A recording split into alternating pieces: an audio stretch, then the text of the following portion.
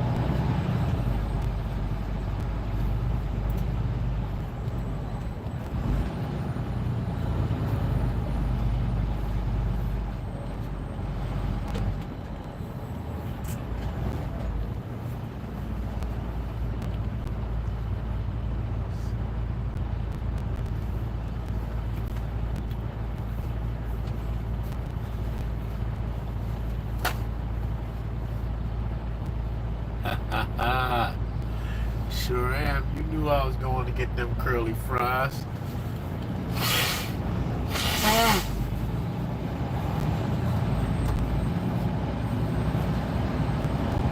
Guess I'm dropping off the boxes that the curly fries go in.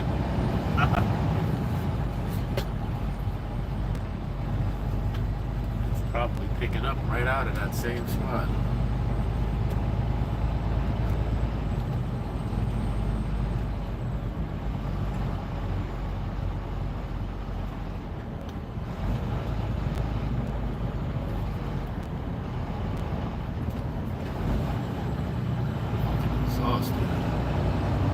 I slept so good yesterday. Oh man, I needed that.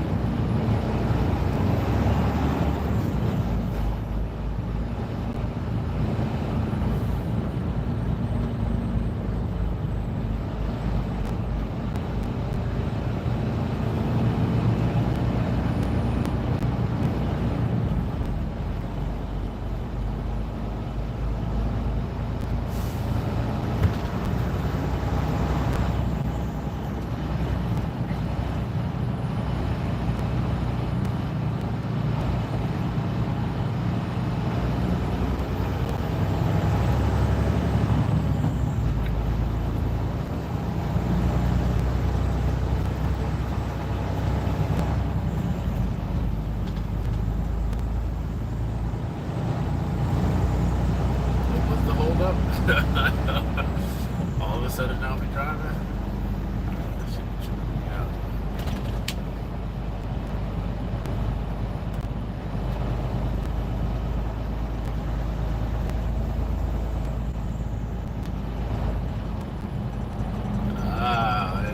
Man, they got us out the rain.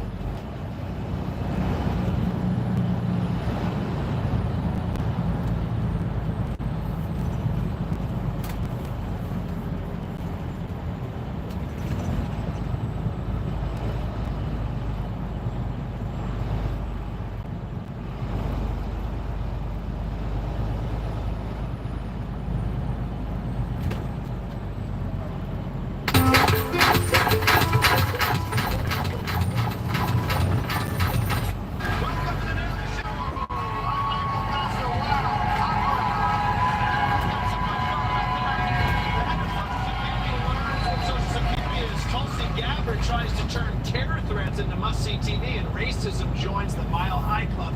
So let's check in with the best cabinet ever in another installment of The Worst Week.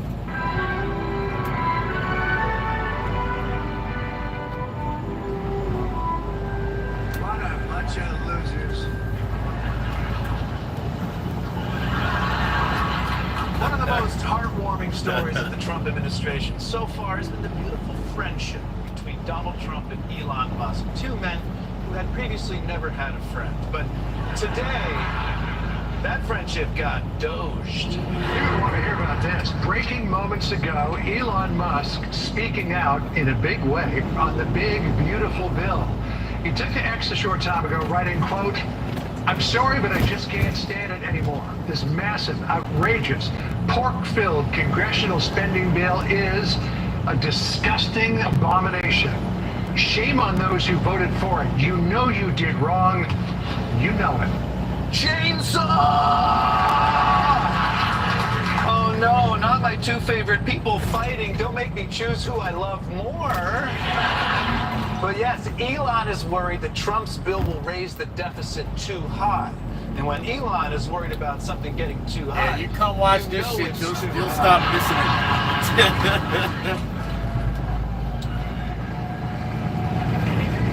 It's nice to remember you gotta sit in this shit every once in a while. Against Trump's central legislative achievement, never be the first white person to get deported.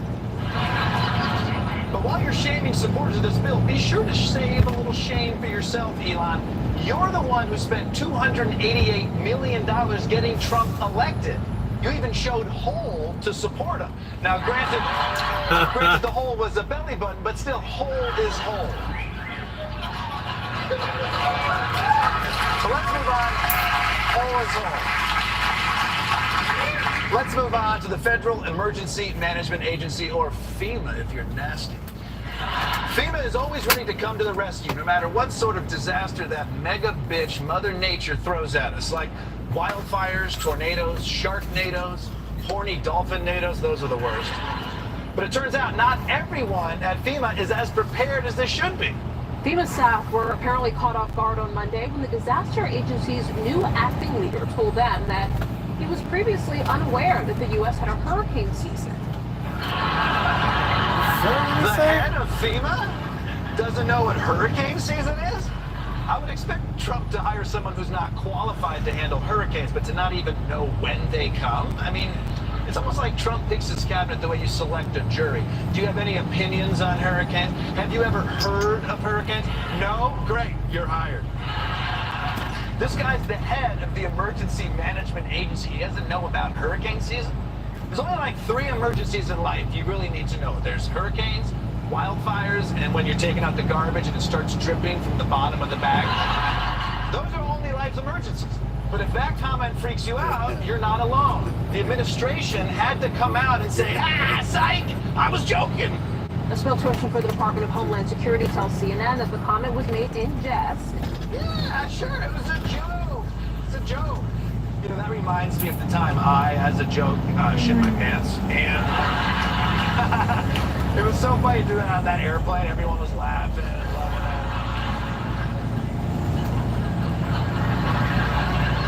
it. Let's say he was actually joking about being a total dumbass. That doesn't make it better. The head of FEMA is a serious job.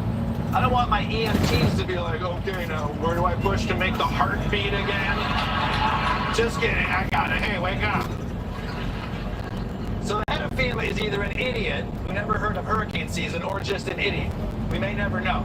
But another new Trump appointee has been very clear about the fact that he has no idea what he's doing. In a new audio recording, Social Security Commissioner Frank Bisignano reveals that he had no idea what the job entailed when it was offered to him. Yeah, then it's about Social Security. So I'm Googling Social Security, one of my great skills. I'm one of the great Googlers on the East Coast. I'm like, what the heck is the Commissioner of Social Security? First of all, can you Google how to clear your throat, maybe? I mean, how do you not know what the Commissioner of Social Security does? He's the one who, hands out the championship trophy at the end of the Social Security season. Yeah, you knew that. But don't worry, because he's one of the great Googlers. Now, not in the whole country, just the East Coast, but that's still a big population area. It's pretty cool that the guy who's in charge of a $1.2 trillion agency is using the same tool I use to look up the name of the one black guy in Maroon 5. What up, Peach? Now, at this point, you might be asking yourself, does anyone in this cabinet even know what their job is? Well, based on what Education Secretary Linda McMahon has been up to, still no. Education Secretary Linda McMahon weighed in on Long Island's continuing mascot battle. She was in Massapequa yesterday.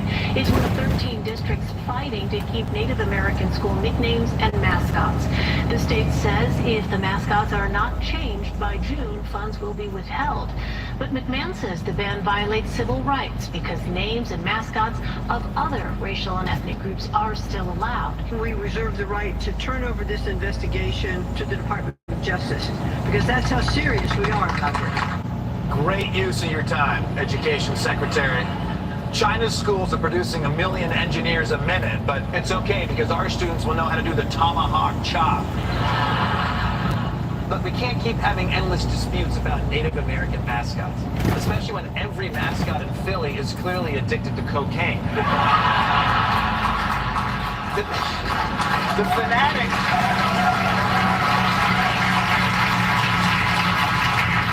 The fanatic is like perfectly designed. Anyway, see, look. Either we don't allow mascots at all anymore, or every mascot is an offensive ethnic stereotype, including white people. How about that? The drunken Irish, okay?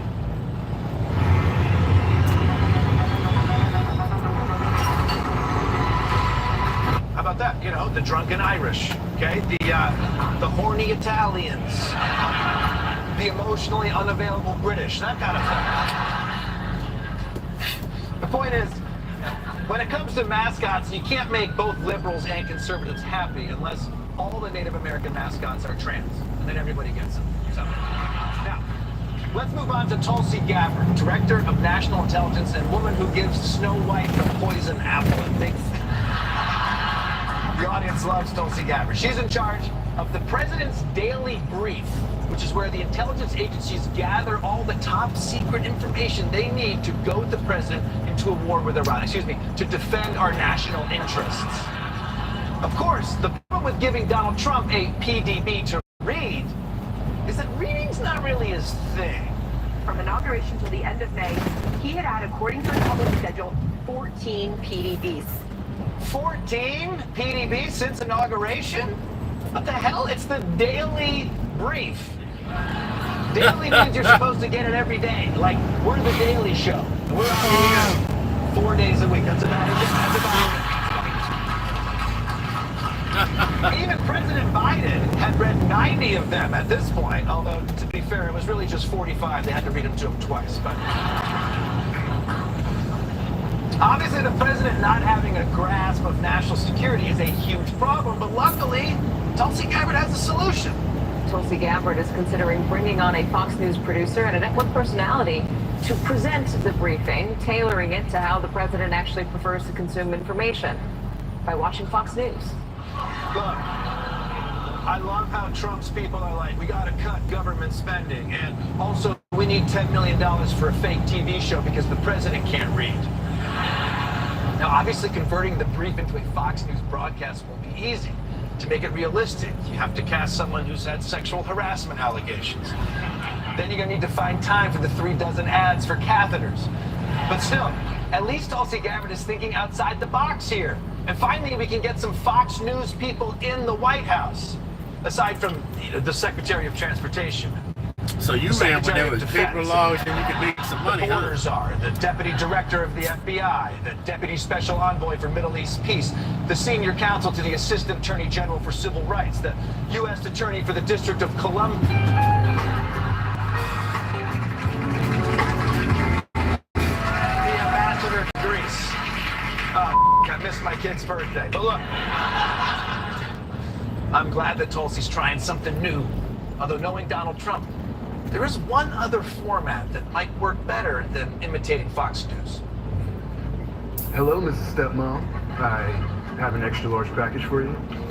Oh my, so Almost as big as the recent rocket deployment in the Kashmiri region. oh God, that's so dangerous. Could mean war. No, seriously, people could die. We need to move assets out of the region and have a SEAL team on standby, ready to launch an incursion. Yeah, I'm about to launch an incursion so freaking deep. Let me get out of this hot robe. I think this area needs a little special attention. It's a real hot zone, full of sectarian violence that threatens to explode without a meaningful peace process. God, it's not the only thing that's about to explode. Yeah. There's also reports of Shahab 2 short-range ballistic missiles like this held by guerrilla groups. Show me where. There? Yes. Right here. Yes, right there. Yeah, right there. Yes, yes. We have reports of an ISIS sleeper cell in Dallas. Wait. We're in Dallas. Oh no. I have to wear my hot steps on.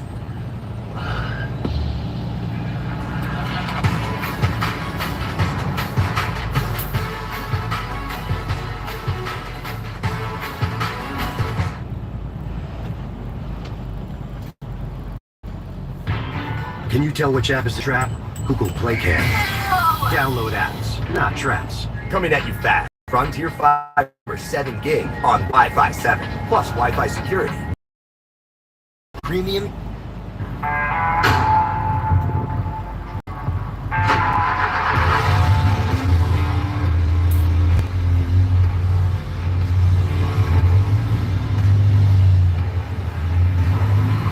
Hi guys, Scott here from Outlaw Garage. back on the channel with a transaxle 944, the first in Australia with a shaved engine bay. My name's Angelo, and this is my Porsche 944 that I built. It took me about 4 years to build this thing, and pretty proud with how it looks.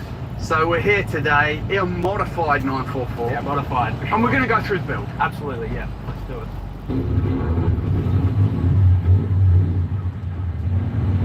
My background, so I've been racing cars for a very long time. I race Carrera Cup in one of the Bob J cars, and obviously addicted to cars. So I've been around it my whole life. I've won a fair bit in my past, and yeah, just trying to get on top of the ranks in the Carrera Cup series this year. So yeah, it's been good. A bit difficult, but yeah, that's racing at the end of the day.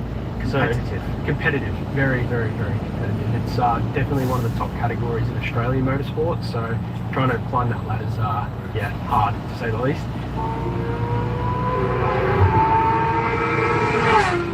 Been building cars since I was a kid with my dad and obviously my friends, and bought this car about 5 years ago now, and bought it here in Melbourne actually. And really funny story, I was living in Brisbane, and my dad and I drove this car up in the peak of summer, and it was probably about 45 degrees on the way to Brisbane.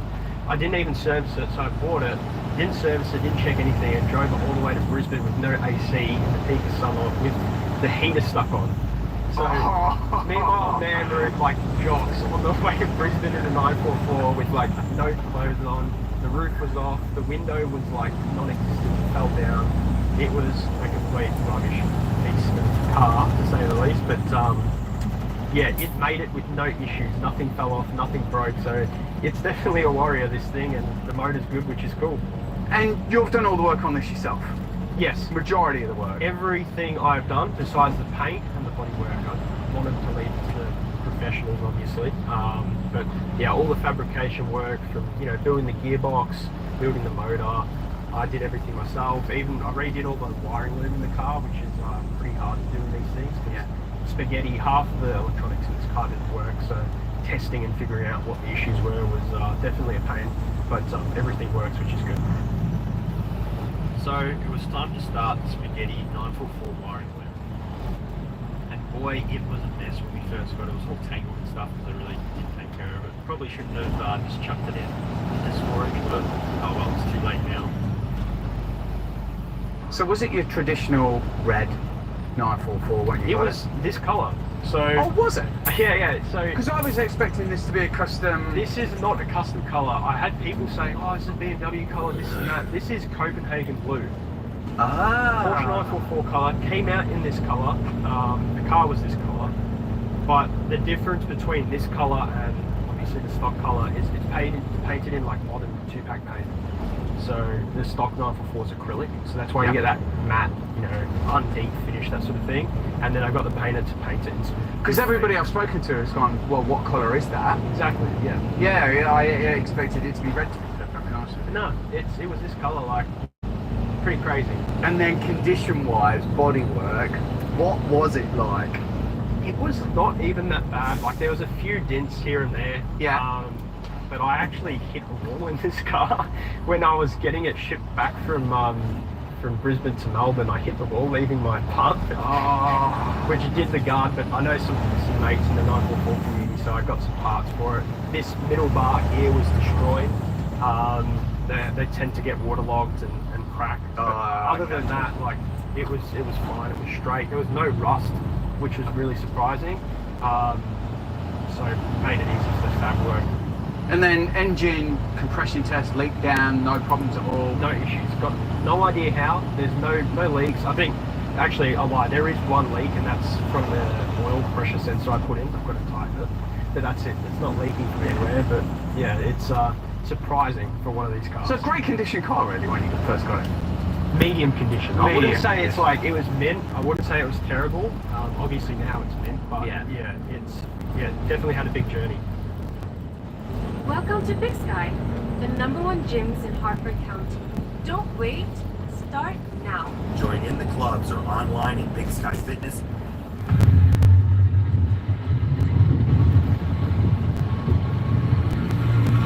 These wheels took me a long time to find. If you know, you know with these things, they're, I don't know, the rarest hen's teeth. There's another funny story with these. I was actually working at Winton and been looking for these wheels for like 3 years at this point, even before I bought the car. Got a message from my dad who looked for about an hour. He sent me a photo of these wheels that were in Sydney, and this guy was going to re-drill them to fit his BMW. And I crashed out, as you would, because they're 5x130 genuine BBS RSs. And I sent him a message like, I'll give you whatever you want for them. I'm coming to pick them up. And he's like, oh yeah, 5K. And I left Winton, drove to Sydney, slept in the back of my van that I had at the time, and picked them up. And now I've got genuine RSs in 5x130, which is not easy to find. No, and what a price for 5K. I know, if you search them up on eBay, they're like 15. So they weren't in this condition. They had been rebuilt. So the barrel and the lip, I bought some new ones out of the UK. Still got all the original bits, of course, if I ever wanted to sell them, but I can fit 315s in the back. So the original wheels were... Yes, it is a little bit of a tight fit. Yeah, these are 245s, but the original lip and barrel were about 315 mil wide, and they fit and they rolled perfectly. So if I wanted to, I could put an LS in it, and I can run 315s and have all the grip in the world, but I obviously don't want to run those that size, but you can do it. And I checked how low it was, but realistically, what we're looking at here is a bagged car as well. This is not driving around height. Definitely not. And there's a lot of people like online saying, oh, you know, bag cars, they suck.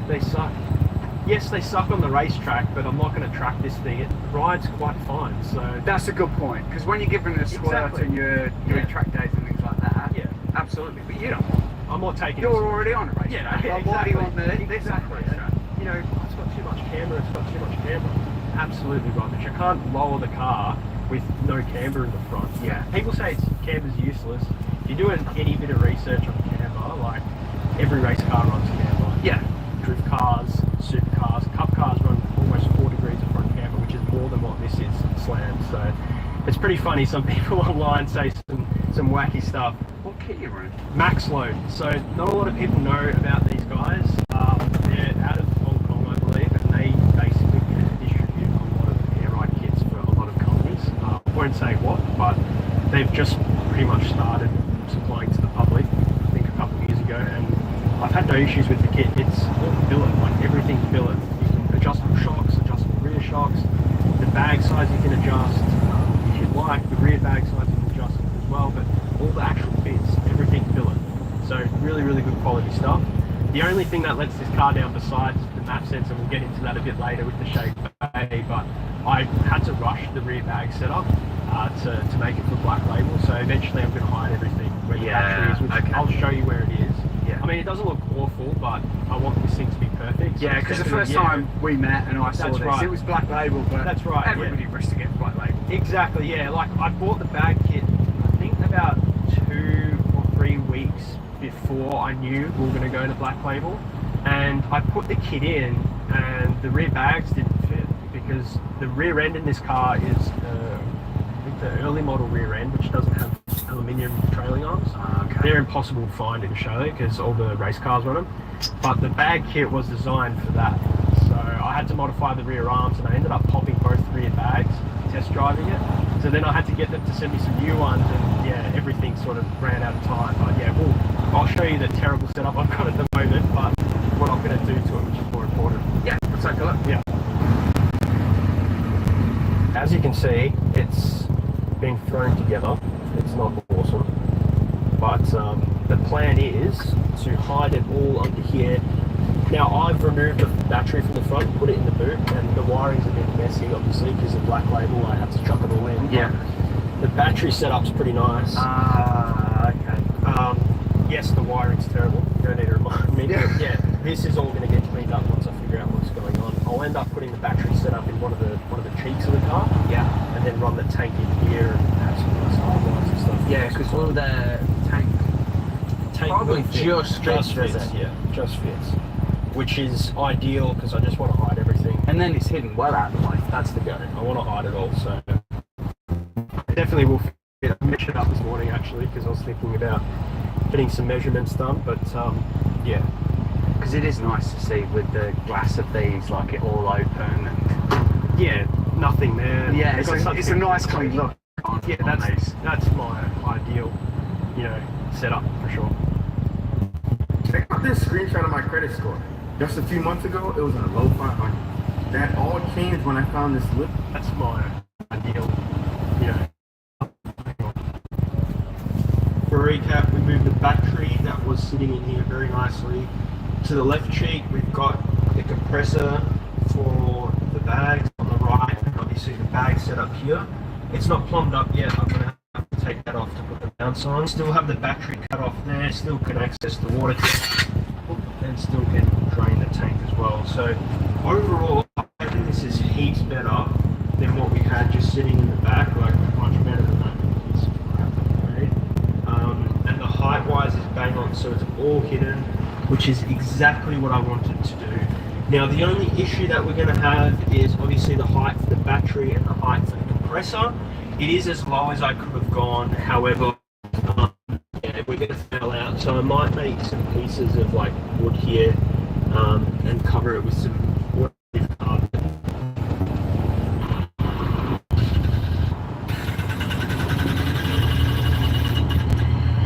So we are looking at a manual 944 as well, which is nice to see because many of them here are automatic 406. Yeah, so these are Alex Recaro confettis that came out of Japan. I think they came out of a rotary.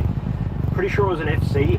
Correct me if I'm wrong, but when I got them imported, the guy said they came out of an FC and he basically rebuilt them all factory, stitching, all that sort of thing.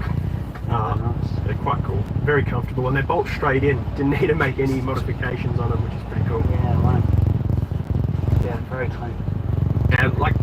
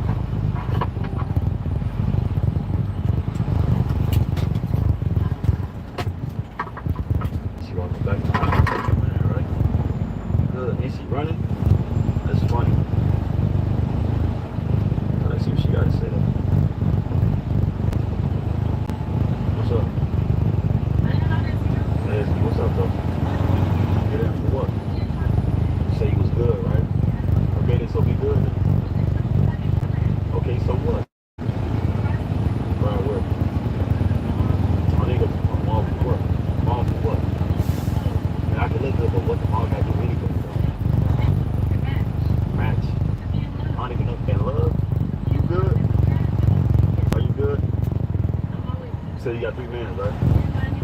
Nah, I'm good on that. Bet you win for what? I don't even know you. I can't hear you. Can we set up here? I bet you win. Bet you win for what, though? For what? I'm not trying to go nowhere with you, though. Well, go to the mall then. You don't gotta go with me, though. Ask me why. Ask me why. Ask for what? You're not my woman, though. Good. I ain't trying to be loud.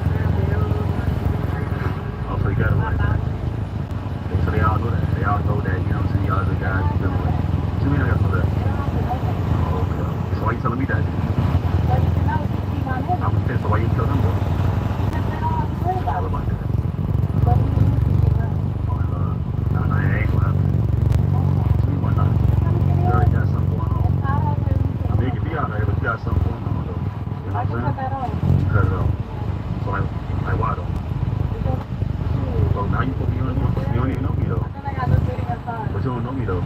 But I want to know you. Let me see your hand real quick. Let's stand. Check it out real quick. I like what I see though. I fuck with the hair though. You don't let me in? It's one. I'm with my time. I'm not with you. I hop inside then. Hop inside.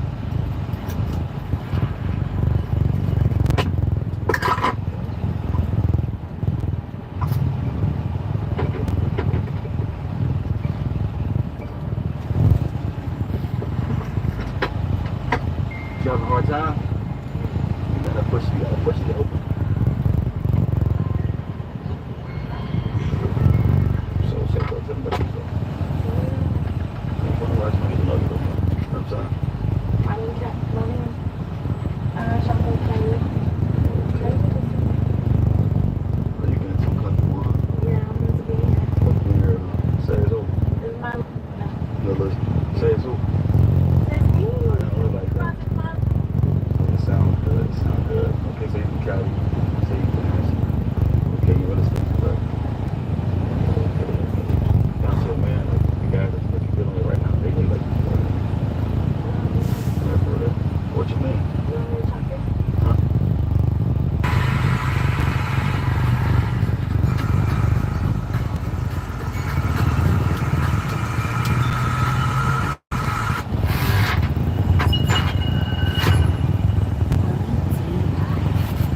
What's up, family? Students at Hansberry College Prep are remembering their classmate who was killed just days after graduation from the Southside Chicago High School. The young man was identified by Cook County Medical Examiner's Office as 17-year-old D'Angelo Miles. 17-year-old D'Angelo Miles was a student athlete, captain of football team. Good dude by all accounts. Backstory. Police say they got a call. A young man was shot in the head in an alley. This happened around 3:08 a.m. on Sunday. Many people were saying, what's he doing at that time of night? As if they give someone a reason to kill somebody. Let me tell you something, fam. And I get it. I get it. You're not supposed to be out at that time of night. But neither are people who are looking to kill him. People who are looking to kill anybody. You know what runs me hot? When I hear people say things like, we failed D'Angelo. Who is we? It starts at home. First and foremost, I do agree that D'Angelo had no business out in the streets at 3 o'clock in the morning, walking through a damn alley, right? Like saying to him, whoever shot him had no business out at 3 o'clock in the morning shooting people in the damn head. You see? So there's a lot of blame, and there's enough blame to go all the way around and back 1,000 times. Damn good. Yo, how's it going, Chris? Things good, man. Doing good? Good. I'm a little tired today, but I'm alright. Oh, yeah, I'm tired too for some odd reason. I didn't sleep, so I got about an hour and a half. Oh, man. Yeah. Oh, I would say how the other Chris doing, but he ain't here. He asked me if we was going to film. I said, I think we got a podcast. I said, I think. I didn't tell him he had. He was looking for a reason not to do that. Anyway, Suge Knight, he go on, what, Piers Morgan? Piers Morgan. You're talking about Diddy, huh? He in jail, right? Oh, yeah. This is... How the hell he getting in? Because he usually... You can pick and choose what you believe in the stories that he says. Right. Because the thing with Suge Knight is he sometimes meshes lies and truth together, and people don't know how to decipher the things or whatever. But he talking about Diddy, right? He talking about Diddy. When is he supposed to get out? Dude. Never, I guess. I don't know. I don't know. I never understood understood these people that's in the music industry, y'all making all this money, but y'all get constantly getting locked up. Well, a lot of them come from street culture, like especially. Check this out. They start making the money. He's, oh man, you coming with me with that now? That happened in 92. All right, this feels almost illegal to know, but our windows were so old and just desperately needed to be replaced. So I called a few contractors, but they all...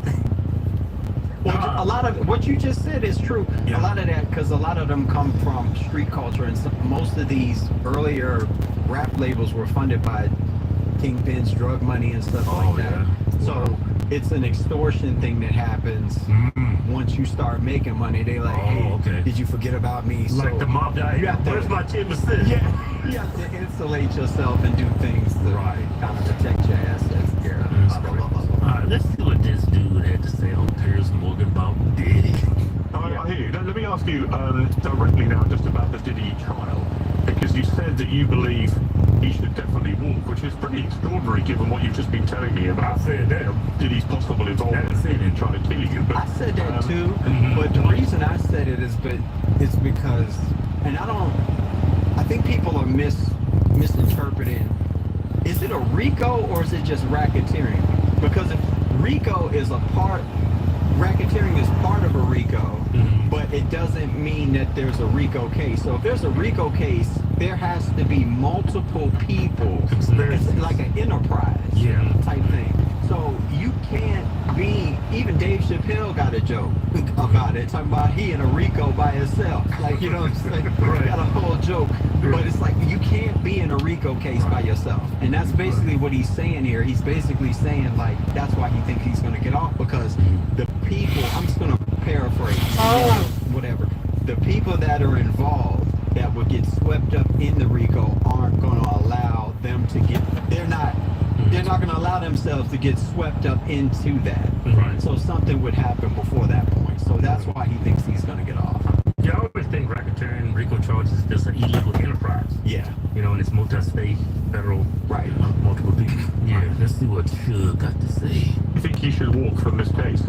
Well, number one is that say you go to racketeering in many states, they would have to put other executives in custody also, which they would never do. There's a guy named Jimmy Iovine who's, you know, considered him savvy, didn't know any better.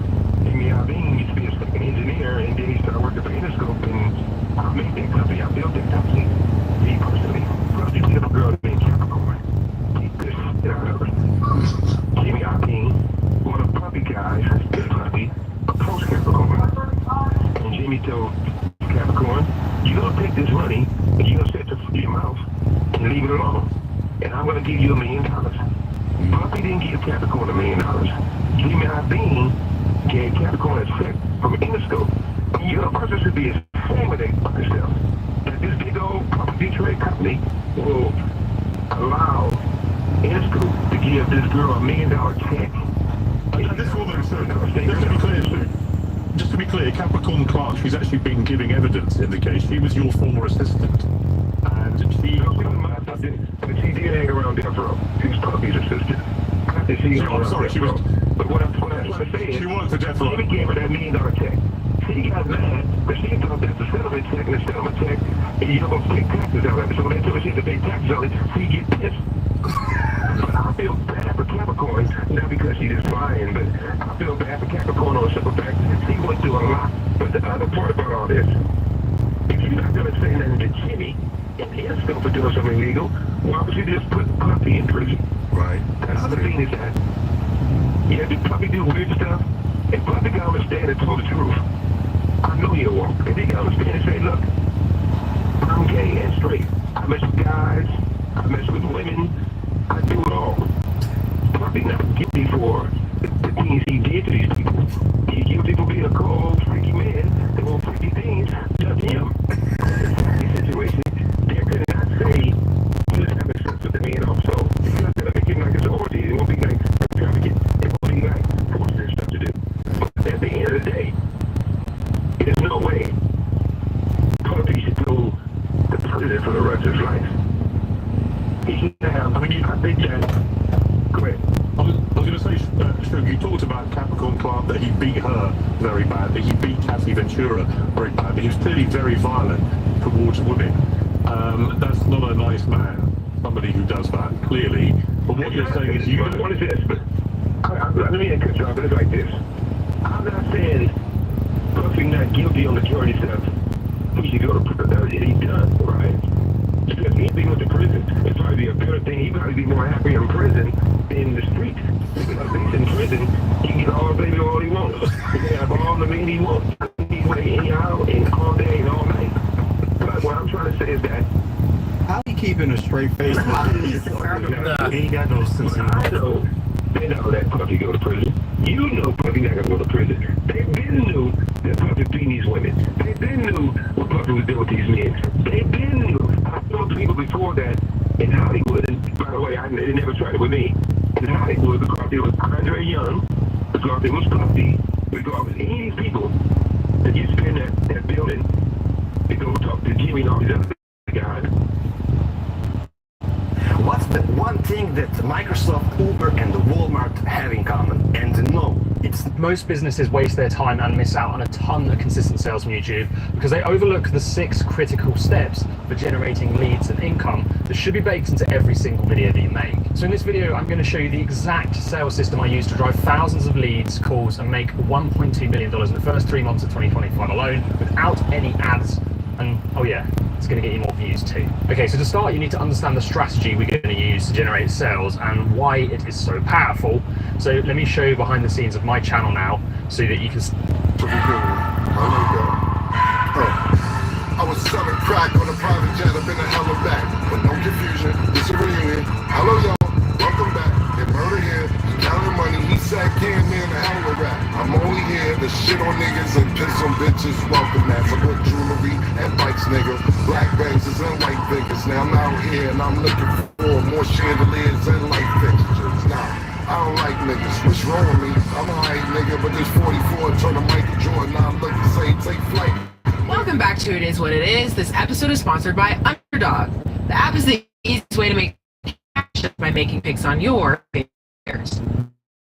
Over 30 states, including Georgia, Missouri, and Texas, just to name a few. So NBA Finals week is here, so don't miss your final shot to use Extender on Underdog. Apply into your Game 1 picks to unlock bigger boosts each game this series. The longer it goes, the bigger the boost gets. So here's who we got for Game 1. Y'all can see it on the screen. Make sure to support the show and download the Underdog app. Use code MACECAM or STAT to get up to $1,000 in bonus funds with your first deposit.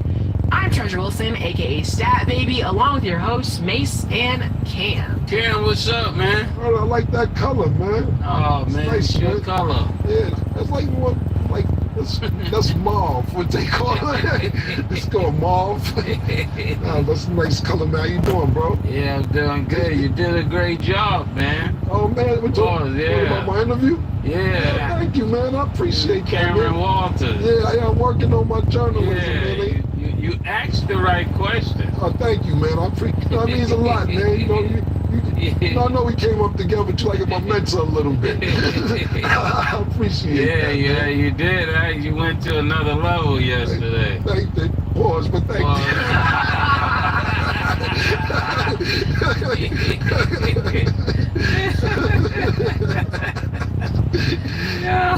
That was a wild interview. Yeah, hey, man, listen, what happened was, the reason I even conducted the interview, because he was on outlets like CNN and Nancy Grace and Fox News, and I'm like, these ain't the questions.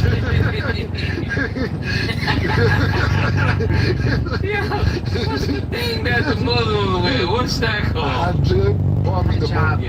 No disrespect. Yeah, no disrespect. Yeah. You ever seen them around studio? It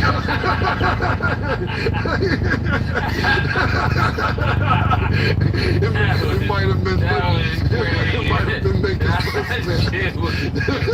from the neck down. Yeah, man. You gotta trust your instincts, man. Yeah, I'm glad I trusted my instincts. Yeah, man. Yeah, profit for real.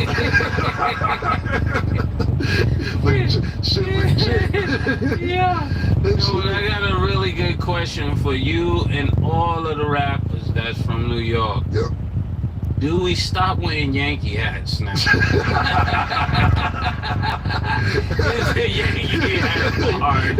That's a great question. Niggas might Niggas go gotta stop wearing the Yankee hat. After your interview, I saw somebody walking down the street with the Yankee hat, and I was like, whoa. That's a good point. Yankee hat.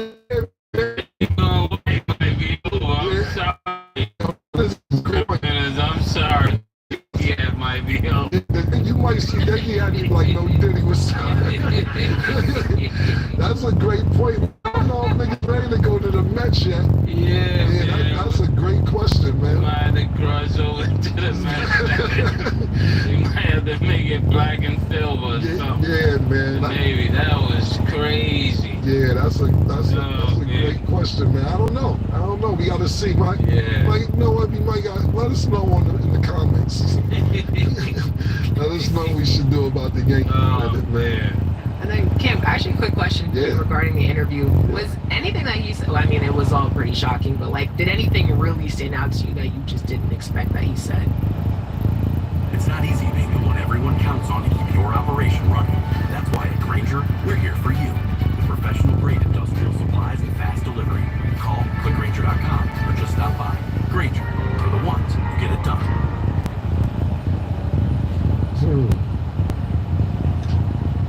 Yeah, it was like, you know, because you know what it is? It's seriously, it's like Mace just said, well, not Mace said, but just in general, you hear things about these situations and it's speculation and it's rumors, but to have somebody confirm some of these things is like crazy. I think, to be totally honest with you,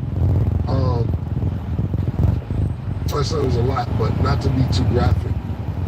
I think the question PT asked, and his answer was the wildest one ever, about where they asked him to release himself, because this isn't talk with Flea, we'll keep it, where when PT asked him, did he ever give you, did either one of them ever give you directions where to come at? And he said, yeah. And I was like, wow, how do you, listen, man, I can't be in the room and niggas telling me where to bust a nut at. Like, yo, hey, yo, my man, you almost done, finish right? Like, yo, my nigga. So I think out of all the questions, if y'all haven't seen the interview, make sure you also go log into my other show, Talk with Flea. But I think Larry and PT also asked some great questions, but that was probably the most shocking one. Allowed to leave without coming, pause, and he had to come in specific places. That was good. Him being from Harlem, there's no way he didn't know that was Diddy. That's what I was thinking as soon as I saw that. Yeah. I was like, if you from New York, there's certain people you gotta. Why you say you know him from King? He went to King. Yo, he said we played against him in King. He said Coach Dave was his coach. What? Yeah, he said 91, 92 was his senior year. And then he played with Sherrod, Rico, yeah. And that's the year we went to the championship. Yeah.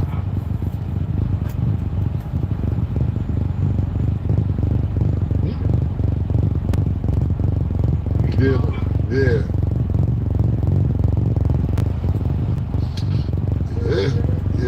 He definitely said that. I knew that existed in white communities. I didn't know it existed in black communities. Like white communities, there's oftentimes we've been on the elevator going up to our suites or whatever, and a white guy get on there with his wife, say, hey, can you handle my wife for me? You know? Yeah. Well, what it is like, what? Yeah. I think what it is, yeah, 100% correct. I just think what it is that black people are ashamed. It's probably a bunch of black niggas, but that's not accepted a lot in our community. So they like, damn, man, DM the Punisher. See what he talking about. But yeah, because white people don't care. They're not ashamed of it. A black person probably like, but me personally, I'm not with that. Like if my wife up to watch you all the fuck is you talking about, man? We watching porno together, son. What are you talking about, man? Well, make sure y'all check out the interview. You know what's funny though? With Fleet for sure. Hey, thank you. Last thing on this real quick, because you know it's funny. It was years ago. A friend of mine, he's a little older than me, about 5 years older than me. But this was probably like 10, 15 years ago. So this is in Ohio too, actually in Columbus. So we riding. It's a little strip mall and shit. So we see my man Carl. We like, oh, this nigga in here. So we pull in, and we don't know his story. So he come out the sex store. We like, yo, what the fuck going on? So he come out. He got dildos in there. He like, but he a tough nigga. You know what I'm saying? He like, yo, what the fuck is you doing? He said, man, listen, you think them good girl ain't got no fantasies, man? You know, I'm a nigga coming in here. She can suck on the dildo and all type of other shit. I'm like, but this is like one of the toughest niggas I ever met at the time. And I'm like, it's like, God, y'all niggas keep acting like wifey ain't got no fantasy and all that. But we couldn't understand it. I was like, well, y'all enjoy what y'all got going on in there, man. Just giving an example of the black community from 10 years. Yeah, after this trial's over, there's gonna be all kind of new conversations. Let me ask you this, man, Murder. If Puff ends up beating these allegations, to me, and to be totally honest with you, I haven't been listening to the transactions or everything and knowing 100% of what's going on, so I have no idea. But let's just say he beats this case. What do you think's in store for Puff in the future? When is he gonna go crazy? Like, not mad, but like be on a mission? Like, yeah. What do you think if he beats this case? Is his future gonna be like? If he beat this, I think either way, this portion of his life is closed. That's the thing that this is really showing him, that you know, you reach a certain point in life and that door is closed, you gotta go through the next door. That door is gonna be closed. Like, I don't think with everything people said, they're gonna wanna hear him musically, right? So he would have to go into something else. The Puff that I know he'd definitely probably be really, really confident about doing some things, and I can only see something different happening if he's changed mentally. We'll have to just wait and see what happens. So there's a lot going on in New York. We've been talking about New York a lot for the past couple of days, and I asked you guys this question before, and now it has actually happened because the Knicks have parted ways with Tibbs. So he led the Knicks to their first Eastern Finals in 25 years, made the playoffs in 4 of the 5 years, and led the Knicks to consecutive 50-plus win seasons for the first time since the 90s. Does it make sense that they decided to let it go? Hallelujah. They let Tibbs go. When the writing was on the wall, you know, they couldn't blame Brunson. Your boy got his shot fixed. They couldn't blame Towns. You have to blame Tibbs. I mean, you're not ready to blame James Dolan. I mean, and you're not going to blame Spike Lee. The only person left that they could blame was Tibbs. If you think about it, could he have played his bench more? Yes. Could he have, you know, gotten them developed so the team wouldn't be so tired? But other than that, he didn't make any like bogus plays down the stretch. His team was just really playing a team that was better than him at this point in the career and at this point in the season. And this was right on the wall from the first series. So I think when it came down to this, and now we see him leave there, we knew that was going to happen. But for this team in New York to go to the next level, Tibbs is not the guy for it. Is he a good coach? Yes. Is he a great coach? No. But can he get the job done? Not at this particular location. This is New York basketball. New York want to win right now. New York is tired of being NY standing for next year. And, you know, they got to get somebody who's more like player friendly. He's not a player friendly coach.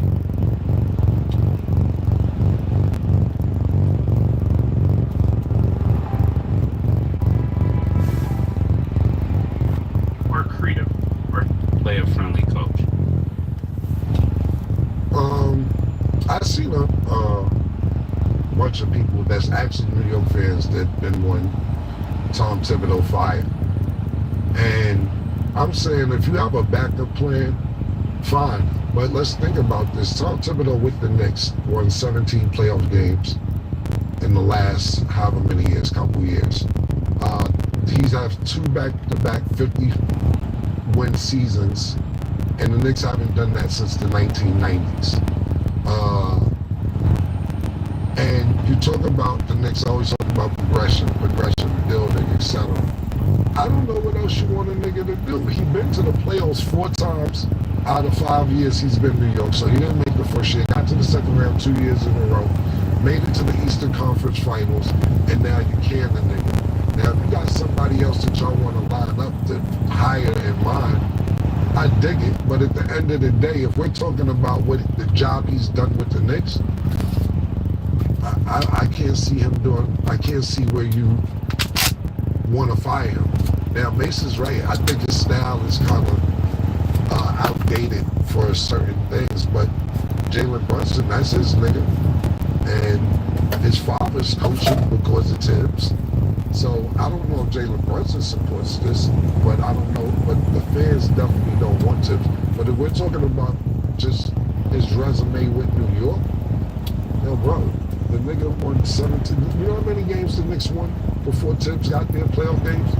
In the last however many years before he got there, 7 playoff games. So from 1999 to 2000, whatever year it was, to when Tibbs got there, they won a total of 7 playoff games. And they won 17 playoff games since he's been there. I don't know what else niggas really be wanting from niggas. This is the model of inconsistency when it comes to the New York Knicks. Find somebody to blame. Let's figure out who's going to do the, yo, get them out of there. The Knicks fans are in stereo. We don't want Tibbs. Are y'all paying attention to the job Tibbs did? Now, now what I will say is that Tibbs does run his players into the ground. In that last game against Indiana, them guys look super duper tired. I was like, even if they win the series, it's not going to be a competition for OKC because you guys are tired. But at the end of the day, we're talking about strictly what he's done since he's been with the Knicks. It doesn't make sense. Now, as a Knicks fan, not me, I'm talking about Knicks fans, they want him gone. Nick and the controller wants him gone. Sim wants him gone. Well, Nick want him gone? Nick want the nigga can, man. Come on, Nick. Yeah, Nick told me.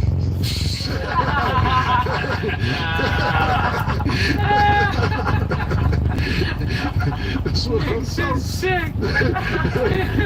That's what I'm saying. Niggas don't even want Tibbs. But if you sit there and say, look at the job he's done throughout the years, they don't even want to hear that. They say Tibbs is the problem. When to me, the bench may be the problem. When they don't have any depth, is that Tibbs' problem? No, that's not Tibbs' problem. Tibbs isn't the coach. He's not the GM. And to me, it sounds like ownership probably called for this to happen. Because you got to think about this. Leon Rose is the GM for the Knicks. Leon Rose used to be Tom Thibodeau's agent. So you know he got a great relationship with Tom Thibodeau already. They have a great relationship. To me, this sounds owner-related, like, yo, it ain't going to happen without him. So niggas, James Dolan, Leon Rose. Matter of fact, this nigga Mike got the job because this was your man, right? Nah, let's get somebody who wasn't your man. So I get it. A bunch of niggas been calling for Tibbs' job, but if we're looking solely on what he's done for the Knicks since he's been with the Knicks, it doesn't make sense whatsoever. Especially getting to the Eastern Conference Championship last time in 26 years, 2 back-to-back 50-win seasons, which that hasn't happened since the 90s, and winning 17 playoff games since he's been there, when they haven't won 7 in the last 25 years. Make it make sense. Make it make sense. Yeah, when you stated about what do they want from Tibbs, they want to win, killer. You know, New York fans are like baddies, right? It doesn't matter what you did last year. They need it today. Like, what happened last year, we celebrated for that already. We're here today. We need you to win today. And when you think about Tibbs, that's what people are asking for. They're like, man, those 50 wins, killer, you're talking about, that's great. But if we're right here with loaded talent, we got OG, we got Carl Anthony Towns, and we already was against this team last year, we shouldn't come back with 3 new better players and still lose to the same team.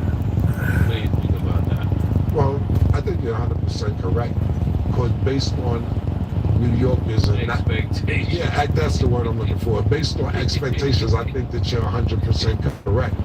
But to the baddie point, it's like the same thing. Sometimes you got a bitch you training that you want. She's starting to do the things I like. Yeah, okay. She's like, oh, she know I want my tea at 7:30 in the morning. She know I need my dick sucked at 11. You know, rub my back when I get from work. Turn around, let me hit. She's learning. Okay, she's getting it. And now you like, you know what? Your feet stink. I don't want you no more. And now you're gonna get a new bitch, and if she don't already know all the shit you've been training this bitch to do the last 3-4 years, you're starting all over with a new bitch that don't already know what you want. So yeah, it is like a baddie, but be careful on the new baddie you get, because she might not be house trained, and she may be worse than what you've been doing with the bitch you just got rid of. And then you miss the old one, and at that point, sometimes it's too late to call the old Miss one the one with back. her feet stink? If she did everything else that she sacrifice the feet. Yeah, and you can just tell her, you know, I'm gonna help you out. Just wash the joints. Listen, I'm be honest with you. This is this girl, right? This is my homegirl. That's why I'm laughing, because I know if you said it. Yeah, no, this is my homegirl. I wasn't even like, we had sex, but it wasn't like no relationship. It was an accident. We had sex. Like one. But it's not your homegirl. Yes, it is. We only had sex like twice. It was an accident. It was an accident. She come in right now. She gonna be like, that's my nigga. And if I have a girl with me, she ain't gonna say nothing. She gonna be cool with all that. That's my homegirl.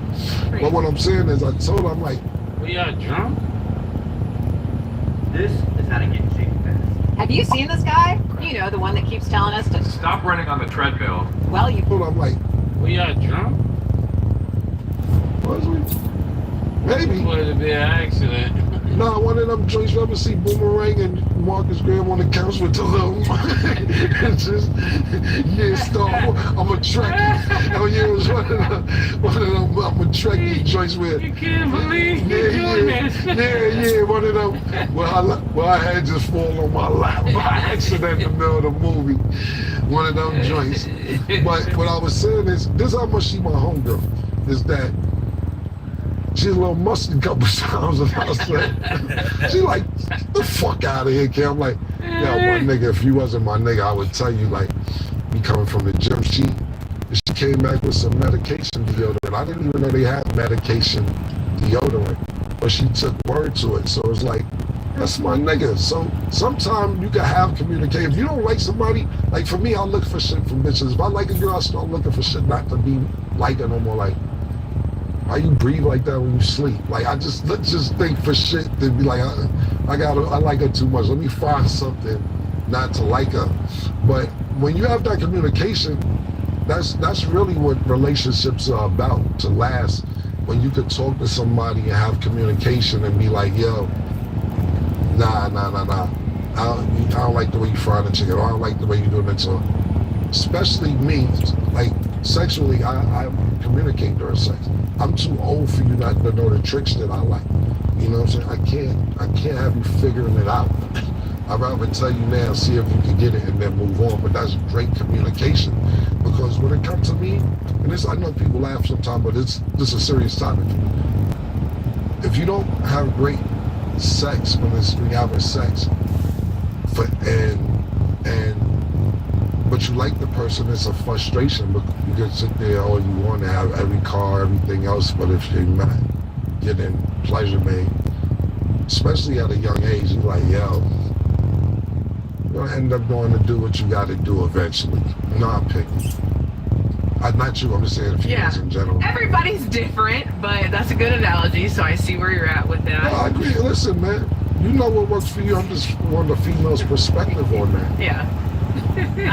So, Mace, you brought up New York fans, they want to win now. You related it to the baddies. The baddies want the money in the hand right now. So if the New York Knicks want to win right now, what coaching options should they be looking at? I told you already, if y'all are listening to this show, it is what it is. There's only a few people that can help you to win. Definitely, we're looking at Mark Jackson. It's going to be a black coach. I mean, I wouldn't even be mad at Sam Cassell at this point. I think it's about time Sam Cassell get a shot. And if they want to trade, you know, like they trade Doc Rivers, maybe they trade Tyrone Lewin. You're gonna need somebody that's really player friendly when it comes to these players, because the type of way that they play, they need a coach that understands a point guard. But also somebody like Sam Cassell, I think, will be an excellent fit, because he's won championships, he played on a championship team, and he understands what it'll look like to play as a championship guard. And I think just them little nuggets that comes with winning, he can transport to Jalen Brunson, and he can turn his team around. Well, I'll tell you one thing, from the Knicks fans that I've been speaking to, including Nick and Sin, they want Mike Malone. They think Mike Malone could fix everything wrong in New York. This is who the New York Knicks fans want. Mike Malone. Coach. Yeah, he's a former Denver coach, yeah. But this is who they want. They feel he's a championship coach. They feel he's the reason that he's not in Denver, because the players didn't want to listen. They need a little discipline, and he knows how to win championships. This is what I hear from the Knicks fans.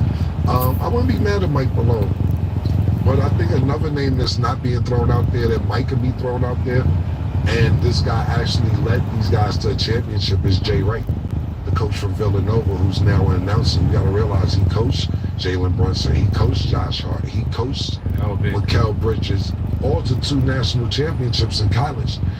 We know college is not the NBA, but he knows these guys just as well as anybody else, and he probably knows what to get the best out of them. So, pause. So I would go with those 2 names if it's going to be any names. Not mad at Mike Malone.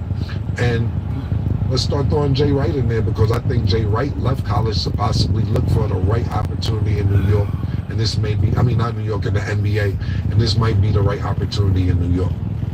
Yeah, I think they constantly be looking over like black coaches, especially young ones.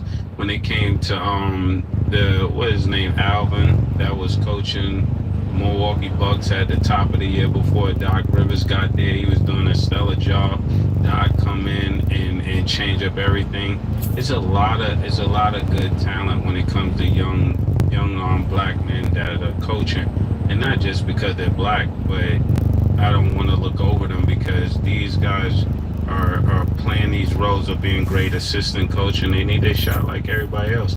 We seen the same thing that happened with Ime Udoka, right? Ime Udoka, and then he leaves there, and the coach comes in and win a championship. Even though we don't think that he's a great coach, he actually got the job done. He was able to do what many people are not able to do, and sometimes that's what it needs, is just a fresh face with a fresh approach. And that's why I mentioned those names. We gave a lot of black niggas chances with the Knicks too. Isaiah Thomas, Stu Jackson. Boy-headed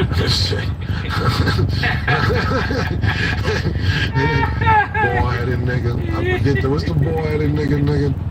Yeah, Herb Williams was coaching for 2 minutes. They gave black niggas their chance with the Knicks, man. I ain't gonna. That's what Dolan was thinking when I said that. Yeah. Come on, my nigga. You from New York. You know we gave a few niggas a shot. Yeah. Lenny Wilkins, those type of niggas. Just saying, man. Shut up. Lenny Wilkins, man. Yeah, you're right. They like that and give niggas a shot. So, real quick, I understand, Knicks fans wanting Mike Malone, which it sounds good in theory, but also it's like when you're coaching a roster of one of the best players in the world, that does make things a little bit different. But Mace, to your point of giving black, people a chance, giving black coaches a chance. I know Cam just went through the list, but a specific person actually vouched for himself, and I'm curious on you guys' opinion.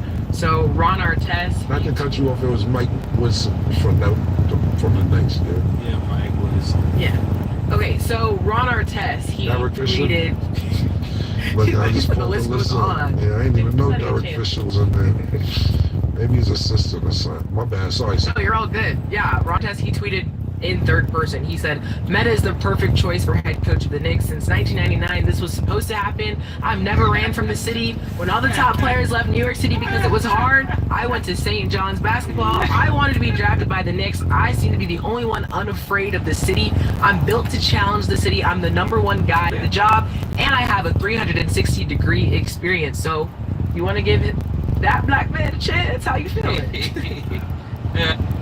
This is the pink salt recipe that took me from 192 to 134 in just weeks. Just look how slim my face is now. No fluff, let's get straight to it. That black man a chance? How you feeling? Yeah, I can't say nothing about this. I'm biased, you know. Ron Artest is my guy. But niggas, you crazy. This would be the first time that a coach knock a play out. Yeah. Right? I could just see it. Ron Artest coming, Coach Artest, what play we should run, you know? And Artest say something to a nigga, he go to the bench, call him a few names, invite him to his private, and get cold knocked out on TNT. We don't need this right now in the garden. We just don't, you know. And he probably could do the job, but I wouldn't trust it. And that's my guy. Yeah, Ron, that's my nigga too. Nobody got time to be running into Ron on the street. I bumped into Ron in Soho House. That's my nigga. But my answer was exactly what Mace just said.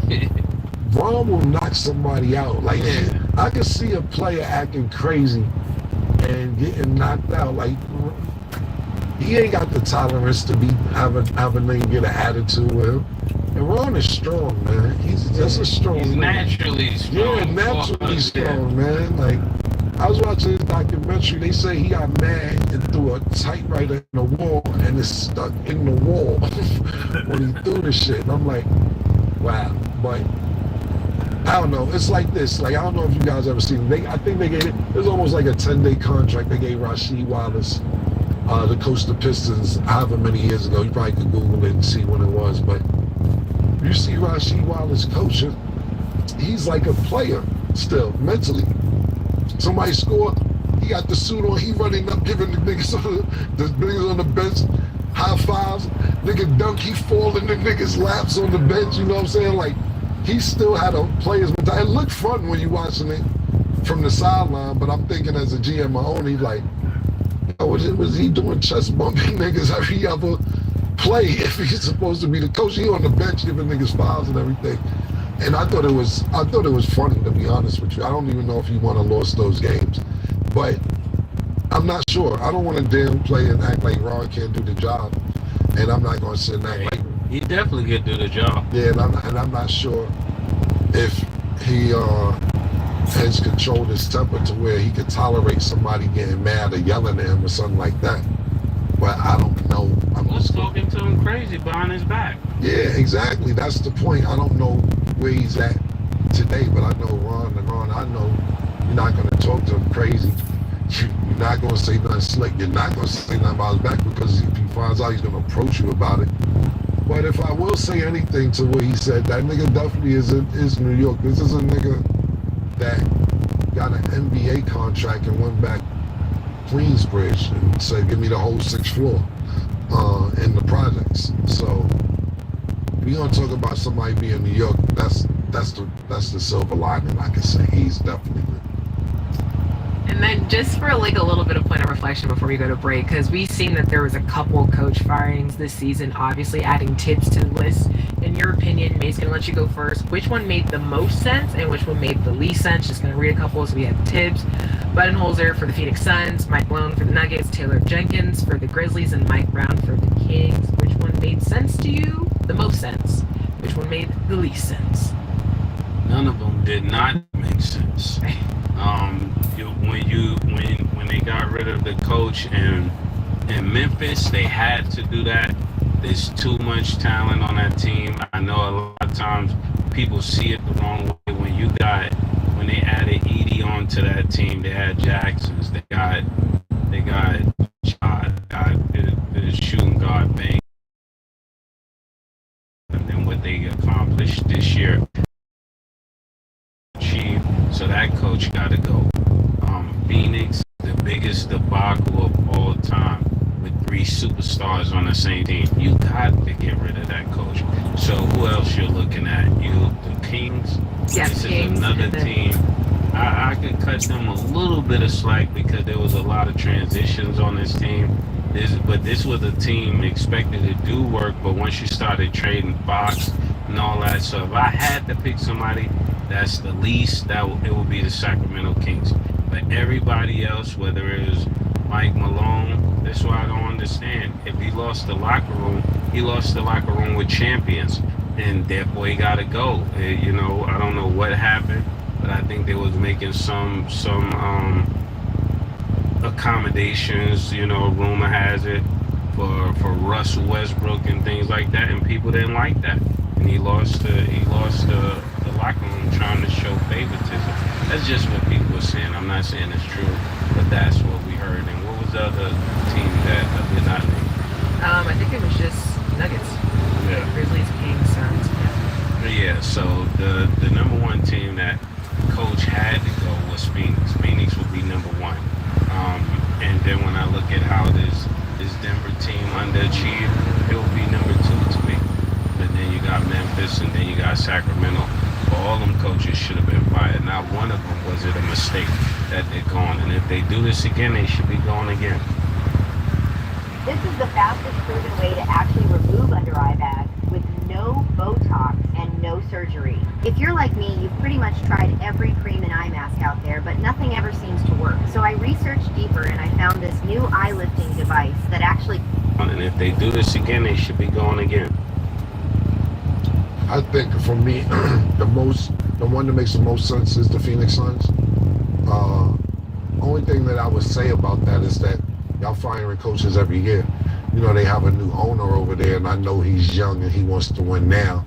But if you don't get any chemistry and camaraderie within the locker room, and not just the locker room, the front office, ownership, the players, you have to get on one accord. And if you keep firing people every year, then it's never going to be any camaraderie. You're not going to make everything happen, especially in the Western Conference, in 1 or 2 years. I know you should have did way, way, way better with the people that's on the team, so I get it. But that made the most sense. And the one that made the least sense to me is actually the Denver Nuggets. The reason I say that made the least sense is because of the timing. They fired 4 days before the playoffs started, 4 games or some shit before the playoffs started. I understand that you possibly don't want him there for the long run, but I just think the timing of firing Mike Malone was not the time to fire Mike Malone. To the Joker's credit, I think the Joker did a good job coaching that team throughout the playoffs. Not bad at all.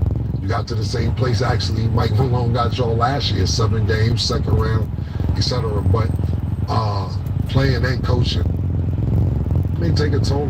Not getting paid for both. If you get paid for both, it may not take a toll. But I think the timing of Mike Malone, it could be a time. The timing of Mike Malone and the timing of the Memphis coach right before the playoffs start, I don't think that was beneficial for either team. So I think Phoenix is number 1, and the one that made the least sense, I'm only going with Denver because of the timing. But do you think, like, the way Adam Silver is doing all of this new innovative stuff, that we're ready to see just a player coach the team? I wouldn't be mad at it, but it's about... See, the reason I like the Joker when he was coaching, to me, even though he wasn't literally coaching for the people, well, I feel he's coaching, but the reason why I like him, he's not biased. You feel, look, if I'm in the game, it's because we need to win. If I need a break, I'm going to take a break. I see him subbing DeAndre Jordan. I see DeAndre Jordan playing, I don't know how long, and he was subbing him in, and he like, yo, he probably was thinking something, yo, we got another nigga my height. And on the team, this nigga don't get no burn, he not old. Nigga, we got just me and we gotta think about this last year when they're playing against the Timberwolves. And you got Rudy Gobert, Karl Anthony Towns, double teaming going to Joker, and you have another 7-footer on the bench. He can at least match up with Rudy Gobert to get rebounds and box out, so on and so forth. And you don't use him. The Joker put Jordan in more than Mike Malone put Jordan in the last year. So I think if anybody can do it, to me, it would be somebody like the Joker, because he doesn't seem biased. You know, some niggas got egos, like coming out. If I come out, we definitely go. 5 fouls. Yeah. Stay in the game. Yeah, 5 fouls in the second quarter. So, you know what I'm saying? So, it has to be somebody who's mindful of winning and not being personal about it. But I don't know anybody off the top of my head that actually, outside the Joker, who's that level-headed. Okay. Treatments at the club, is it wild or does it make sense? We will discuss after the break. On Underdog, you can play your way to bigger boosts each round of the playoffs with the Extend Rate. Start a series by using your Game 1 boost and continue boosting each subsequent game. The longer the series, the bigger the boosts. Underdog, the best place to pick playoff basketball. Welcome back. So as we know, Thursday NBA Finals begins. We got OKC versus the Pacers. Underdog, gonna switch it up this time, has Alex Caruso at 14.5 points, rebounds, and assists. Do you have him higher or lower, Mace? Points, rebounds, and assists. I'm going lower. I agree. I'm going lower. Okay, Andrew Nembhard is at 15.5 points and assists. Do you have him higher or lower, Cam? Lower. Higher. Okay, and Benedict Mathurin is at 7.5 points. Do you have him higher or lower, Mace? Higher. Well, lower. It's the yellow gang, man. I might wear my yellow cowboy hat just for the series, man, because I don't want it to be a surprise. I like OKC, but I'm feeling Indy right now. You picked OKC, Mason. I know, but the game ain't started yet. I got the right to change my bet. So you're televised. I know, but the game haven't started yet. Are you changing now? I'm thinking about it. All right. If my yellow cowboy hat comes in, it depends. Right. If it comes in time, all right, no problem. I mean, I'm going Indy. If they don't make it, then that means they gonna lose. It's on y'all. If y'all give me my cowboy hat, y'all might be on to something. So you're really like flipping a coin. That's not really a choice. What? You're like, if it makes it, then yes. That's not really your choice. That's just like the odds. Like if that happens. I believe in how things play out. Okay. I can go with that answer. Yeah, you're not gonna rush me, Stat. No, I can't. I'm not mad at that answer. That's a great answer. I was just clarifying. Because when Cam asked you, is that who you want to win or who you think is going to win? I was like, that's a good question. That's how I got to ask the question. Yeah, you got to ask the question right. So, I'm He's a spin doctor too, so I'm spinning. I'm just calling you out. You say, yo, my heart's with Indy, but I'm going with OKC. It's a safety net. It's no losing when you do that. Definitely learning. You gotta learn, niggas. Don't let that nigga think he really from Florida. And that too. While we're at it. You know what happens when you put rosemary leaves in a jar of alcohol? Studies show that rosemary can help improve memory and cognition. It can also help increase and that too, while we're at it. Learn something all the time. Okay, so LeBron James reportedly used to get treatments while at the club. When I say the club, literal club. Mario Chalmers shared the story saying, I tell people this all the time, Bron would really get treatment if he was in the club. He would literally have something on his knee or something on his back inside the club. Once somebody's doing that, that's real dedication to just be in the club with treatment, ice therapy, or whatever. He's always got something that's recovering, making his body recover. Obviously, we hear stories of LeBron and his treatments all the time. At the club is a pretty crazy story. What do you think, Mace, of that sort of dedication? Oh, man. I think the people will probably be super happy that LeBron is in the club, especially as he's in there with ice on his elbow, ice on his knees. But if you really think about it, if you got to do all that, you might not need to be in the club, you know? Can you imagine you just in the club and you're in this section and somebody wrapped up in ice? Like, I mean, it's good for him, but I don't know how to really take that. Stat, what would you think? You're in this section. They're bringing ice, people rubbing his back, they moving everybody out the way. It's like, get a room, man. Yeah, at that point I agree. I'm gonna let Cam go first though to get both of y'all's. But he could do it. Yeah. It's Miami. I think that I think that's real dedication. I agree with Mario Chalmers, man. I think that this is why he's playing so long. This is 100% fact. Like, I want to go out, but I still need treatment. Treat me at the club. I remember. Listen, I'm a nigga. I don't know if make sure you ain't really been to clubs lately. Masseuses I get massages all the time in the club. Every time I go to strip club, man, masseuse get there, massage me out. They charge you by the song. So however many songs. Yo, I've been here 3 songs. I be arguing because I be like, they didn't play the whole song. The DJ cut into it, so is it really a song? But every strip club in Miami got a masseuse.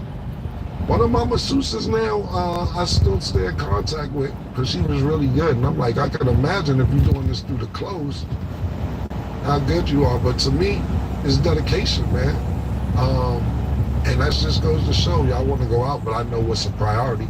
Let me mix and match at the same time. I remember I was in the club, me and PT probably could testify to more situations than I can, but I was in the club, me, PT, and Floyd was in the club getting his feet massaged.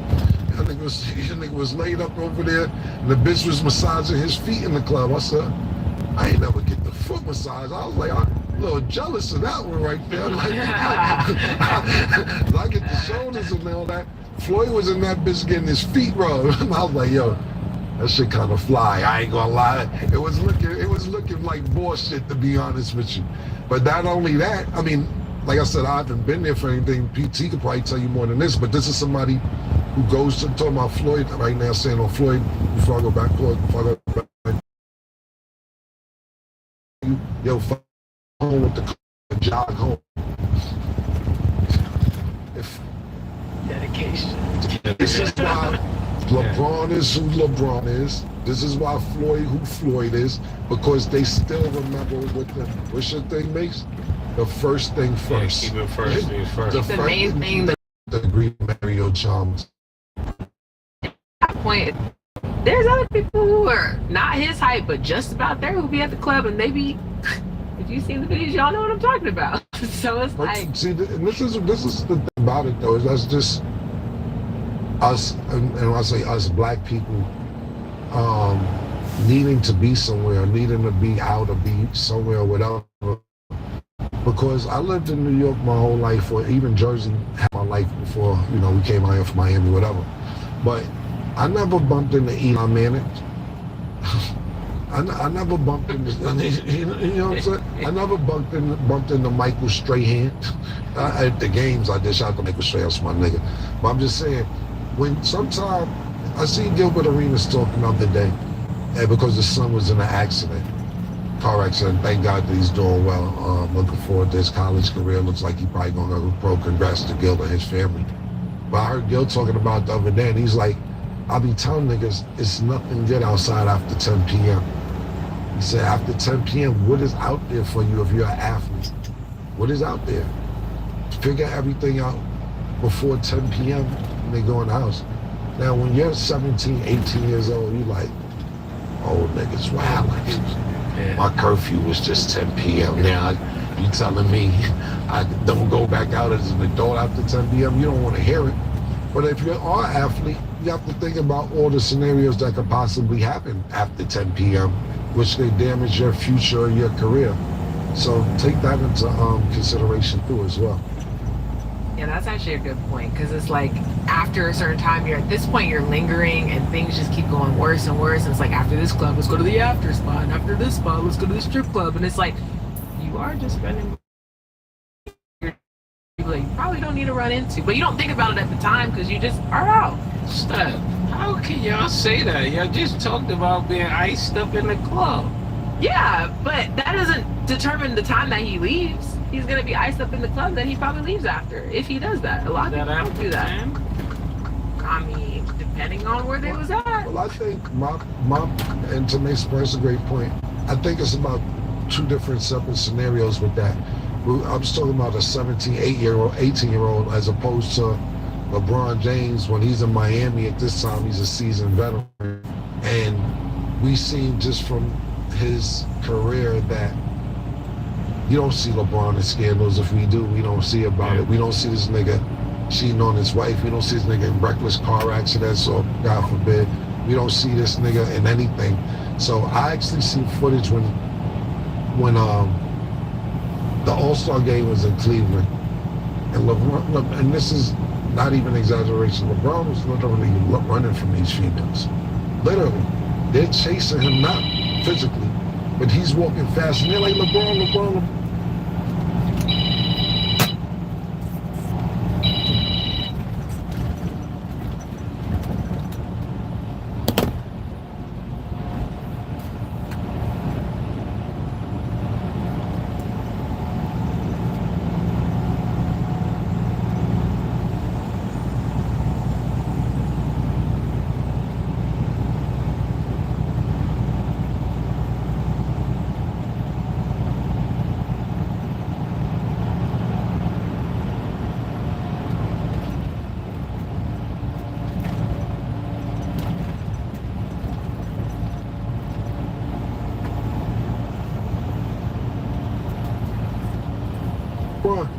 And the nigga had to go down the up escalator and skipped all the stairs, and the girls couldn't get down.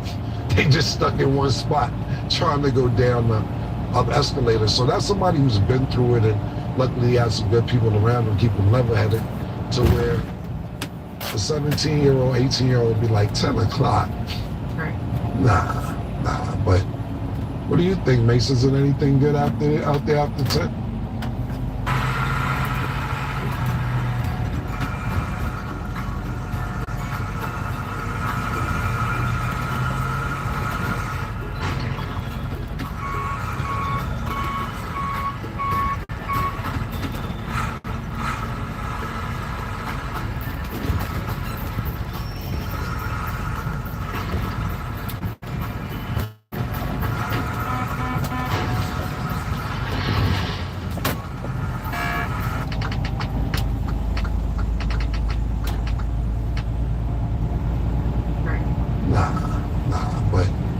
What do you think, Mace? Is it anything good out there after 10?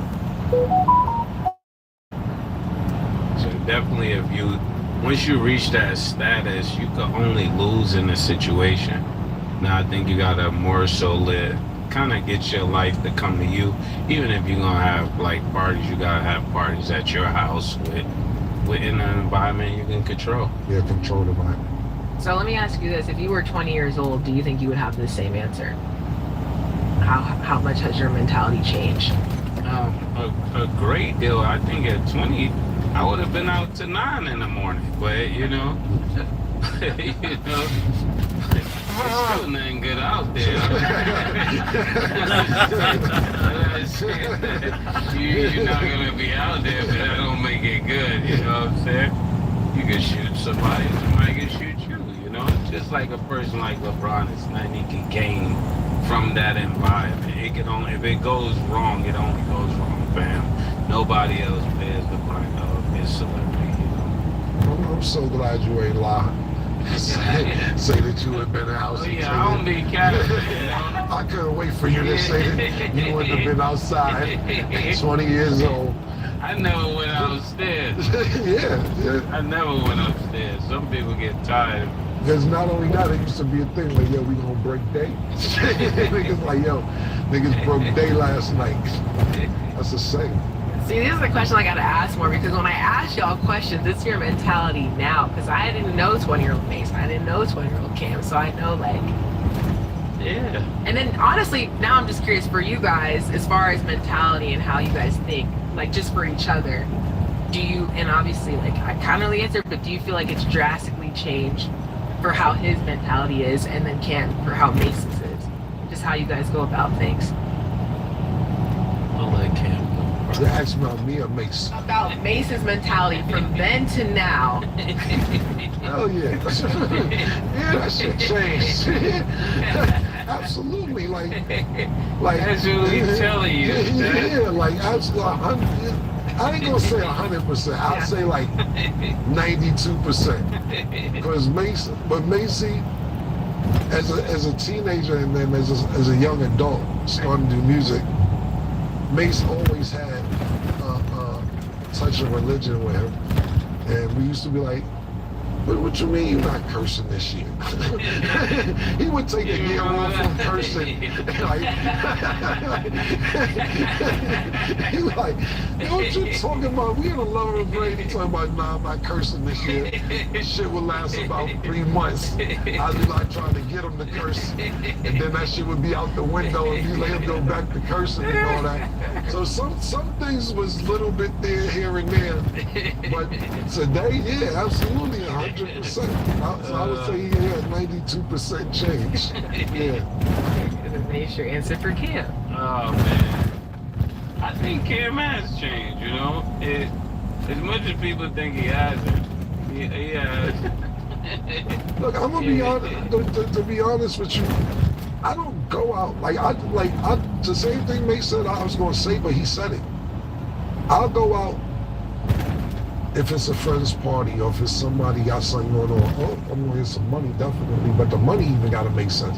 Like I was saying, you know, when Mo was on the show a few weeks ago, and we not here to belittle anybody, anything somebody does to make their money, anything like that. But I wasn't joking when we say Mesa tone down 30,000 or 40,000 this weekend. Me too. I'm not gonna put the number out there that I be turned down because people would think it'd be disrespectful. But you turned down more than that. Yeah, both of us. I'm trying to say a number where niggas won't say we bugging. I'm trying to be nice because if niggas say the number for real, niggas gonna be like, now y'all out of pocket. So I'm trying to put a safe number. But to be honest with you, it's back to what Mace just elaborated on. To me, why would I risk going out for a certain, and don't get me wrong, that's why I said I don't really want to say the amount, but let's just say 30,000, because I don't want to belittle that amount, and some people work for that all year round.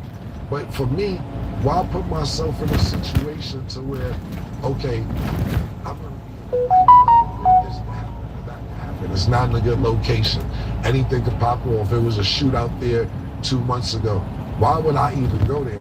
The real reason about a lot of things, to be totally honest with you, sometimes a lot of things my son puts me on to. And when I say put me on to, he's such a smart person that I think about him sometime before I do certain shit, because he'll be like, but did that make sense?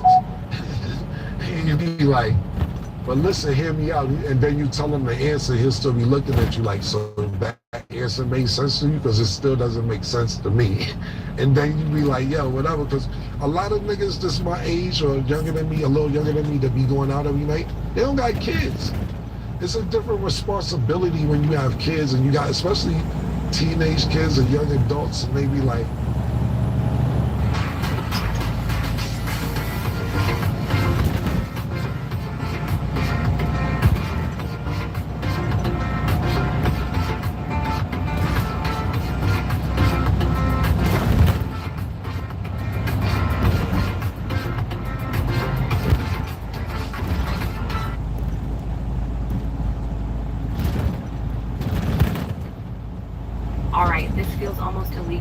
but our windows were so old and just desperately needed to be replaced.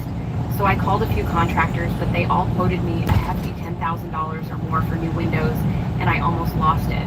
That's when my friend, who's a realtor, stopped me and said, if you're a homeowner and your windows are... You got especially teenage kids or young adults, and they be like, so you thought that was necessary at this age. You get what I'm saying?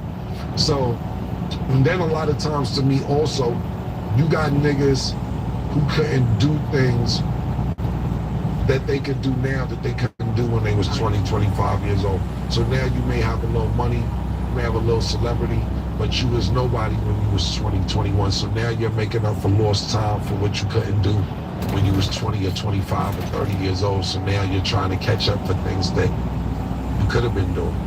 And to me, it's just like, doesn't make sense. A lot of times, even if I do a walkthrough, I do a walkthrough just so my niggas could get the money.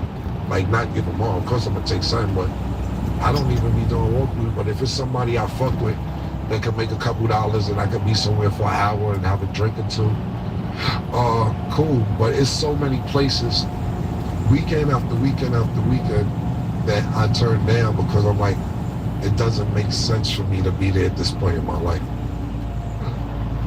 Very really good conversation, because I learn something from y'all every day, and it's cool to hear. And I also like to see you guys' growth, even though I don't know y'all from when y'all were 20s, but I know y'all now. So it's cool kind of seeing the stories that you guys share, because and we're documenting yours right now. Yeah. Sounds scary, but yeah, you guys are, so it's cool. It's cool for me, cool for y'all. Love being here, y'all know it every day. But that is all the time that we have for today. Thank y'all for watching, and as always, it is what it is.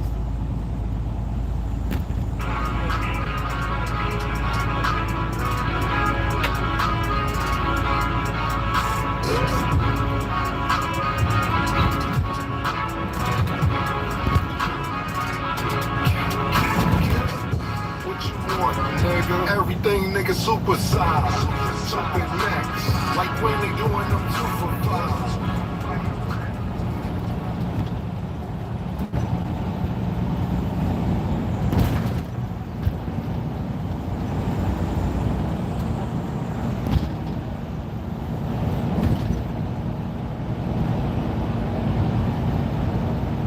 Yeah, I know y'all wondering why I got the mask on. I got a special guest today, man. Straight off the Diddy trial to punish him. My man Sheree. I didn't even know that it was from Harlem. He's gonna be doing an interview with me. Look, we know a lot of shit been going on with the Diddy trial, man. Baby oil, Astro Glide, cars been blowing up, people's doors been kicked in, witnesses being threatened. But there's been a lot of talk about the male sex workers that have been hired. They call it Punisher, yeah. Let's get right into the interview. He's live here with me right now.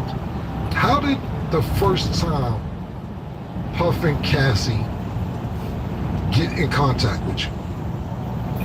Yo, they called up like they was just hiring a regular party.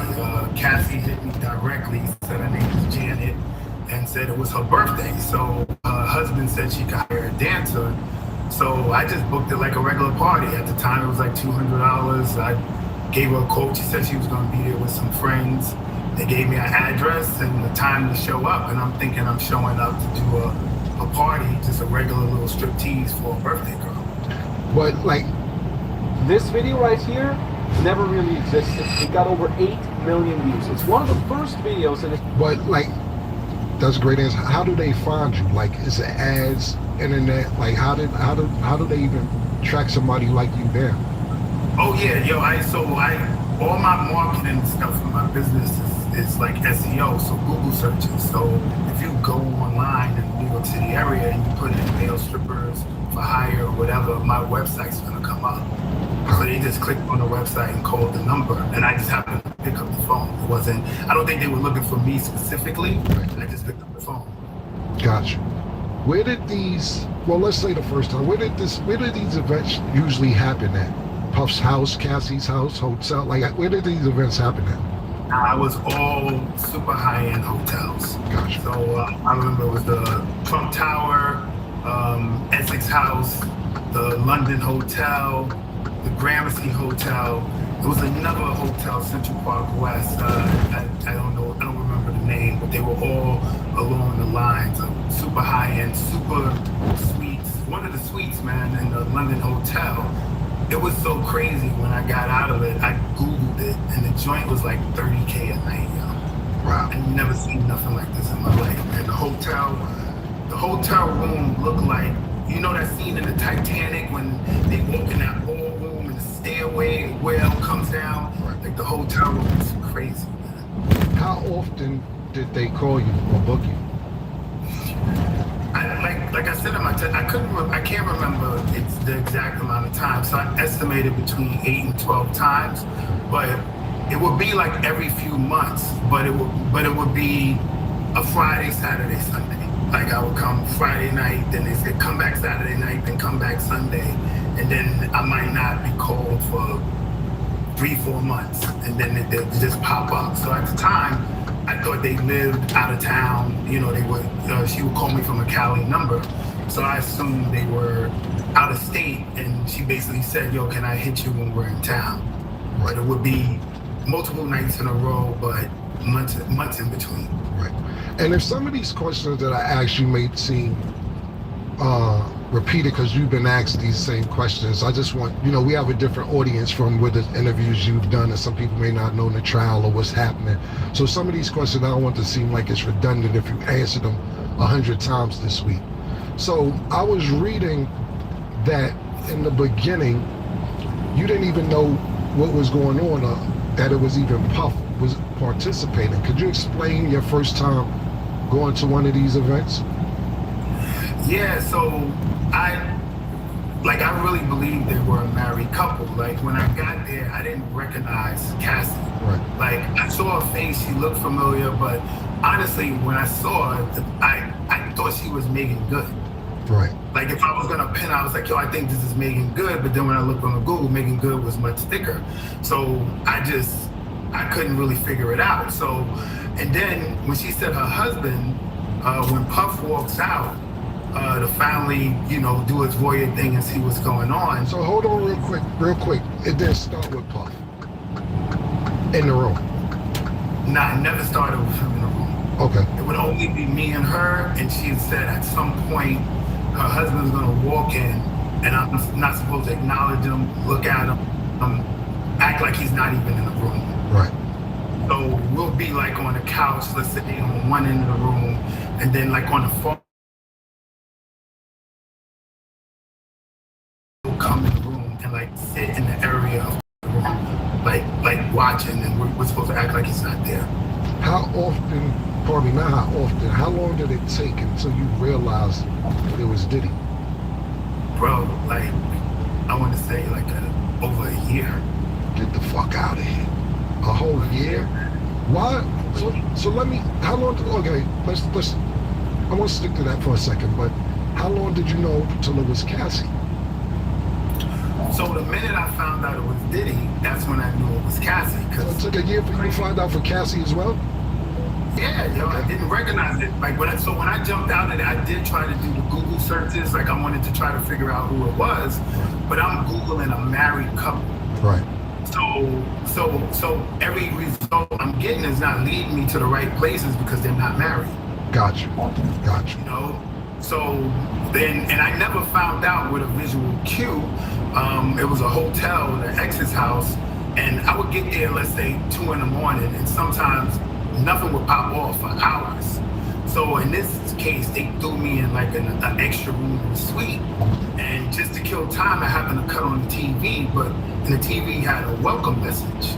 So the TV said, ex's house would like to welcome Mr. Sean Combs, and I'm like, yo, this is crazy. Like, I had no idea. So that's how you found out that it was Cassie and Diddy by just going on the TV and seeing the introduction on the television. Wow. On the TV. Wow. I've seen also in the transcripts that you would say that it was just a sex scene in the beginning. No intercourse. How long until you had actual intercourse? What was happening in the first few sessions when it wasn't any intercourse? The biggest mistake about what really causes crepey skin. When I tell my patients to avoid moisturizing their face. What was happening in the first few sessions when it wasn't any intercourse? Nah, it was only the first session where it wasn't intercourse. Okay, so 10 times, one time it was only not intercourse the first time. The first time, and it was offered, yo, but I was so bugged out, like this wasn't my husband, right? So I'm really in there thinking this is a married couple and they want to do some voyeur sexy scene. So we did the set up on the couches, the baby all rubbed down or whatever, and then at some point jumped up, I didn't know it was him, he left the room, she left the room to talk to him, and she came back like, yo, that was perfect, we happy, we good. And then she said to me, yo, do you want to finish? Meaning, I guess, do I want to bust a nut out? You know what I'm saying? And in my first example, I'm trying to be professional. Like, I'm like, nah, I'm good. Like, if y'all good, I'm good. This ain't about me. And I just left, But she did say, all right, well, when we get back in town, we want to hit you again. Is it okay? I'm like, yeah, I just got $2K to rub down like a super bad chick.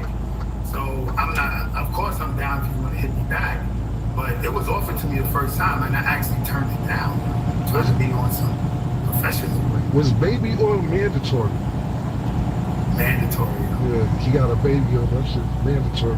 I seen also in the transcripts that you said it was just supposed to be like a sexy scene, meaning that Puff would tell you to move the candles a certain way, or tell her to move the candles a certain way for lighting purposes for his visual. Could you explain that? Yeah, so like when I first got in there, she made it clear that this was a scene we were setting up for her husband. Okay. So, you know, it was like couches, all the furniture in the suite was covered in sheets. Like everything was covered in sheets. So it was like a single chair across from like a big sofa. And we were supposed to sit on there and kind of, I'm supposed to put oil on myself. She's supposed to do the same. And then at some point we were rubbing on each other and we're doing little like masturbating. I'm masturbating, she's masturbating, but you could tell it was an act. Right. Like we're like in character, like one of them corny Cinemax movies. You know what I'm saying? Like the sex scene in those Cinemax movies. So we're trying to make it look like the part, you know, and then he would give subtle cues because he's across the room and the room's dark, everything's candlelit, and he'll say like, yo, move a little bit, yo, move the candle, I can't really see, or move the body, and he would never talk to me, not one word to me, only to her, and if there's instructions for me, it goes to her and she tells me. So it was like a real scripted kind of routine, and it really went like that every single time. So he was basically orchestrating a sex scene without directly talking to you, but telling her certain things. Exactly. Wow. Crazy. I seen also in the transcript, or I actually heard you talk about this, that Puff will have the Muslim mask on and be naked from the neck down. What was that like? Pause. Bro, that was like the weirdest shit ever. Right. You know what I'm saying? Like, it's already weird knowing like a dude coming in the room, you know? But, you know, I'm messing with the chick, and mind you, I'm seeing all this peripheral. Right. So it's extra crazy because it's not straight on. So it's at the corner of my eye. I'm like, yo, this dude got on like a veil, and he's half the time he's beating off and he's walking side to side. So it was definitely a difficult space to try to be in. But I ain't the front, but at the time I'm greedy, I want this bread. You know what I'm saying? I'm looking at the scenario and I'm trying to make it work, but it was tough, man. It was tough. It was just a veil. Somebody told me he had a Yankee fitted over the veil. Like what? Like everything. So everything was just covering the face. Super duper pause and naked from the neck down every single time. Every single time, man. So that's a little construed, right? It was a veil, just period. Like the ones the Muslim women wear, so we don't see anything but the eyes. But I think at some point after like the year and change, and it was a while, he wore the veil for a minute. Right. I think they might have figured out. I saw the TV, and at some point he just changed to a Yankee fitting. So at some point he dropped the veil, and I guess he knew. Maybe he saw the TV on. You know what I'm saying? Like I probably left it, and I guess he figured out I only figured it out. So he stopped wearing the veil, and he was just like rocker fitting. Right. I also seen that you say when you and her were doing what you guys were doing, he would be pacing back and forth with a bottle of Pastoral. Yeah, man. Every time, you know, it was obviously something he was into in terms of visually watching this, you know. So what was being done with the Astro Glide though? I guess he's using it as lubricant to beat off. You know what I'm saying? That was, you know, he's pleasuring himself during the action. So I'm obviously he's using that for movement. Do you consider Puff a cuckold? Yeah, I mean the whole time that's what I thought it was. Right. Right. Yeah, I thought it was. It's because you keep using the word voyeur. This is cuckold activity. Yeah, no, without a doubt. Yeah, we gonna step it up to cuckold. Yeah. So I'm saying voyeur because that's what she said to me. Right. Like when I came in. You know why? Because they damn. You know why? Because voyeur don't seem as bad as cuckold. So they downplay it with the yo. Listen, voyeur. Nah, you was an official cuckold, because voyeur. I mean, you watching anybody, not your girl. Cuckold is when your girl is in play. You know what I'm saying? So yeah, he's a cuckoldish, man. Did Puff ever participate? Nah, man. Nah, he stayed across the room.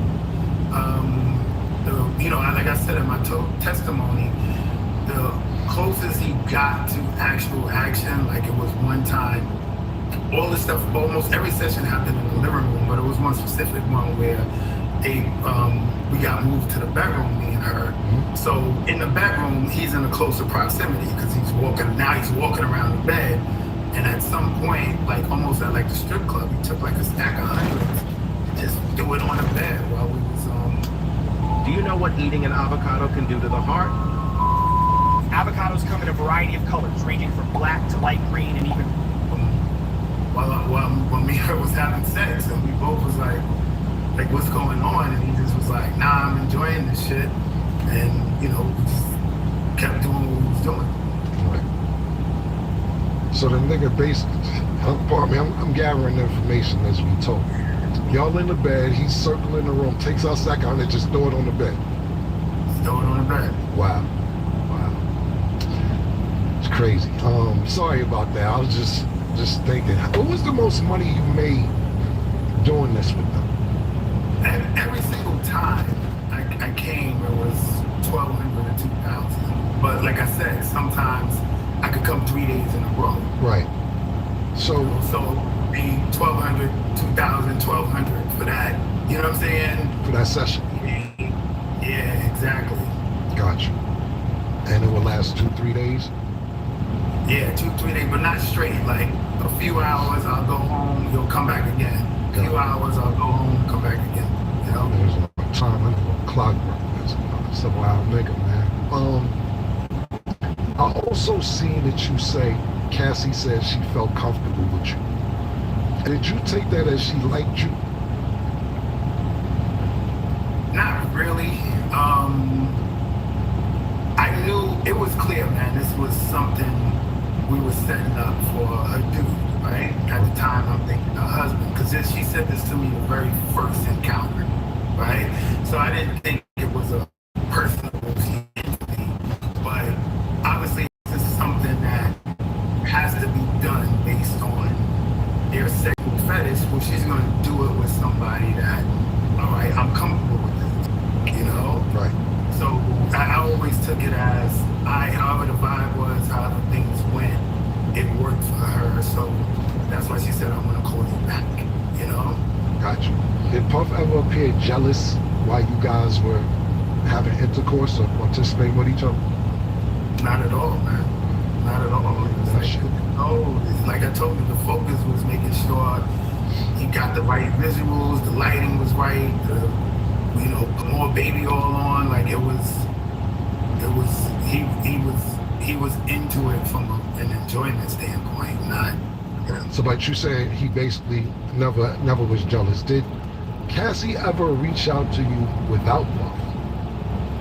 Nah, I was strictly busy. And honestly, man, I wasn't even trying to play that, get caught up in some type of fantasy. I know one of the other dudes got caught up in some fantasy of they could be together. I knew what it was, man. Like, right. She with a dude in $30,000 a night suites. I can pull it off with chicks, but that's a tough act to follow. You know what I'm saying? So I saw it as an opportunity, man. And I was just trying to come through, come up whatever way I could with that easy money. How I saw it. Yeah, I ain't knocking my nigga. How was that pussy though? I mean, bro, even if it was fire. Bro, was the pussy good, family? Let's stop with political shit. We was Harlem time, my nigga. You 39th Street on 40th. Was the pussy, how was that pussy, my nigga? Bro, I'll be honest with you, man. I couldn't get there, bro. Okay. Like, I got a dude pacing back and forth, beating his joints. You know what I'm saying? Yeah. My peripherals, my spider senses is wilding. You know what I'm saying? And especially when I found out it was Puff. When I found out it was Puff, it got all the way worse because if you grew up in Harlem, if you grew up in that era, I can't validate it, but everybody knows there's rumors, right? Rumors that he could be, you know, interested in dudes. So the whole time I'm semi-paranoid. Like I wrote in my book, bro, for real. I got a hearing problem. And sometimes when he would give her directions, I would hear like something completely different. Like he'll say, yo, I like the position you in, and I'm like, yo, did he just say I wish I could penetrate him? Like, you know what I'm saying? Like, I'm hearing, like, yo, hold on, wait, what did you just say? So basically, you never could get comfortable because. So let's just be clear and get the elephant out the room for the audience. They're not gay, you're saying? Absolutely not. Right. So therefore, you're saying that already, just to put everything into perspective, that you're there for this chicken to get this money. You don't know it's Puff this whole time.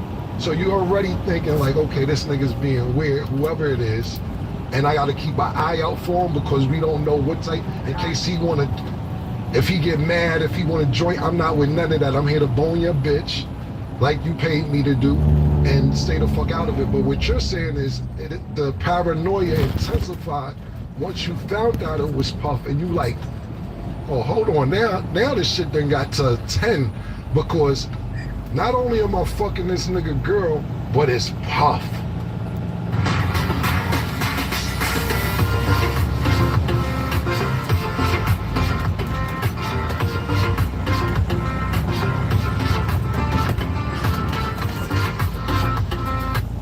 Not only am I fucking this nigga girl, but it's Puff. So now you saying you hearing shit that you wasn't hearing, and now you can't really enjoy the pussy like you want to enjoy it? Is that what you're saying? Absolutely, man. Absolutely. Like I'm not intimately connected, yo. You know what I'm saying? Right. Like I don't think I got a real erection the entire time. Right. Like I was loading up on any pill, anything that I could take just to get there because I could not connect. Yeah, you know what I'm saying? It was too paranoid, it was official paranoid, bro. Like, because I'm not, yo, bro, yeah, for real, bro. That same day when he threw the stack of hundreds, right? Like, we were on the bed and you know, I started out, you know, I'm eating a box, right? And after, you would tell it was like some excitement, some connection. So when I pop up, she's scooting towards me for the penetration, and she kind of looked at him, and he was like, "Yo, go ahead, have a good time." And I was wild reckless. I just what it was. So it's only one time you was born, you repeatedly. That was, let's say that was the 4th time, and then it was every time to the last time. Gotcha. You gotta go raw sometime. You gotta go raw, Cassie. You like that, my nigga. Some of my co-hosts, they got a couple questions for you, but I got one more question before they ask you a couple questions. We hear about 50's baby mom, Daphne, being involved in some of these things. Did you ever fuck Daphne, 50 Cent's baby mother? Nah, every time I was called or involved in any way, it was only Cassie specifically. All right, cool, man.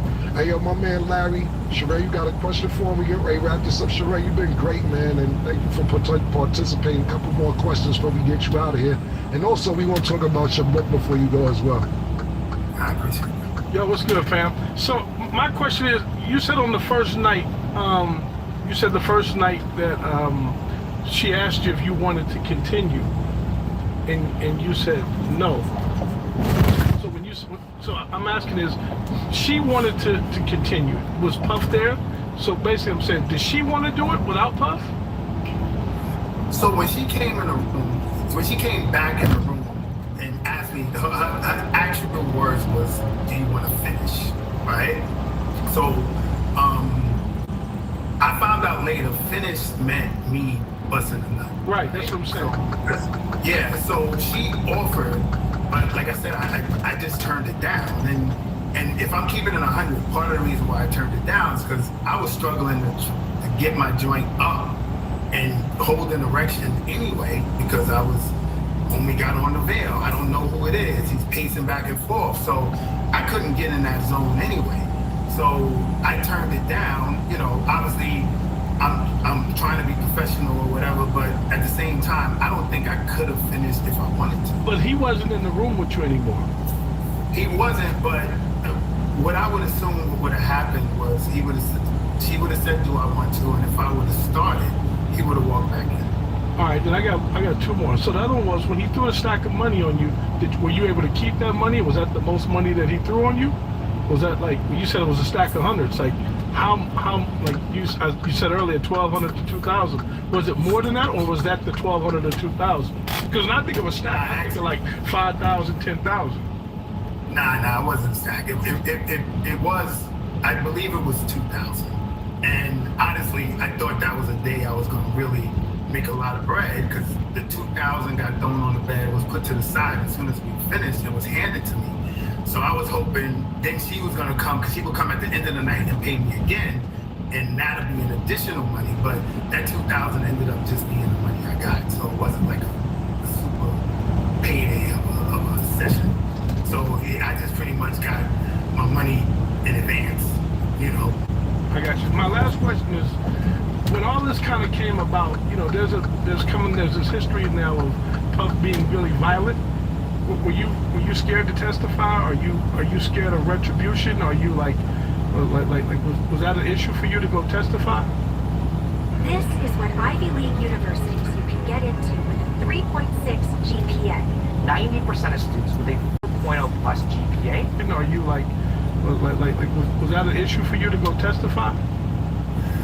Yeah, I mean, it's something you have to consider, right? But look, what I understand is the details of what went on. Obviously, they're going to be embarrassing. You know what I'm saying? In terms of what happened in those encounters, and you know, I got to testify to what happened. But the truth of the matter is, I don't feel like I was biased, or let's say, threw him under the bus, right? You know, none of my testimony is saying she was abused. Like, it's, you know, there was aggression, there was, it was not consented. You know what I'm saying? She was under the influence of the drugs, because that's just not true, right? Like, everything seemed in the right mind. Everybody seemed cool. All my communications and everything with her was on point.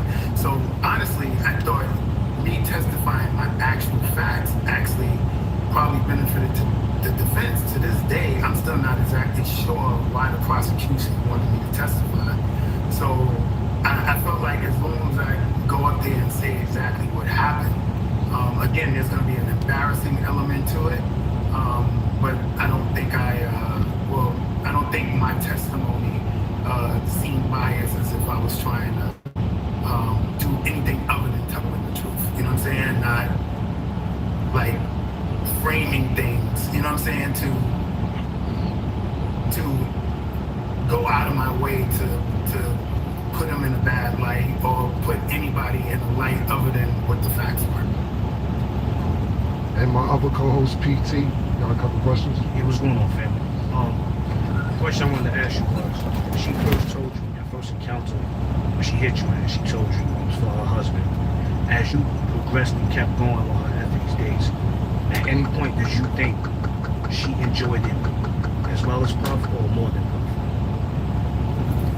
So there was only one time where I can, you know, I testified to it also, where it was clear to me that I thought she enjoyed it, like, and that was the first time we were in war, and he threw the money and stuff like that. Because, you know, you obviously, you fellas who mess with chicks, you know the mannerisms when it's a connection and when it's not, right? So, but I could say that's the only time it was overtly, I thought, and this is my perspective, that she was enjoying it. The other times, it was clear it was acting, we were putting on a show. Not that she was against it, but you know, I'm not gonna like go on no ego trip like, oh, she was loving it, she was loving me. You know what I'm saying? I didn't get those vibes. We were putting on a show. Second question. When he gave y'all permission to go raw the first time, right? Because you said it continued that way. Once you started going raw repetitively, did he give you the instructions where you met another and when you came in? Yeah, so I didn't get the instructions from him, but it was instructions from her, like specifically. Every time I nutted, I had to nut in or around the outside of her box. Like so on her clit, on the lips, everything, and to that degree on the outside of her vagina. And that was clockwork. It had to be done like that every single time. And actually, it was kind of mandatory. Like the session could not be over unless I nutted, and I had to nut on the outside of her vagina. Like you couldn't leave until that happened. Yeah, that was like mandatory. It was like so that gotta happen. The session to be over. And those instructions that she gave you, they came from him, or they was from both of them, or just him? I mean, like I said, I only ever spoke to her, so the instructions came from her. Okay. Y'all good? Yo, Ray, man. So before we get you out of there, tell us a little bit about your book. Yeah, so my book came up in the trial because I talked about this story, you know, this situation and the graphic. I didn't name no names. My book was actually written before it, but it's called In Search of Freezing Me. I picked that name because I was in the Caribbean with a chick. We was messing around in the water and I got break and she reached down and touched my joints. It's hard as freezing me, so I kind of stuck with it. And it's about as we get older, like you know, start hooking guys up with pink horsepower, and it's inevitable right, as we get older, we start getting erection issues. So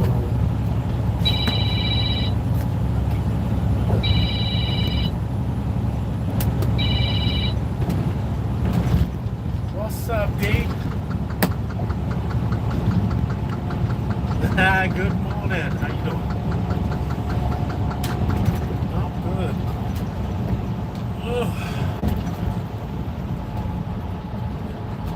Back rolling. Did you have your fruit this morning?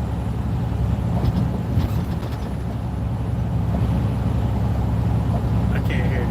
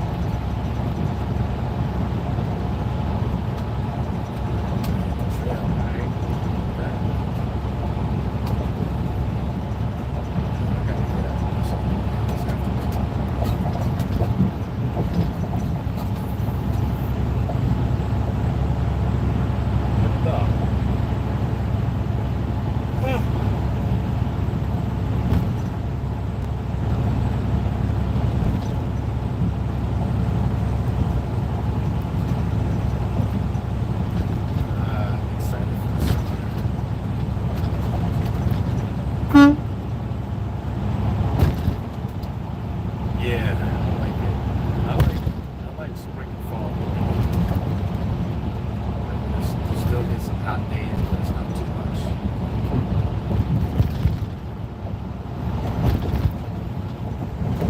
Like hoodie, sweater weather is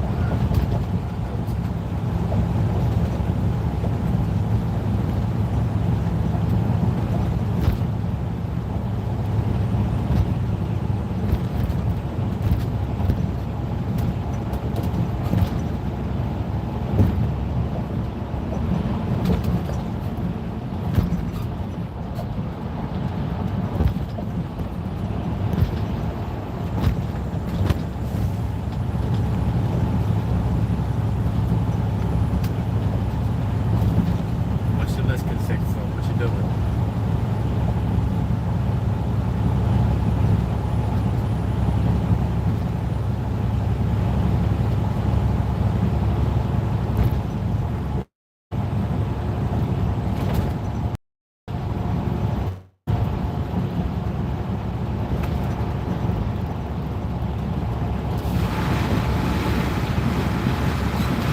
Ah, yeah, you got a whole list. Oh, you been slacking.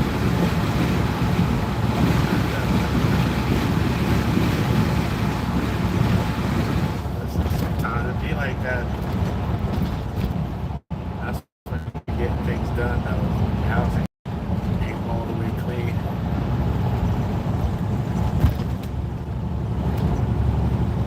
Not like, yeah, they must have nothing to do.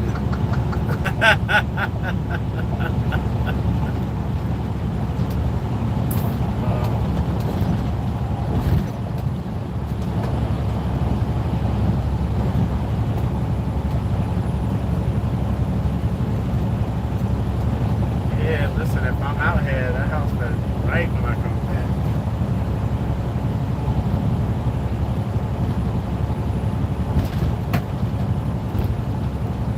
That's how you lose a good nigga. Be like, why don't he like me? He don't want to touch me because he come home and he got to clean shit up. And you sitting there all day. He don't want to deal with you after that. You can't, don't even want to look at your ass. Come in, house of mess. That's so funny.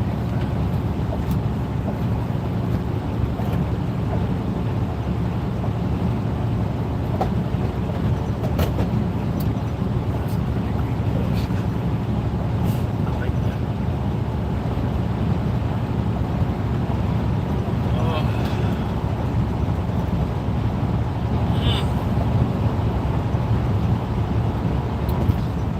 So do you travel out of the country? Last question.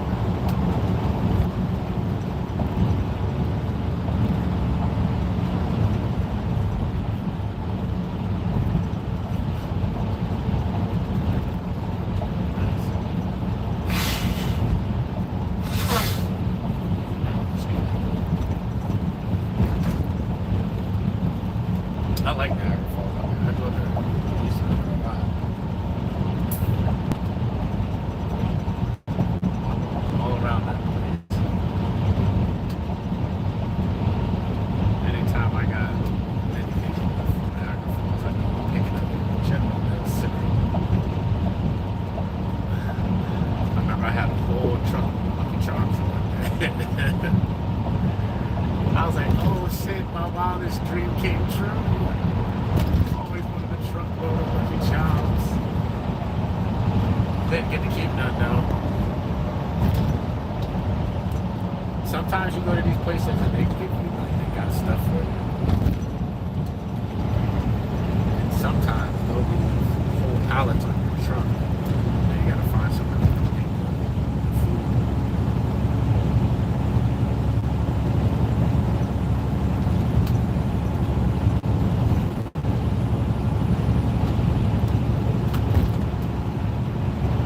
So we got listening to this interview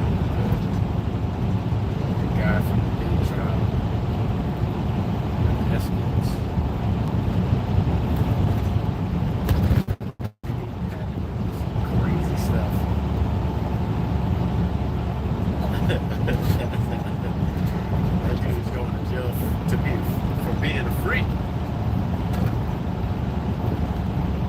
being an abusive freak. Man.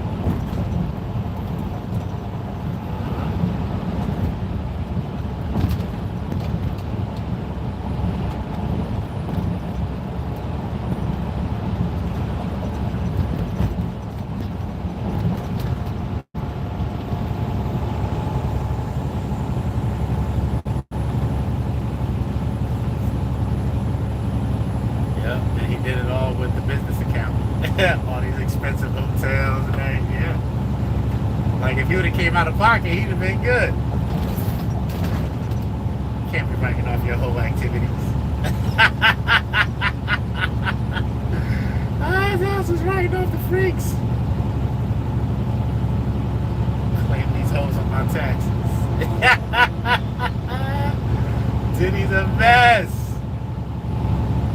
This nigga the only nigga who got a RICO charge all by himself.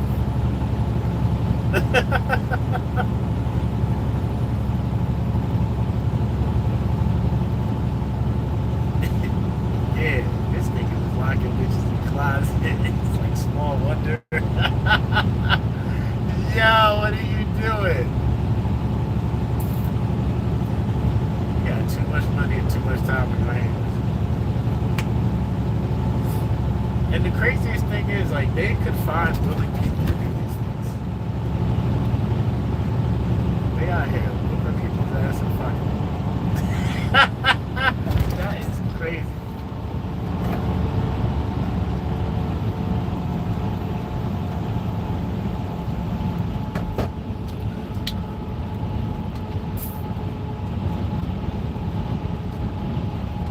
That nigga took himself down.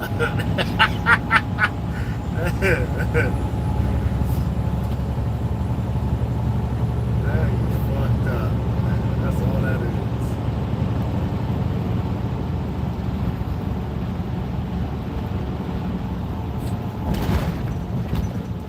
Like that was their relationship. But it's the way they went about doing it.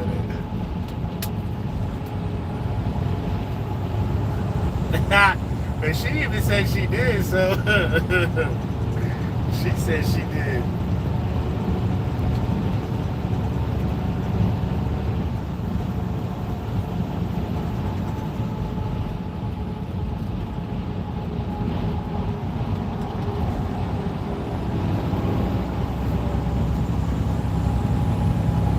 Oh, you saying she got Stockholm syndrome?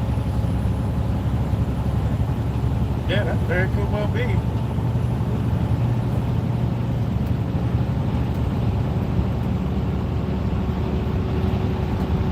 Listen, I know that was rough, old boy. Her husband now, after he had all them kids hearing all this shit. Woo! I hope so. Cause that is crazy to find out on a whim. Like, you did what? Wait a minute. Huh? You didn't tell me that. What did you do? You're all the way in now. Nothing too good. Kiss that potty mouth.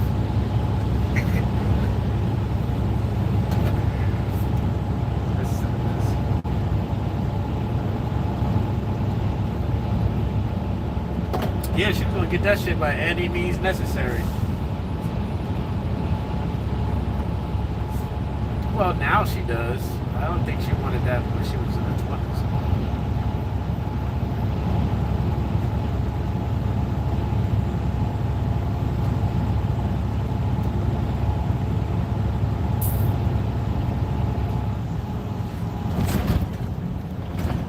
Well, she has to take some accountability. She was in a relationship.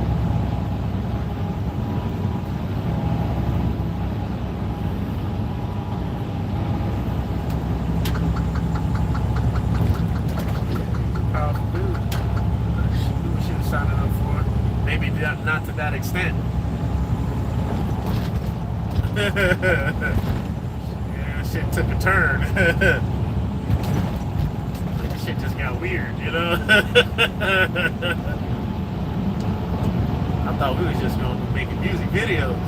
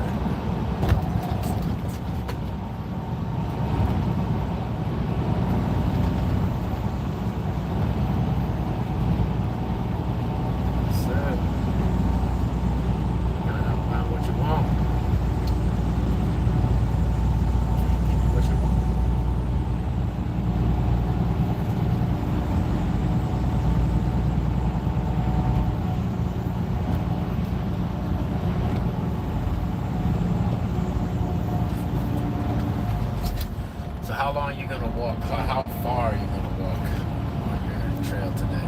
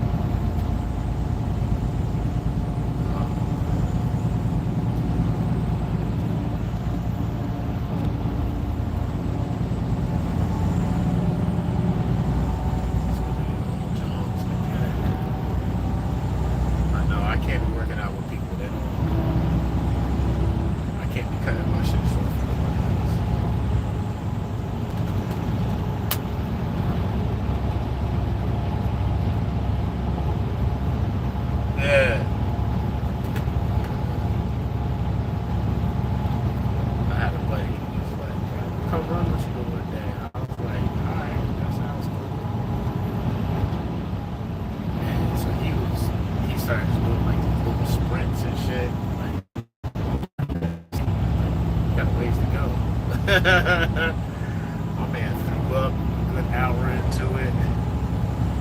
He's like, I'm going home. I was like, I know. See you later. He's like, you still going? I was like, yeah, what shit ain't done.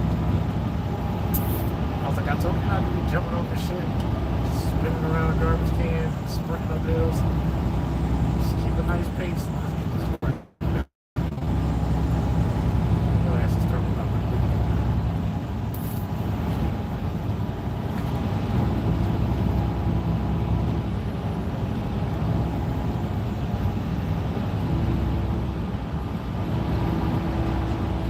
Yeah, you messing up my flow. I gotta keep moving. Like, I want to do another marathon. I know how many things I did wrong on the last one.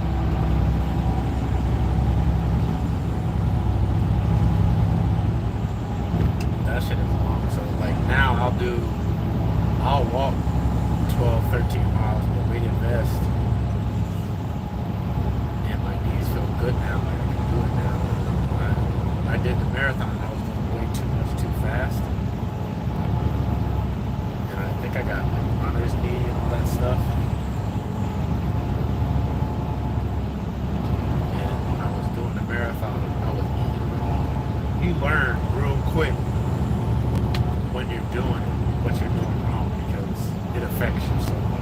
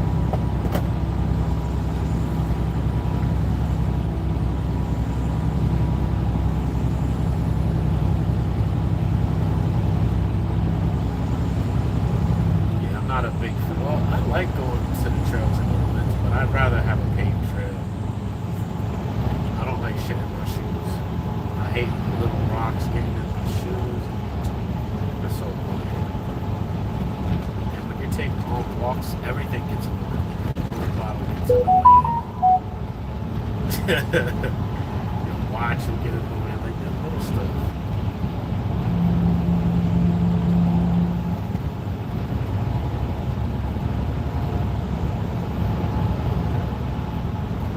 They wanted me up there by 11 o'clock this morning. I was like, nah, I had to sleep. They messed my shit up yesterday. All night. Stay up the next day till it died. I was like, no. Going to bed. Sleep until I wake up.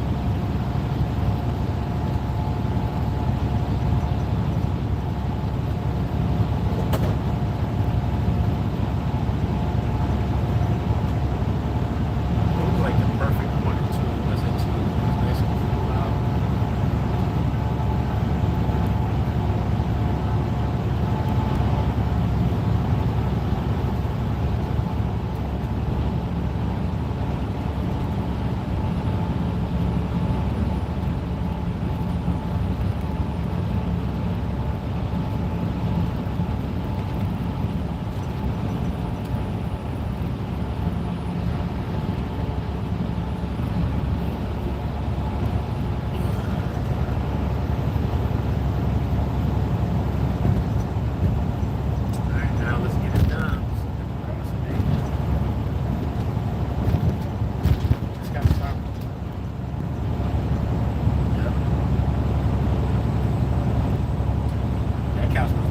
heavy because you sitting here looking at that couch like, oh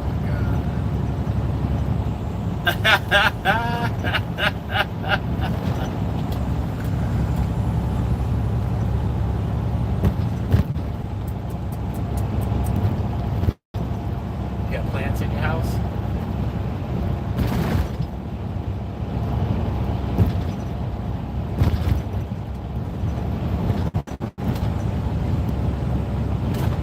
Yeah.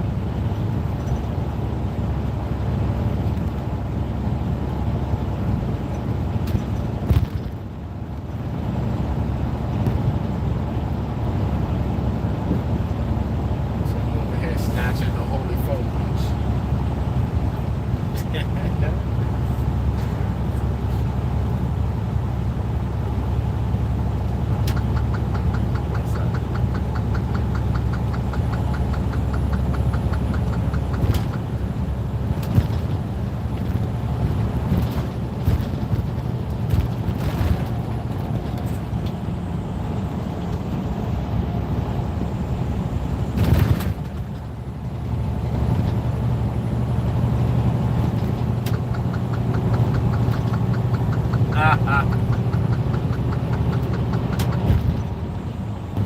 Now you got it.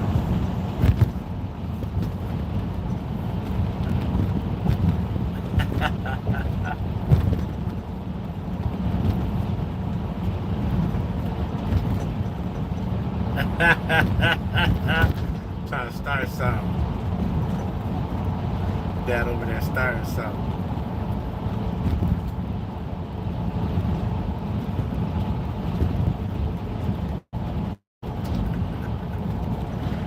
Some fresh cuts.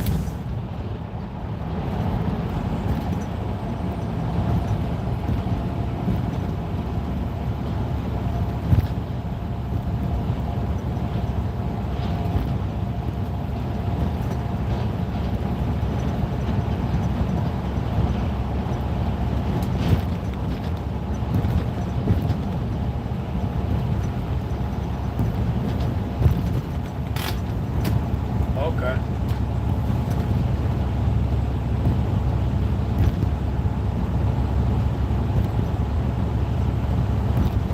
I know use a whole grown 40 and can't talk about it.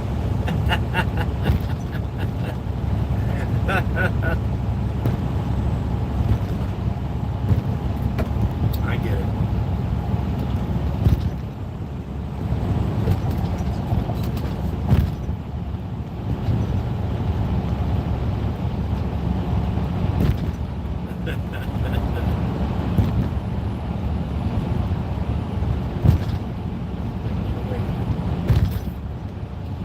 Feel like they can get away with it.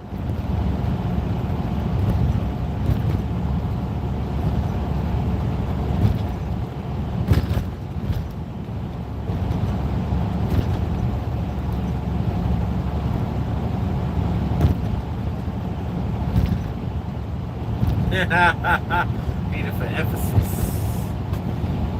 That's a curse word that little spice to my life.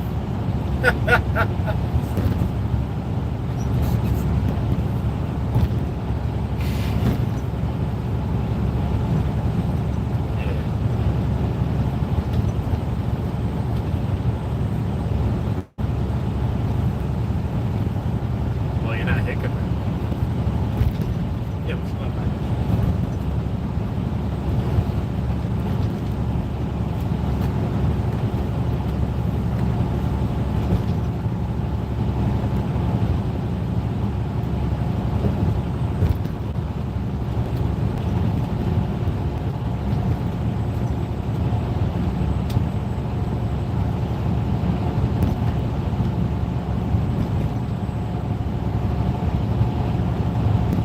Wait, there's 5? Or you have 5? I don't know. I just thought people had their own.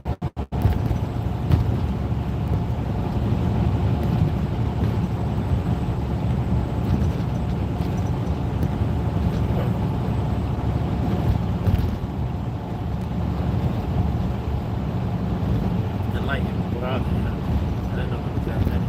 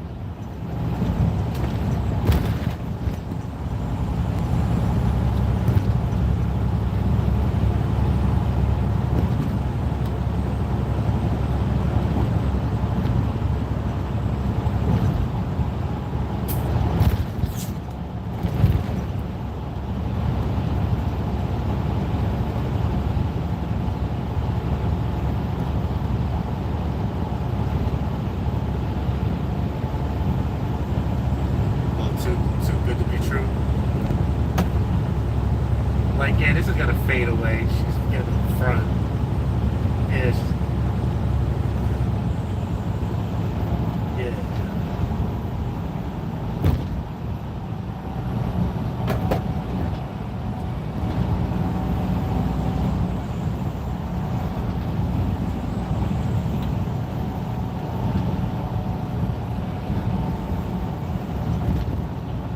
Assist.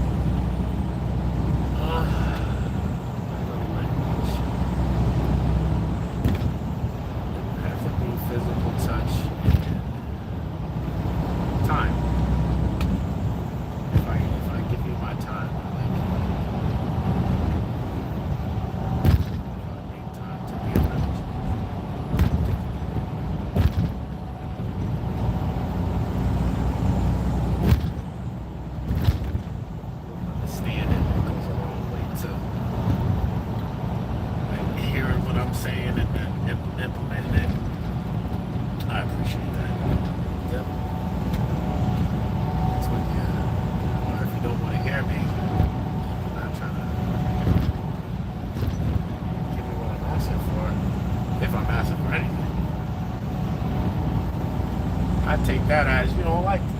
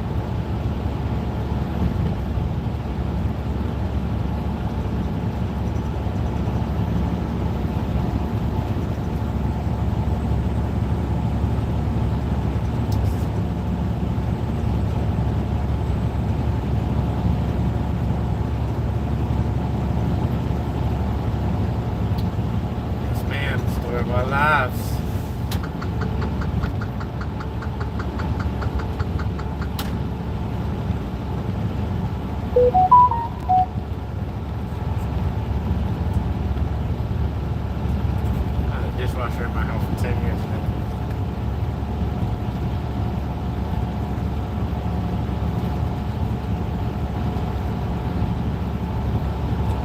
I feel like I might as well have washed the damn dish if I'm going to take it out the sink and put it in the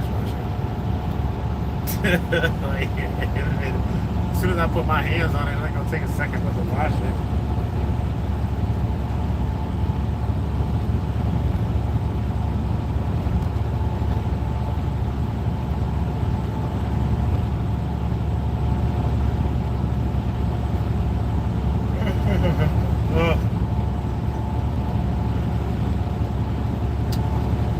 Alright, I'm gonna get off this phone. I'm almost at my spot.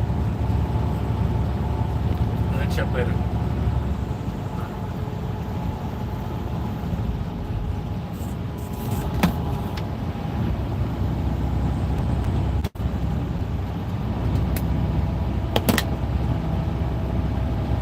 Me being a stripper, being in this sexual light and then getting erection issues. Speak for yourself. Like demoralizing for me, bro. You know what I'm saying? Like my whole flow of my sexuality. So I went on this quest to correct it, and the correction ended up being a penile implant, which is the best decision I ever made in my life. It sounds wild, but I'm telling you, if your joint ever completely stop working, you'll consider it. You know what I'm saying? So I kind of wrote a book to tell dudes that at the end of that road, there's options. You know, most erectile dysfunction is mental. It's not even nothing wrong with you physically. And I basically wrote a book for dudes that are suffering or start to suffer, and it's a self-help book. Kind of gives you information based on funny stories. It's not like medical jargon. It's real funny, entertaining stories that give you solutions and remedies and what to do and what not to do to kind of get back on point. And, you know, it came up in the trial, so it's being clowned. Like, it's I wrote it to be humorous, but it's real serious, useful information in there. People buying it. I hit like a #1 bestseller on Amazon. People writing me. I got dudes DMing me, like, because nobody wants to talk about it, right? Everybody taking a pill.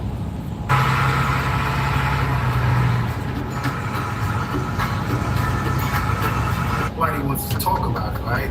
Everybody taking a pill, everybody using some sort of enhancer, but nobody got a problem. So we know that's not the case.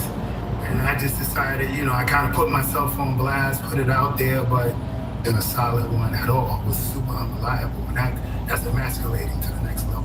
Absolutely. Let me ask you this. Since all this been going on, has the price went up? Has niggas been hitting you? Is it like, niggas, are you in demand right now? Like, how? Yo, dude, as crazy as it sounds, man, like my DM is filled up with dudes like, yo, my wife, can I hire you? Like, it's for real.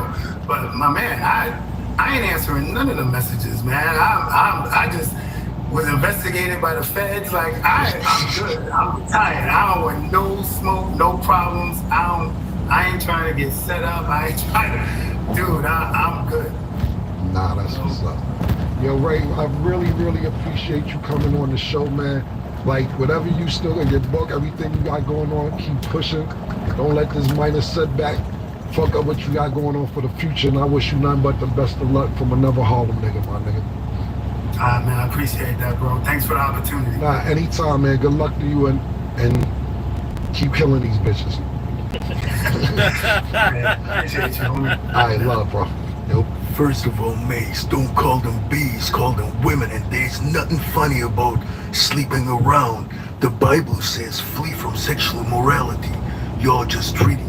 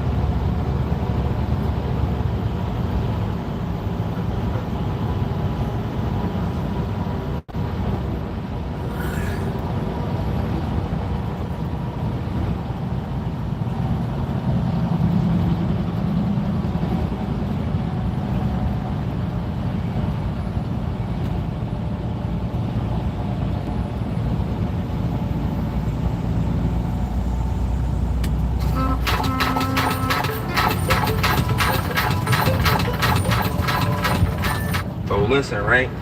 And don't judge me, but I don't take females out on dates. Oh yeah. That's just something I don't do. Like, I gotta really like you for me to take you out on a date. Yeah, I see a lot more dudes thinking this way nowadays, and the women, they feeling it. Boy, oh boy, on TikTok, they damn near begging for men to take them on dates. But I guess it's easy to want to go on dates when you the one that ain't got to pay for it. It's real easy to want to go.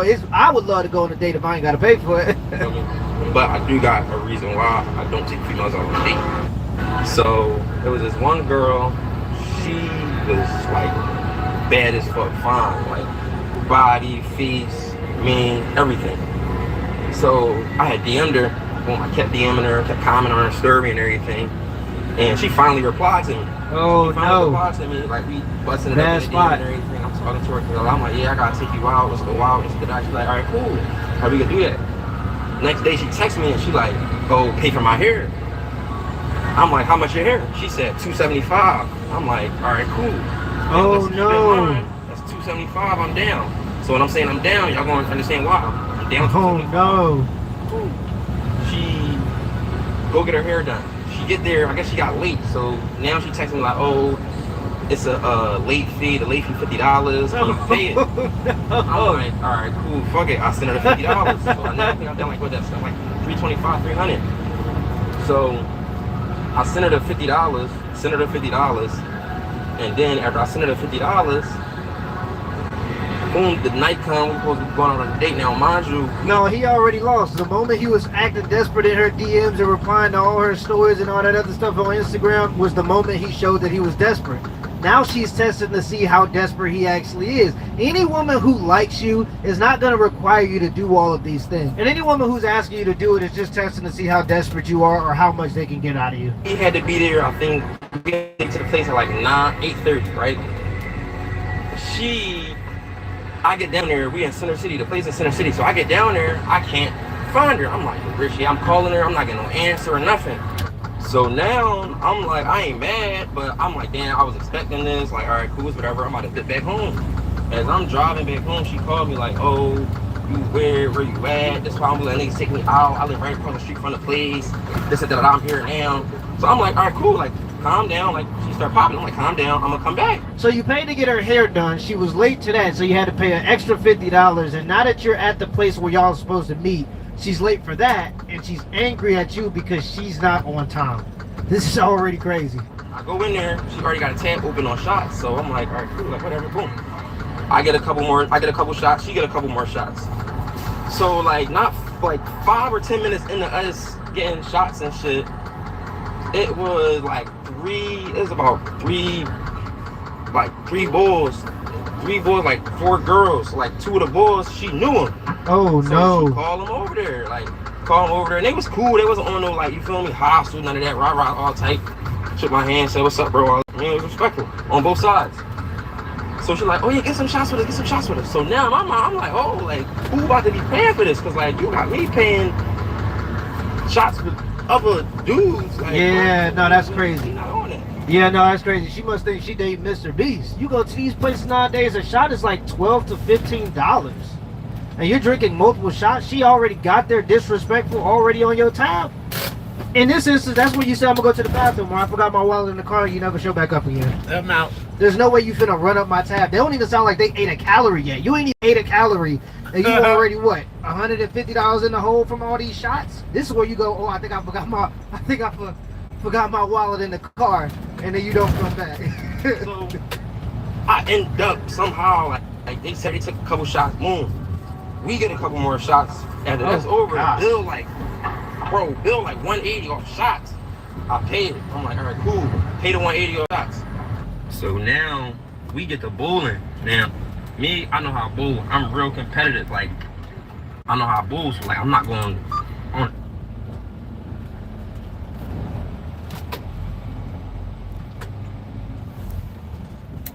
Dang. She mad. He's a good bowler. It's a good score. I'm like, all right, cool. Whatever, boom. Like, we sit there for like 10 more minutes, and we just both on our phones. So I'm like, all right, well, let's go do something else. She's like, all right, I want to go out. I'm like, all right, cool. This is a place called Cleopatra down South Street. We go down Cleopatra. Now, mind you, it's bring your own bottle. So I had bottles at the crib, so I Ubered 2 bottles to me. It was dark Casamigos. I ordered 2 2 bottles to me to the club. When we get in, it's $40 to get in. I paid $40 Oh, so that's $8. gosh. I'm down like probably $6 already. Like, Oh my goodness. So we get in there or whatever. She like, oh, I don't like Casamigos. I don't want Casamigos. I want Don Julio. Now, mind you, You gonna drink what the fuck I just got, or you ain't drinking. That's all there is to it. Like, oh, I don't understand. I don't get it.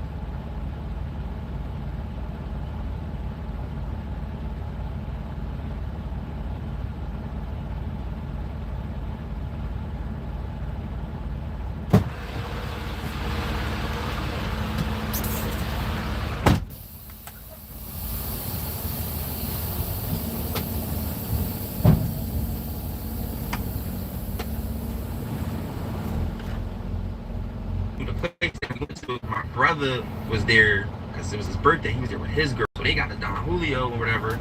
So now my brother, they got 2 Don Julio bottles. I got 2 Casamigo bottles. She don't want to drink the Casamigo. She wanted the Don. So my bro, like, he was like, all right, like give her some shots. They give her like I think like 4 shots out of the Don Julio bottle. Boom. 4 shots.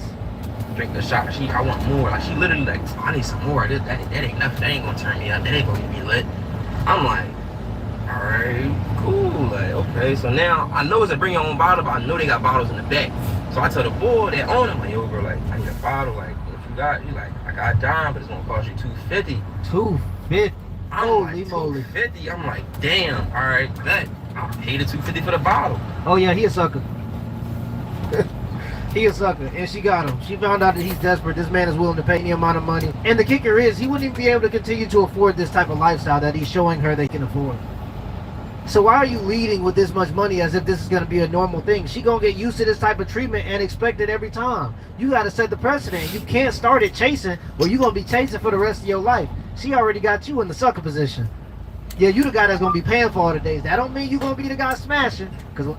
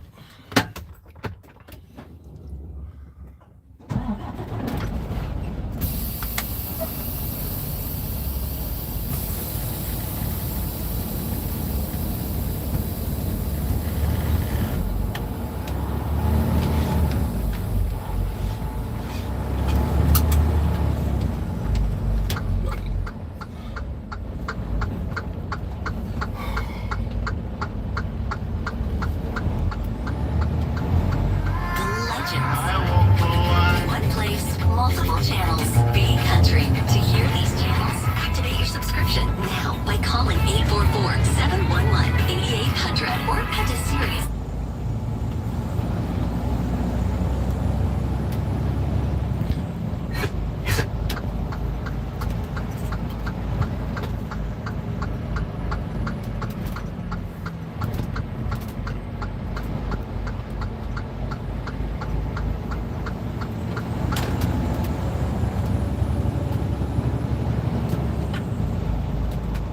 Because they can't combine all of the men that they date into one man. But he's the sucker. He's the one that's for the dates and for the free food. Yeah, And I tell you, like, bro, 15 minutes in me getting the bottle, bro, she drunk the whole bottle. Oh, She still wanted more. Now she a little like lit. She a little tore out of her mind a little bit, right? So sitting there drinking. So now I'm like, she told me I want hookah.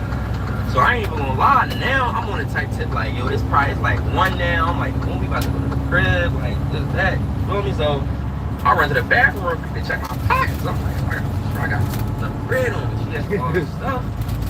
Ooh. I go to the bathroom. I am a little on to myself, but like I'm making sure. I mean, I'm aware of everything. Something tell me like, go back out there. Like, count your money and go back out there. Hurry up. I go back out there, she nowhere to be found. She going. So I go to my brother. I'm like, yo, like, where she go? Where little girl go? He like, she walked outside, walked that way. I don't know where she at. I'm like, all right, cool. So now I walk out of the little lounge club joint Cleopatra. I'm like, yo, like, we on South Street boundary. She like 3 blocks down. So like, I'm screaming, there's nobody out there. I'm like, yo, what you doing? She come all the way back. She's like, oh, I'm just not feeling it. Your folks being weird. Like, I'm just ain't feeling it. I'm gonna go home. I'm like, oh no, you shouldn't have been feeling it $200, $400, $500 ago. Is it? All right, this feels almost illegal to know, but our windows were so old and just desperately needed to be replaced. I'm gonna go home. I'm like, oh no, you shouldn't have been feeling it $200, $400, $500 ago. This ain't the time to not be feeling it no more. You should have felt that $600 ago before you went and got your hair done and we was doing all this. That's when you should have felt it. You about to go home and I just damn near spent almost a stack on you in one night. Yeah. And you got to like, you know, give me nothing. Like, yeah, no, like, no, just put it in my crib. You ain't gotta go home. She, no, I'm just not feeling it. Like, this is not my vibe. Like, I'm better than this. And, like, I'm gonna just go home. I'm not feeling it. Bro, like, moral of the story, that's why I don't take females out because of stuff like that. And I ain't even saying like I'm on, like, it just depended. Me and her was on that was a plan. You feel me? And she did that. So I'm like, oh yeah, no, like never again. Yeah, but he played it so. He started the day chasing and then ended the night chasing. It ain't no surprise. She already knew that he was desperate and was willing to spend money. That's all it took. And just because she's spending your money don't mean she gonna offer you anything. You had a plan, but she had a plan too. It used to be the expectation that women wouldn't expect things on dates or accept gifts from men that they weren't interested in because they knew that those gifts weren't free. They came with strings attached and there would be some expectations. Now it's just to the point where women can just take advantage of men and it's just part of the game. It's just how the game goes. And so you ended up being trying to be a player and you ended up being a payer. It's one thing to pay the quarter woman. It's a whole totally different thing to be paying for a woman's maintenance, to be paying a woman's bills. He didn't do that in this scenario, but he paid for her hair and a late fee just because she couldn't even show up to that on time. This isn't even the type of woman you would want to be involved with in the long term. Also, I think this is a great example of why dudes just shouldn't be out here dating a bunch of women for no reason, as a means to no end, just to get laid. Just because even if you are an attractive man or you're a man that's good with women, it still takes time, it still takes money, it still takes effort you could be putting towards something else. It seems like he was just in it for the short term, but she was in it for the short term too. And she ended up getting him before he could get her. Let me know in the comments below if this video was a W or L and give it an HBO special as I help it out. Spread, hit the like and the subscribe button for more content. Till next time.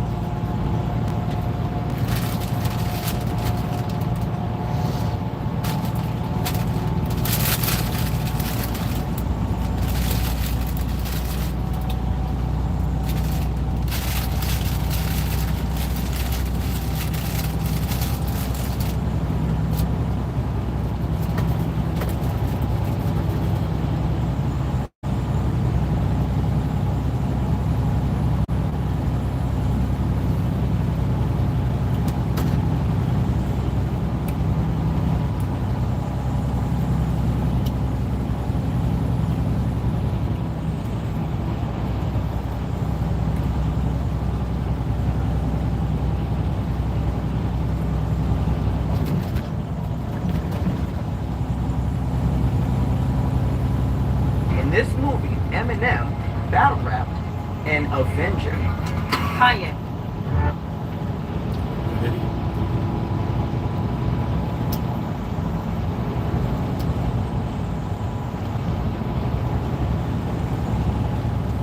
Here at Match Creek Motors, we all start with the same shell. But how it turns out, that's up to you. Thousands of Welcome to your favorite news network, the Dusty News Network. You know, we're running this show first, and I'm so excited to be your host today. Breaking news. Guys, is going on in these streets in these churches. You know, backslide is really what I am, because I ain't been to church in a long time. But I do love the Lord. Stop the cow. L-A-W-D. You know how it is, right? Brother, But some of you preachers out here in these streets are doing the too much. And yes, even you female pastors. Now usually it's the male pastors in there clapping cheeks with the members. But in this case, we have a female pastor who's booty clapping it up. So guys, we got an issue out of Hattiesburg, Mississippi at a church called The Truth Church. If you go on to Instagram, you will see their bio. TC Hattiesburg _ come experience the difference. Led by Pastor Shunna Timmons. And oh yeah, we gonna definitely experience the difference, all right, because y'all are definitely down bad at this church, all right? Now, Shunna Timmons is the lead pastor. She's here in the silver, and her husband is the bald-headed guy with the beard, this guy here, Willie Timmons. Now, let's add in the third person, an individual by the name of Kamaya Washington. Now, Kamaya is also involved in the ministry, but what has happened is Willie, who is married to Shunna, is messing with Kamaya. But here's the issue.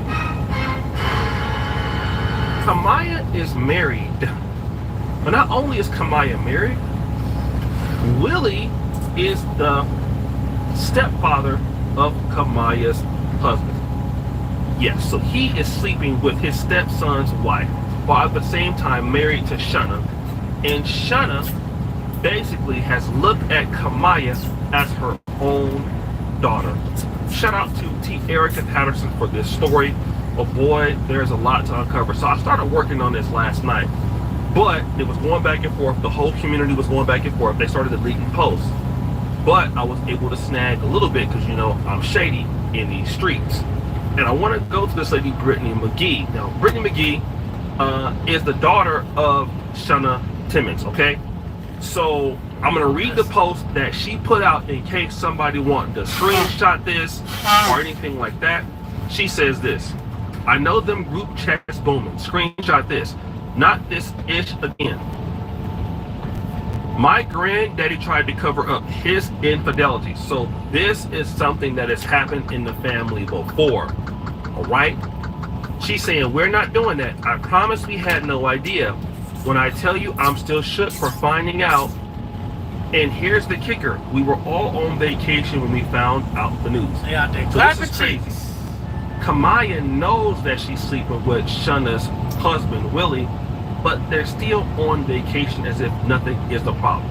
Kamaya, my mama treated you like you were her own child. Old time we had a whole modern day Deborah Faye in the damn family. So to clear up what I'm saying is my stepdad, Willie Timmons, has been in a whole relationship with who I called my sister, who my mom treated like her own, and my poor brother Devontae called his wife for 2 years. So guys, let me tell you how down bad this is. Brittany McGee is the daughter of Shunna Timmons. Willie Timmons is her stepdad, okay? But Willie Timmons is messing with Devontae's wife, and Devontae is the son of his wife. Shunna Timmons. Isn't that down bad? So Devontae is not only the son of Shunna Timmons, which is the pastor.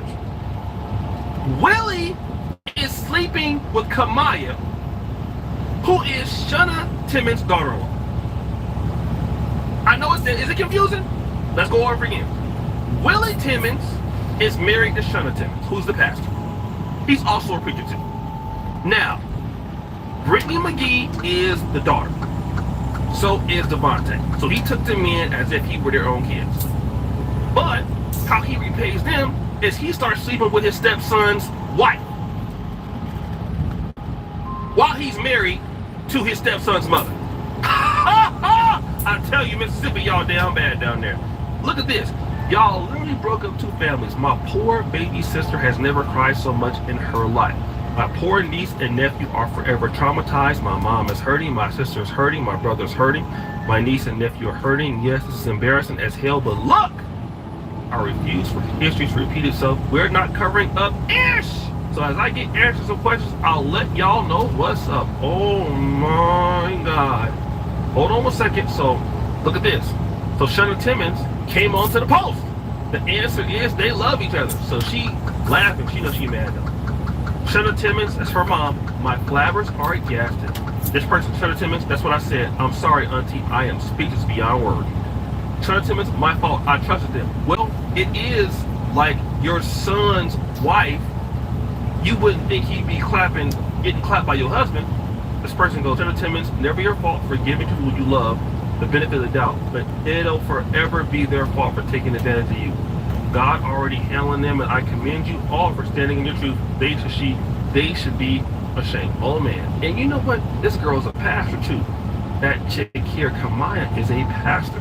Pastor Willie Timmons is sleeping with the executive pastor Kamaya Washington and has been for 2 years. And Kamaya is their daughter-in-law. Yes, he is her husband's father. Just all kinds of mess that God is not going to bless. Shana made a Facebook post calling out and tagging her husband and Kamaya, saying, day 2, after finding out my husband is cheating with Kamaya. Later taking that, yes, it was. I saw it, but I couldn't get it fast enough. The congregation is in shambles. And guess what? All of these are pastors. Shana, Willie, and Kamaya are all pastors in the church, and all y'all That's what happens when the women are pastors. They ain't supposed to be. Now look at this. Here is Shana and Kamaya together. Kamaya just last year, knowing that she is sleeping with her husband. Ma, girl, you're aging like fine wine. Happy birthday. Y'all help me wish my girl a happy birthday. The whole time she is sleeping with her damn husband. Tell me that this is not so damn bad, guys. Come on, pastor. You messing with another pastor in the church? And you know he married? And then you don't want to go on Facebook and even defend yourself, you being all quiet and stuff. Cause you know it's true, and you've been getting your cheeks slapped for 2 years straight. Hey, just got a question, Pastor. Can I get next? Just playing. No, I don't want you for real. But in case you change your mind, or I change my mind, PlanetOshare@gmail.com. Next story. I just imagine that you, as a dude, was cheating on your girl, and she found out. What would you do if she did this? Summer savings are here at Going Gone by Dick's Sporting Goods. Score up to 70% off styles from top brands like Nike, Adidas, Jordan, Kalia, and more. Join Scorecard to earn points and rewards and discover new arrivals every week. Find a store near you and save big at Going Gone. At Vistaprint, we print signs so people can see your brand up close. But we also print signs so that people can see your business here. See it here, and see it here, so you stand out. Even when they're way on your girl. And she found out. What would you do if she did this? Family, you see this beautiful woman here by the name of Naisha Wingo. Of course, we are in the great state of North Carolina. Shout out to the North Carolina beat for this story. You guys in North Carolina have lost your damn mind, as usual. But this young lady here is actually arrested. What did she do? She allegedly found out that her man was talking to someone else. According to the court documents, after that, she started to crash out. On May 21st, police were called to Merrick Street for a medical call, but what they walked into was a full-blown domestic situation. Because y'all don't know how to keep y'all hands to yourself, because y'all be so damn bad out there. Now, her boyfriend, Messiah Williams, stop the show. Come on, brother. Your first name is Messiah and you cheating? How you gonna be named after the Lord Jesus? And you out here cheating. Messiah told the officers that all the problems started after she went through his phone. She found something that she didn't like when she started punching and scratching him. Okay? Now, Williams said he tried to get her off of him, but when they did, they both fell to the ground and she busted her lip. No, your ass probably hit her in her lip. Okay? After that, he stepped outside. That was smart, right? You gotta, when you have somebody down bad like this, you gotta call the police first because they'll come get your ass. He called 911. She followed him and pepper sprayed his ass in the face. She has been arrested and charged with misdemeanor domestic violence. She was released on $5,000 bond and ordered to stay away from the boyfriend. But you all know he going back. Look. Where are eyebrows at? That's all I gotta know. Listen, y'all better stop playing with these chicks. It ain't gonna, the next time, it'll be a gun. Now bring Naisha's face up here. Naisha Wingo, I believe that's her name. Bring her up there. It seemed like he whooped her ass. I don't know why her lips is like messed up. It seemed like she sprayed him and he hit her ass back. I don't know, family, but it looks crazy. Like, why don't you just leave somebody if you gonna do all that? Why does it matter? Why y'all going through this? It don't make no sense. You're not making that much sense, okay? I don't know why y'all are doing this, but y'all need to stop. These little dysfunctional relationships, and of course, you know where she's from. North Carolina. What's the states, family? Let's count them out. North Carolina, Georgia, Tennessee, Florida. All of y'all are always on my show. Because y'all so damn dusty, don't make no damn sense. Y'all need all the prayer. Next story! Speaking of Georgia, this happened there, okay? Imagine your father or mother dies. They've worked hard all their life. Nice home. They die, and 2 days later, after they're dead, this happened. Squatters have taken over their childhood home just days before it was supposed to be sold. Our Chase Howell spoke with the family who says the situation has been heartbreaking. We going to party. You know it's time. From inviting people on Facebook to pool parties to posting videos on social media from inside this $500,000 home. One family says squatters have taken over. It is a nightmare. These videos and advertisements are so far-reaching that we received a call this morning from someone in Florida that said, hey, seen your dad's property on the internet. Lisa, Kevin, Marcus, and Marlene grew up in the home. They say it was just last week their dad passed away. And not even 48 hours later, the squatters came in like thieves in the night and took over their childhood home. It pisses me off tremendously. After learning about the squatters, the siblings called the police, and according to the incident report, the people inside the home supplied a lease. Then later that same day, Kevin went to check on the house and was met by a group of guys. They started making threats against my life, and one of them told his friend to go get something, and he came back with a rifle in the doorway. He didn't point it at me, but they made threats against my life, and they made it known that I might not walk out of there. I went up to the front door to see if anyone was home for an interview and to see the lease, but no one answered. A little later, I saw a car pulling out of the driveway, and I met them in the street. Do you live here at all? You don't? Do you know who does? Are they home? Okay, because I'm trying to get a hold of them because people are trying to say that basically they're squatting in the house. Do you have the person's number that lives there? You don't? All right, you want to go on camera to talk about it? I'm hearing my father's voice. Marcus says he's frustrated, not only as one of the homeowners, but as a lawyer. He says he's heard about cases like this, but never thought it would happen to him. It's infuriating to see people in that home destroying it and partying and inviting other strangers into that home. And as we were sitting around talking after the interview, Lisa received a voicemail from the DeKalb County Sheriff's Office. He now has 3 days, so not including the weekends, he has until Monday to take to answer. Yes, DeKalb County. Yes. That's how I feel. In DeKalb County, Chase Howell, 11. I don't even know what to say. The UYNs out there, y'all are gonna take over the property, advertise parties inside the property, move in, then have a rifle inside the property. And y'all can't get these YNs out the house. This is DeKalb County, Georgia, which is basically outside Atlanta. I don't want to live down there with y'all. I'll stay right here in Africa. I'm sorry, I'll just stay here. Y'all don't have no sense. I hope they get y'all asses up out of there and lock your silly behinds up. Next thing! Guys, we had a great show today. We had the female pastor who was clapping the cheeks. We have the young sister here, I believe her name is Naisha, who basically got her lip bust after she sprayed her boyfriend with pepper spray in the face. Then you got those Atlanta YNs who just moving in, tearing up stuff. Who should receive the Dusty Award of the day? Jeopardy music!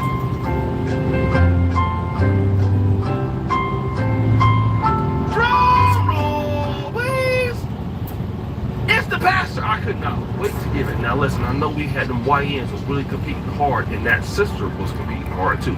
But the pastor, he preaching up there every Sunday, and you sleeping with the dude in the pulpit that's also married, and his wife is a preacher too, and it's been going on for 2 years, and you haven't brought your ass on social media to explain yourself.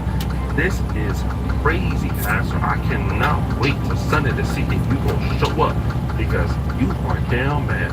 Throw that dust on it.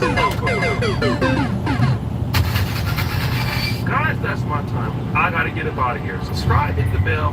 It's your boy O'Shea D. Jackson, Destiny's Network. We out. Bro, the level just started. Throw that Already dust overrun. on. I gotta take these guys out. Bill.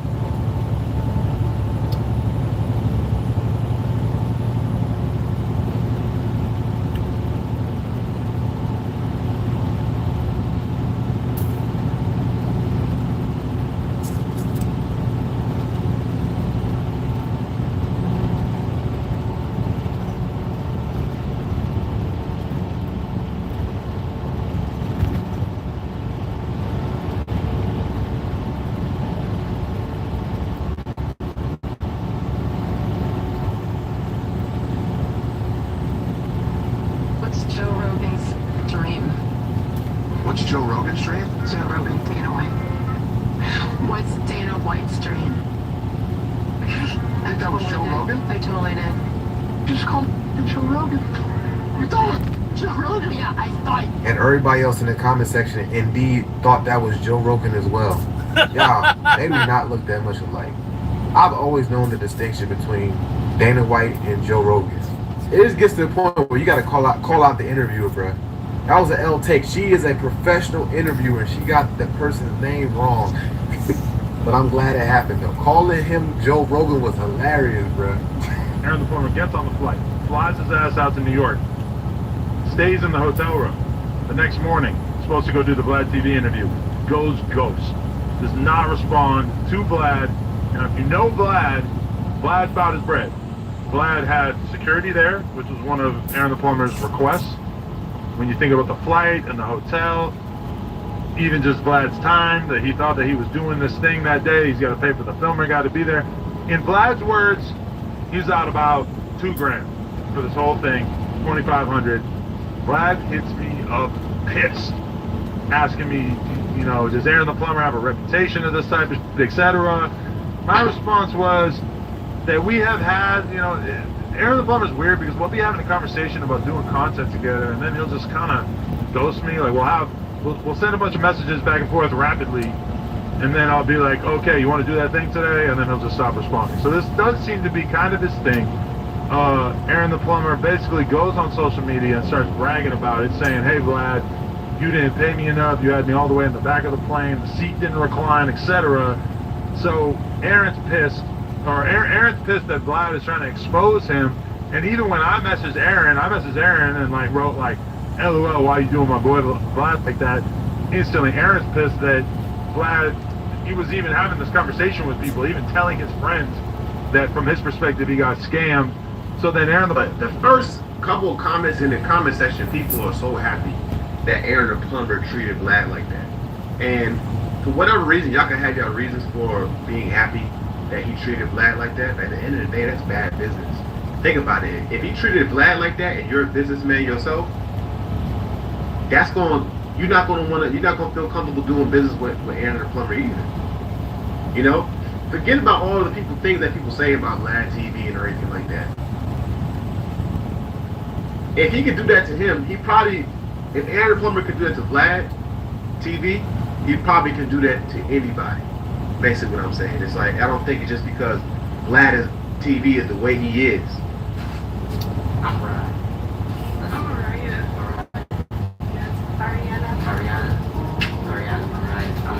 Mariah. How you spell it?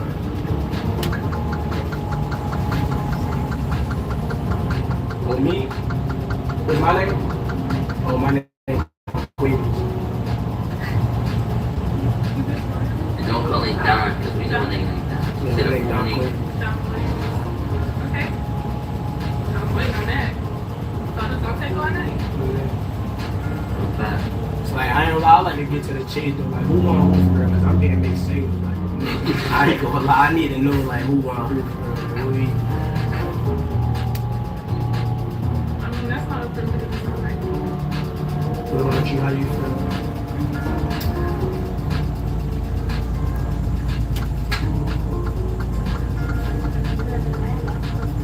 See, and that's another thing where we lack. These streamers be having anybody on their stream, bro. They got two random women that don't nobody know about. I can understand it was a collab or something like that. Two random beautiful women who don't nobody know about, and they look like they strippers. I just keep it 100. They look like they strippers. They talk like they, based on what her response sound like something. That's what we're saying, bro. We're saying. Can you tell which app is a trap? Google Play Cam. Download apps, not traps.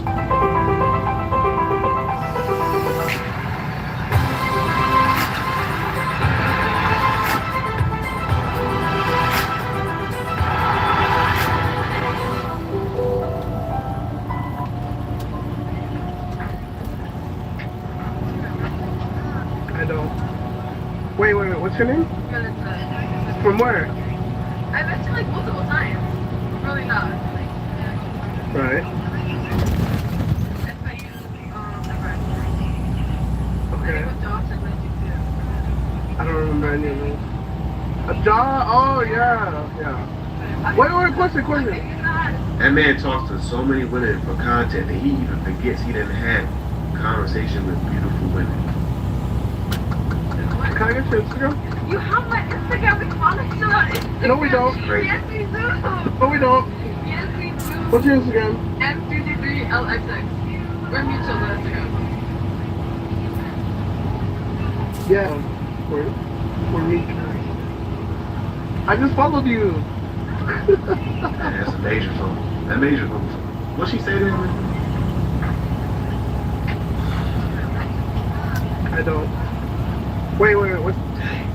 Major phone. But at the same time, it's just like, and the truth of the matter is, if you're talking to a lot of women and you have many options, it's not really that much fun. You might look at, oh, that's a phone. Really big. So if you got 10 different women that think that they're your girlfriend, one more ain't gonna make no difference. Like, excuse me, sir. How you doing? What's your name? Delon? I think she tried to pop it. Hold on, she got it. Ah, damn. Hold on, one more time. Here we go. Yeah. Were you keeping yours? Oh, I just be staying there. Why you popped yours? Because he has yet to pick up the soap on the floor. Oh my God. Okay, why'd you pop yours? You really did? What did you? Is that what you're looking for in every video? See the hip ratio. All right. What about you? You're like still. Oh! Still. At first I was like, he cute, but didn't you cheat on my homegirl?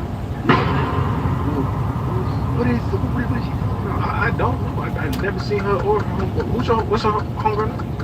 You know who she is.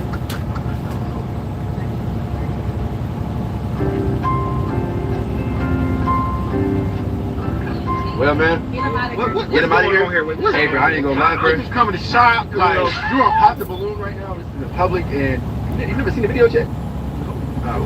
we shopping, bro. Why do you think you stand there like that? Like, bro, if somebody come up to me with a whole bunch, bro, that first of all, that's random. But I see a cameraman come out of nowhere, bro. I'm getting out of there. Like, what are y'all doing, bro? You ain't about to embarrass me for some content. Like, that's just not happening, Slim. I ain't let that happen. Like, you ain't and you ain't paying me. At least pay me at least $50. You know, and then I ain't asking for much. Pay me $50. And then you have your content. I'm not about to get embarrassed for free. I ain't about to get embarrassed for free. Hey, do you know what that is? The weekend. Oh, that's the weekend? You know a lot. Well, I like to think I do.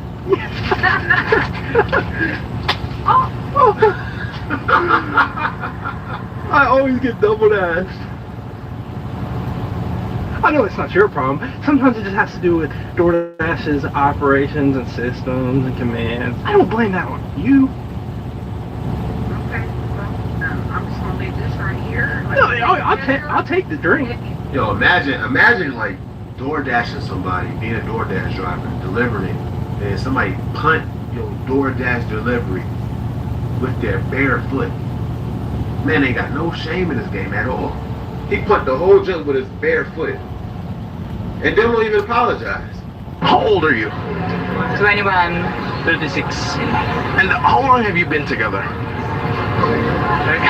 Should be a just friend. Oh, lie. Don't lie. What? What? I don't get it. What's going on? We meet a few days ago like friends. I thought that we were together. Till Hey, are you together or not? I thought that we are by now. What made you think that you were together if you just met 3 days ago? Because we didn't met 3 days ago. That's a lie. I mean, there's probably a situationship for him, but I thought we're together. Hey, bro, why even sit down and do the interview if you know that you don't really want to talk about what's really going on with your relationship? Making the show all the time. In a relation and without the relationship. So. Yeah, and that's the problem now, so that's why we are not together. Okay, so y'all are just friends now. It changed from minute to minute. He broke a relationship up. He really didn't break a relationship up. It's just like, yo, that's crazy. Don't say it anymore. It changed from minute to minute. Crazy. No, it seems like it changed for you. So this is news to you. Definitely. But how do you even move forward from this point? I don't know how. I really don't know what to do. This is crazy. I don't know if that was a joke or like you were serious. No, actually joke. It's a joke, right? You didn't seem like you're joking. How old are you? I said she ain't going nowhere. She's gonna stay. She's gonna want to stay. You know how women are. Yeah. Come on now. It don't matter what the truth is. It depends on how she feels. The truth of the matter, she still has so much feelings for him, regardless if she's in a situationship with him or a girlfriend relationship with him. She's gonna stay regardless because she's in love with him. She made herself just now believe that what he said wasn't the reality, which it is. Somebody in the conversation said, sat down to the interview. Why he even did the interview? He probably didn't know he was going to ask questions like that. I got it. You kept it. I got it. It's light or it's good? Nah, it's heavy, but it's like Brooklyn and Bottle. No, I got a shit. Alright. Okay, don't do too much because we don't know how to talk to real. It ain't heavy. He doing a lot of reps. If it was heavy, he wouldn't do that many reps. You didn't do it? Yeah, every day. Oh, yeah. The most I've done is like 480. Okay.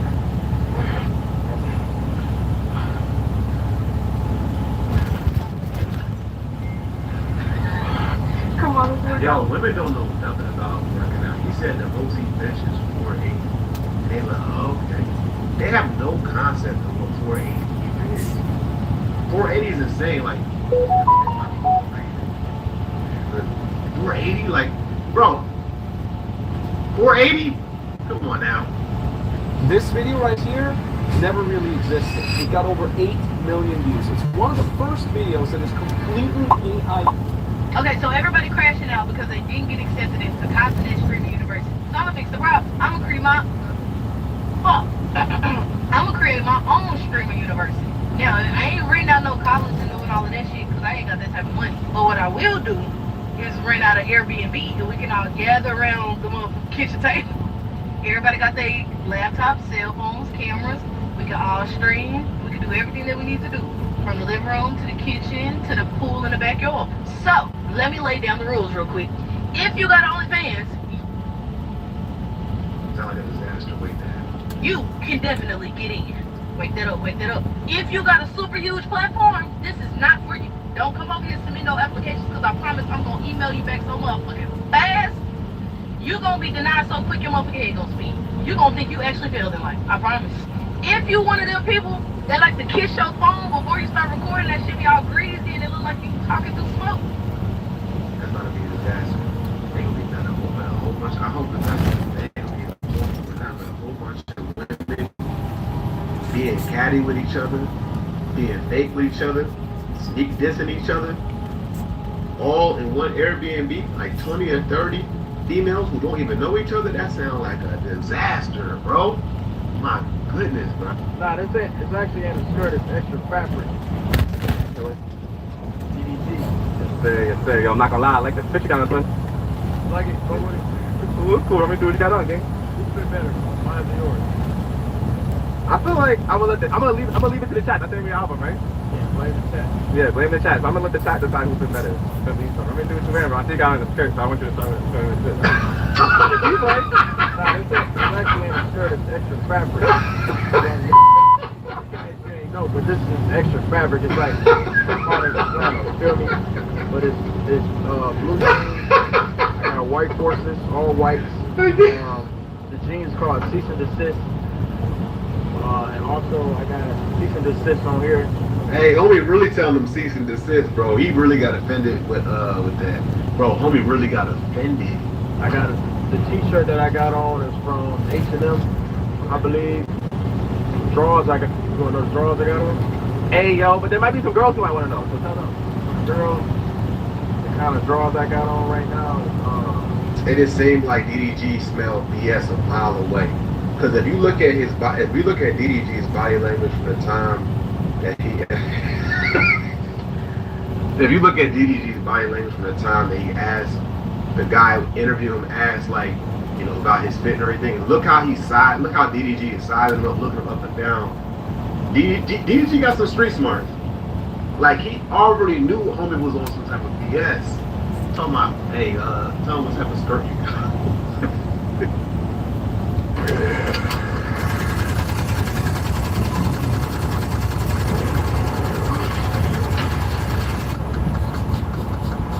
Okay.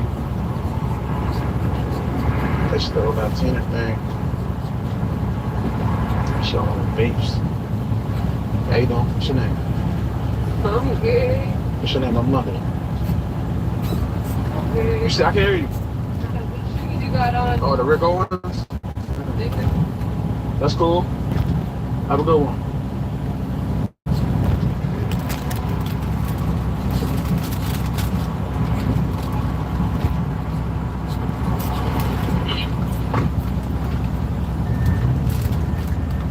What you mean, wait? Where you going? Nah, you said making fun of my shoes, right? But you say Rick Owens, right? I did say I that. thought they was Vans. That's my bad. What's wrong with Vans, though? I just don't wear Vans. Okay. Come over here. Let's look at your fit. Come here. Let's look at this fit you got on.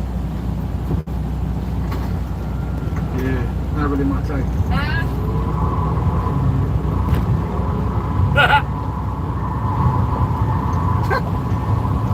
Subscribe to the channel. God, you know, I'm keep on exposing. Change. What's this? She's super thick. say something to her.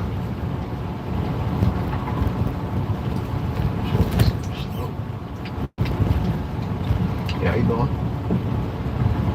How you doing? What's your name? In London. What's your name? I mean, well, I'm just asking for your name. God bless us. All of us are one, so what's yours? Not interested in something? I mean, you don't even know what I want, though. Alright, so have a good one then.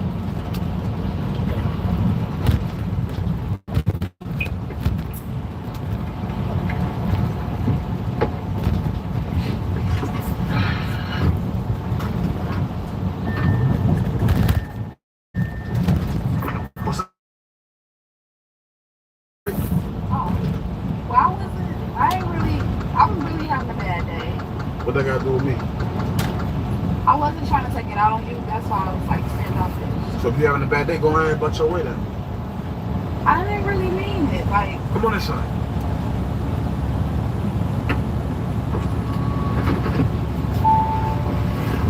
What you mean you ain't mean it? I was having a bad day. So if you're having a bad day, then what you right here for? Because I want to apologize. Okay. Listen. I apologize. I didn't really mean it. You know, come off like that. Why you taking your bad day out on me? I ain't did shit to you. I know, that's why I'm apologizing to you. Apology is for action, not words. Right. So what can I do to make it right? You tell me. What can you do? What you willing to do? Can we go for a ride? Go for a ride for what? What do you say? It's what we talk. We talking right here. We ain't got to go for no ride. Alright. I mean, you have a nice car. And you got some candy in your front seat. No, you can't. It's bad for you. I like saying it's only good for me. I ain't being mean. I ain't being mean. I'm matching energy. I'm matching energy. What I'm best at doing, matching energy. I'm just saying I apologize. I understand, but you're not hearing what I'm saying. You gotta show me that you're sorry. Don't tell me. That's what you're not hearing me. I'll show you the car. How so? I just told you we're not going for no ride. We about to sit right here. You don't deserve to get no ride in my car. Wow. Why should I give you some of my time? Because I apologize. You actually, now that I'm looking at you, actually, nice looking guy. I mean, I'm the same. I was just walking though. So what changed though? I really wasn't looking at first. But you wasn't looking. No, I was on my phone. Well, I guess now I can act like I ain't looking at, huh? Why is you acting like this? And I'm not acting no way. Really? I'm at your energy. I'm not supposed to be doing that. Why not? Because it was an accident. What's up? What you want? What you over here for? What's up? How your day going? It's going good. I mean, what's the problem? I don't have no problem. You did. No, it wasn't towards you. I was in my phone. So, okay, I get it. You apologize. What do you want? Why are you still here? What's up? Because I want to make it right. I don't like having, I don't want to be on. Hey, look, don't waste my time. That's all I'm going to say. Okay, I don't want to be on. Well, hop in then. I just said hop in if you want to get in. That one, coach. Damn. I ain't thirsty as shit.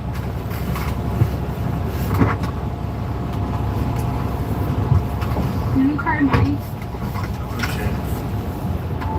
What's your favorite color? It's nice to know. So what's up? You want to go out on a date? Is you paying? I mean, if you driving a Lamborghini, you should be paying. Why? What you mean?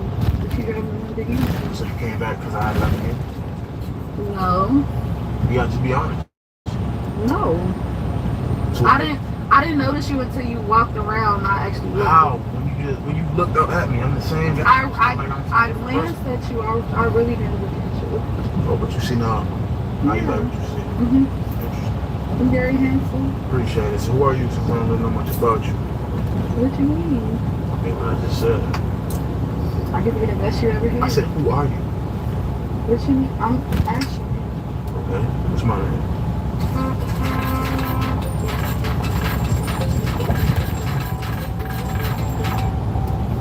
What you mean? I'm Ashley. Okay. What's my name? I didn't get to that. I told you over there. But I'm not listening. No, I didn't hear you. Because I was in my phone. I'm sorry. What's your name? London. I have a nice name. Where you from? Chicago. Chicago. How long you been in Houston? For a couple of days. So you just moved here, you visited? Oh, I just moved here. So you just moved here a couple of days ago? Mm-hmm. How old are you? How old I look?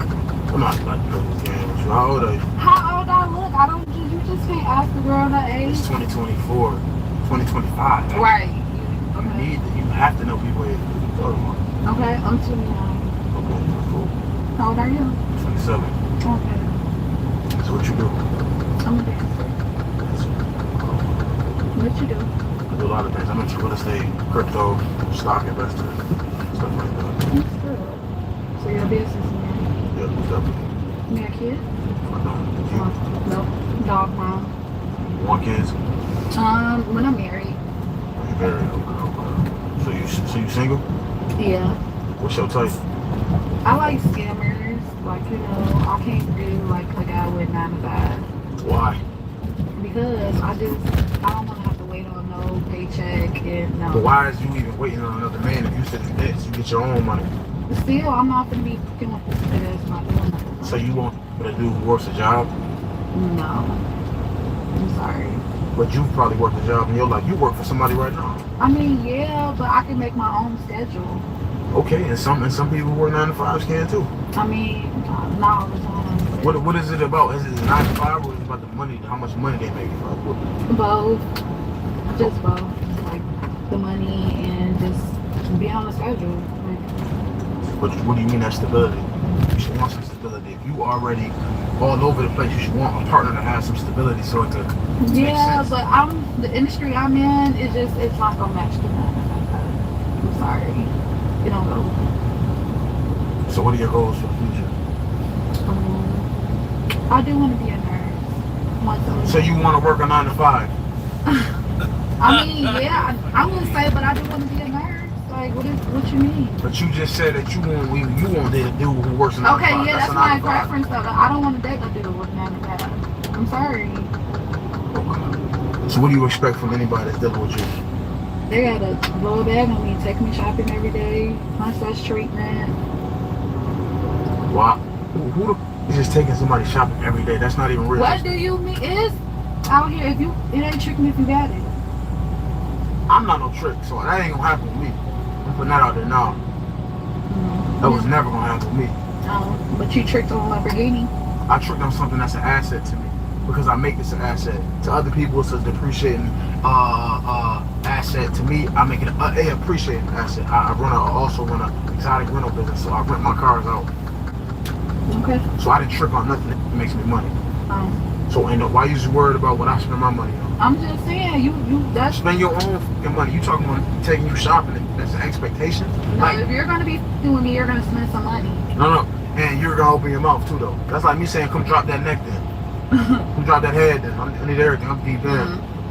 Yeah. It ain't that easy. Oh, but you want to just spend his money like it's that easy, though. Yeah, it ain't tricking if you got it. What you mean? So you spend some money. Be out here showing money. You out here flashing a Lamborghini. What you mean? I've never flashed anything. I never said, "Hey, here's my car." I never sprayed money on my arm. I ain't that type. I'm in the street type. If you know, you know.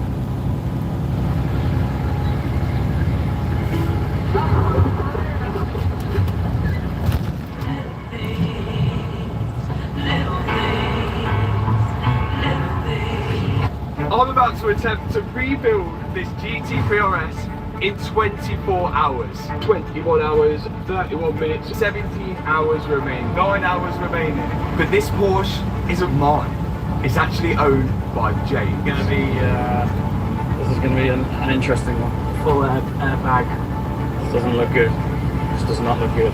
Or better known as Mr. JWW. Some of you might know that he's attempting to do a sub 7-minute lap of the North Line, and whilst out training for it,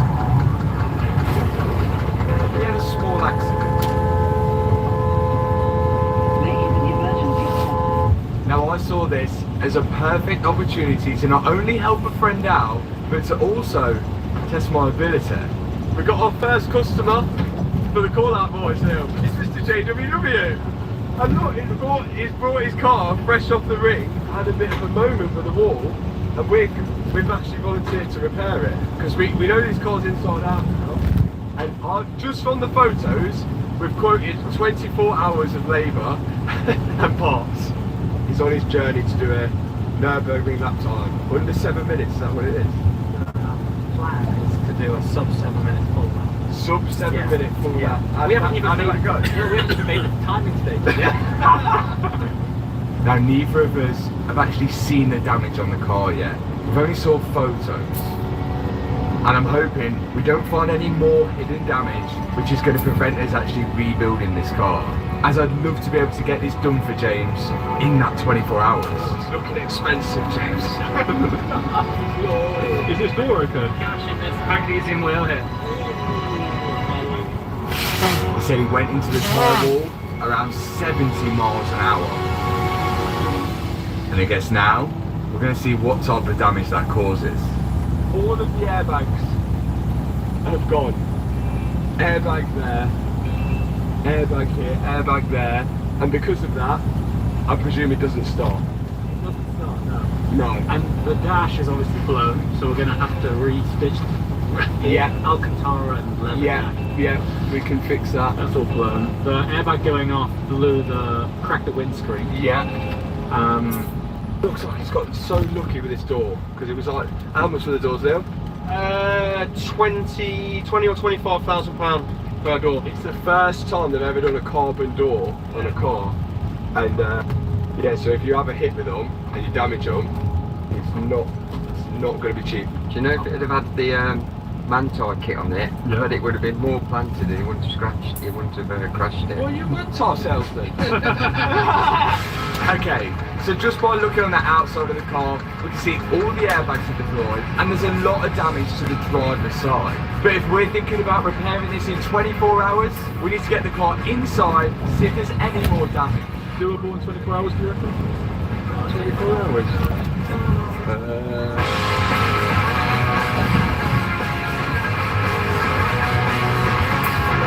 As soon as we touch this car, our 24 hours starts. And this is 24 hours of labour, not 24 hours time. So every time we start touching the clock starts ticking down. Are we ready? That's not hourly rate. Should I press it then, tell him? Yeah.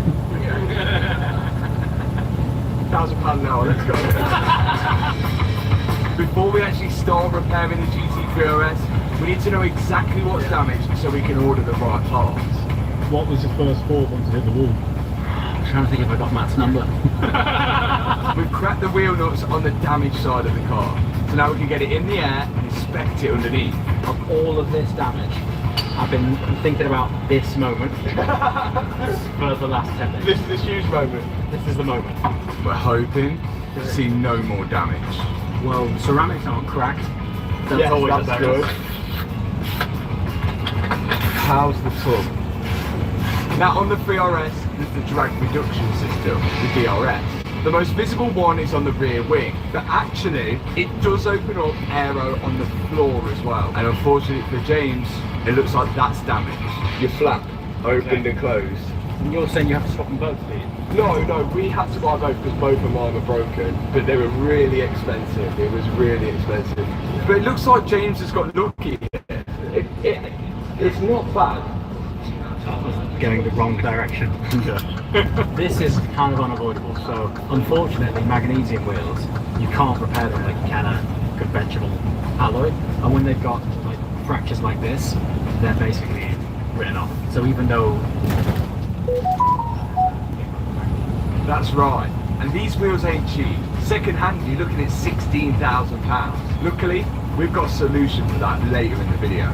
But actually, looking underneath the car, it's got away lighter, as there's nothing else that I can see damaged.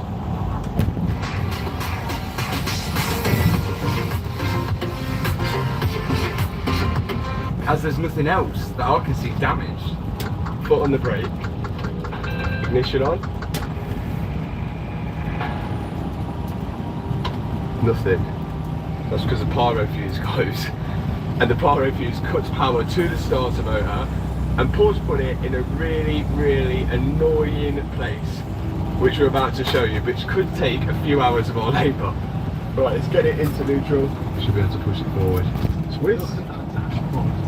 When a car crashes, and the airbags deploy, the ECU sends a signal to the pyro fuse to cut the power going to the starter motor to stop you from starting the car again. All of you guys will know this, and if you didn't know this, well then, now's a good time to subscribe, because I guess you learned something new.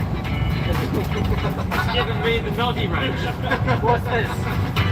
So our goal is to get to that pyro fuse, but to get to it, it requires us to get the whole dashboard out. So we've got James on the tools, working away at getting the seat out. And that's both of them out. So this airbag is underneath all this dashboard here. This airbag is deployed, two curtain airbags deployed, but to get to this, you've got to remove the whole dashboard and also get this lever repaired as well.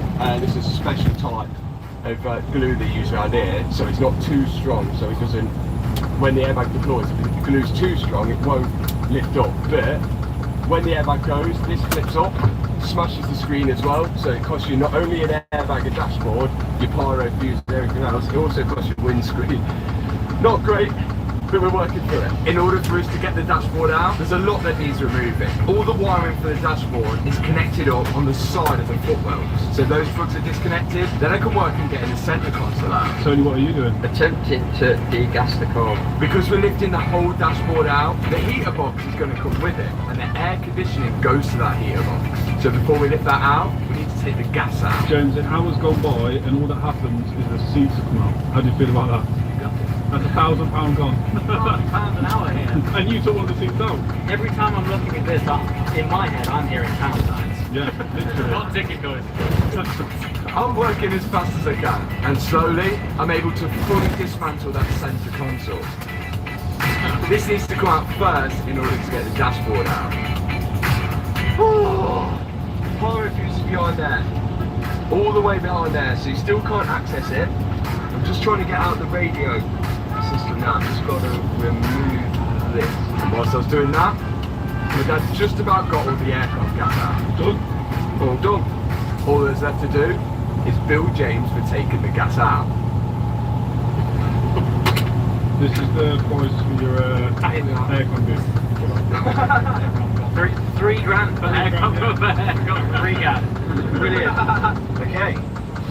That's the airbag module. Luckily on this we can reset that with the OBD, we don't have to actually send that on. You've got these 2 bolts for the dash here, one there, one there. You've then got 2 bolts on the side, one there, one there. Same bolts on that side, and Liam's just undone 2 bolts underneath the bonnet. So that should be everything. And then we need to undo the steering rack and should lift all out. But before we got onto that, we needed a plan for the bodywork. Body shop's here. Allied Automotive, we need your opinion on that. What do you think? Well, yours is a lot worse. Yeah, mine was way worse. Both sides. But feel here. It's always the Looks expensive. You can charge whatever you want with this one. So. Yeah. Disruption you'll cause, change in order. Yeah. You're going to be better off with that. Yeah. You reckon you can do it? That's good news for all of us. But what about the door? Let's see how much it's actually saving. Wild. Okay, this car has PPF. Oh, no way. Oh. There is no way that saved us. Oh my god, no way, it's on brand new. I cannot believe it. Yeah, it's fine. I cannot believe that. No way. And it looks like the paint protection film has done its job. That whole door is pretty much untouched. Now, let's get this dashboard out. 2 bolts on one side, 2 bolts on the other, and then my dad and Liam are working away at stripping apart all the parts we need to remove underneath the bonnet. First off comes the strut brace, then the battery, then they need to remove the battery tray. And remember, the car won't start without this battery tray in, because that module underneath it is the fuel module. The coolant hoses and the aircon are going to the heater box in the back, which do all your heaters and your air conditioning inside, and that's all going to come out with the dashboard, because that's how you have to do it with Porsche. You tell me any other way, I'm going to say you're wrong. That's the aircon line disconnected. Now it's the coolant feed and the coolant return hose. I'm using these clamps here so we don't lose loads of coolant out of the cooling system. Then, when we disconnect these coolant lines, we should only get a little dribble out of the heater box, which should save us having to bleed the system later. Yay! Both off. And now, the dashboard's ready to come out. It's just your whole dash. It's just look like coming out of the car now. And you can see the whole thing lifts out as one. So random.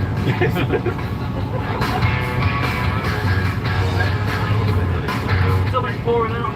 I bet it's a great view. That is the dashboard out. Ludicrous, man. Yeah. Now have a look at here. So where's this pyro? There's your pyro fuse in there. The pyro fuse is in there, and that's what's stopping you. Alright, this feels almost illegal to know, but our windows were so old and just desperately needed to be replaced. From starting the car, so... They don't make it easy, do they? No, not at all. Right. There she is. That's it. And all that's doing there is the power from the battery, which goes down here, onto that, and allows all this body electric to power up. But the one thing it's stopping the power going to is down this wire here, which goes directly to your starter motor. And that's why it won't start. So if you took that off and moved down to the other side, it would stop. I have no idea why Porsche put the pyro fuse in this location, as when all the airbags do deploy, this adds a bunch of labour to the cost of getting the car back on the road. And on top of the airbags deploying, the seat belts will also lock out. That's another part that we need to remove. Right, next step. We have got the seat belts. Where are the seat belts? The seat belts, which are here, they're completely locked out. So they're going to need to be sent off or get reset because these knock out in an accident to hold you back into the seat, even though the guy wearing them was wearing harnesses. To get these out, we've got to take the roll cage out so we can get all these panels off. And on top of that, we might as well get these curtain airbags off, which go down and sit behind the rear door card. So let's start removing all of that. First out is the roll cage. Cage out. Now I can start removing all the trims and the rear door cards so I can access the seat belts. Seat belts are out. Now they're going to the seat belt lady. Seat belt lady. What colour? 24 hours, please. The seat belts are going to be sent off to the airbag team to have the explosives reset on them. Now we've got to lower the roof lining down so we can access the curtain airbags to remove them. There's 3 10mm nuts at the back holding the actual explosive canister to the chassis of the car, and then the rest of the airbag is held in with clips along the A-pillar. I'm removing one side and my dad's removing the other.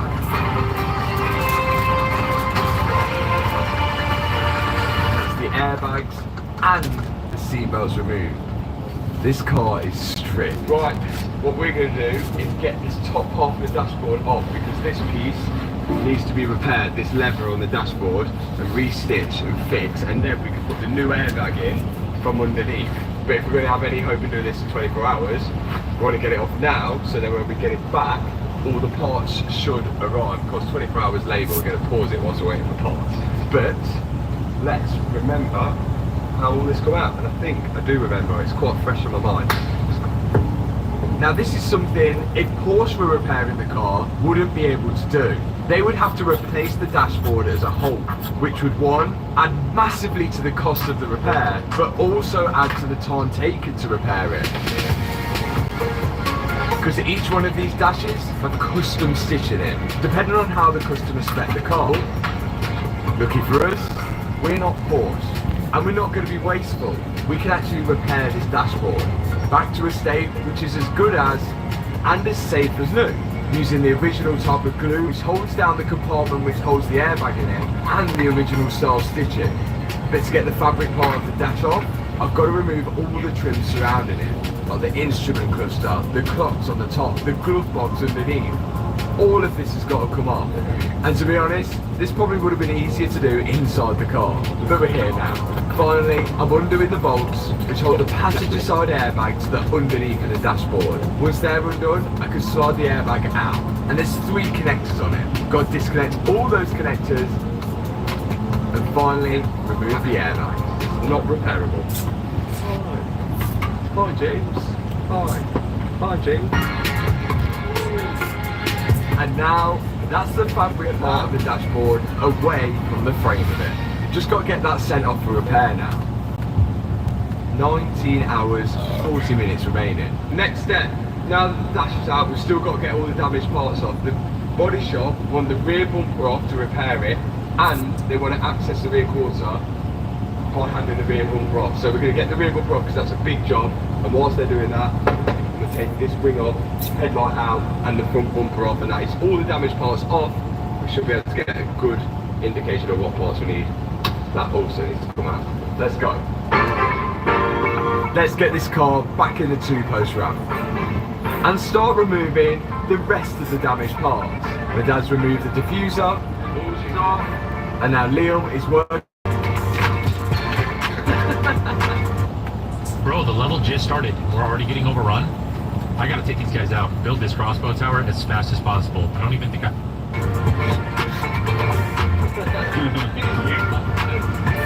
Anything damaged is coming off the car, being noted down, so we can make sure we can order a new one.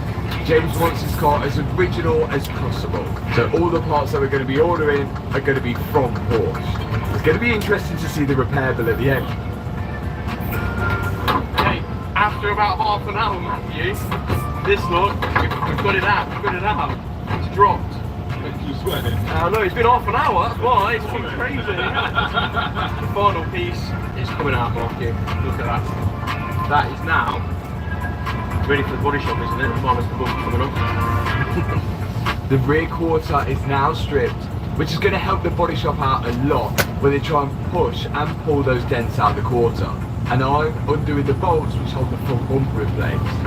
And I'm going to work out what's salvageable off it and what isn't. It's off, lights out, bumper off.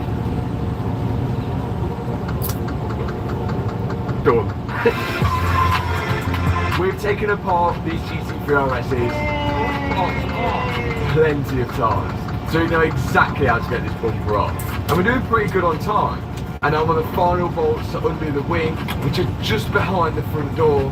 And once that's out, we disconnect a few of the wires, and that is most of the damaged parts off. 6 hours in, and we've done a full strip down. Everything that needs to be stripped down is stripped down and off. All the damaged parts are off bar the wing mirror. Not bad. So this car now is going to go to the body shop because the body shop have got the biggest amount of work to do on it. So whilst we wait for the dashboard to be fixed and everything like that, we might as well replace this pyro fuse so we can actually put the dashboard back in place. So this is the only reason why the whole dashboard had to be removed. Else we could have just took that leather top off with the dashboard in place. But when these must.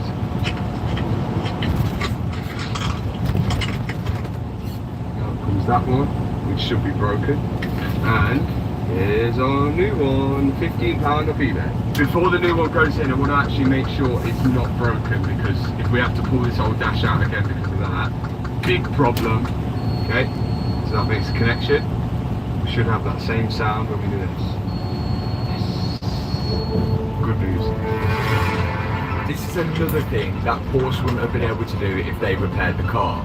They don't sell the pyro fuse separately. They would have had to replace the whole fuse board, which again adds more cost to the parts list. But with that pyro fuse in place, I now can start lifting the dashboard back in. Here we go. I already know I can lift all the fabric and the airbags into the dashboard without having the full frame out of it. So I might as well put the frame back in the car and connect up all the bolts whilst I can, being as efficient as possible. So that's pretty much what a dashboard looks like without all the instruments on it and the leather top. We're connecting back up the coolant lines and the aircon lines at the back, so that when we get the car back from the body shop, we don't have to waste time connecting all this back up. I also need to remove the door card on the right hand side, and that's because I need to remove the damaged wing mirror. Once the door cards are removed, I can access the bolt to get it out. That's job done. That is ready to go to the body shop. Off it goes. Now, we didn't actually have the timer on for the body shops work, but I'm sure they'll give us a bill at the end of it of how long they actually spent getting out all the dents and painting the 3RS.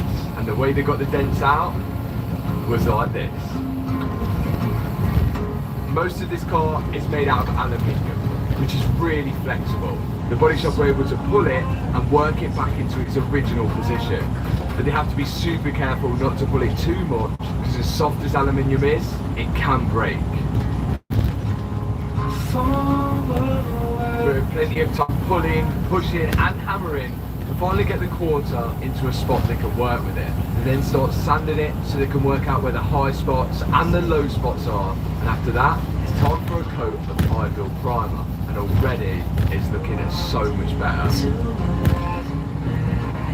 Again, if Porsche were repairing this car, I would guess that probably they won't be able to do this type of repair. They'd maybe just quote for a complete rear quarter, which again adds to the labour cost and the parts cost.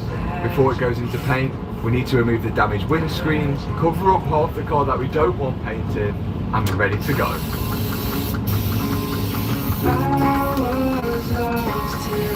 On goes the first layer of the orange.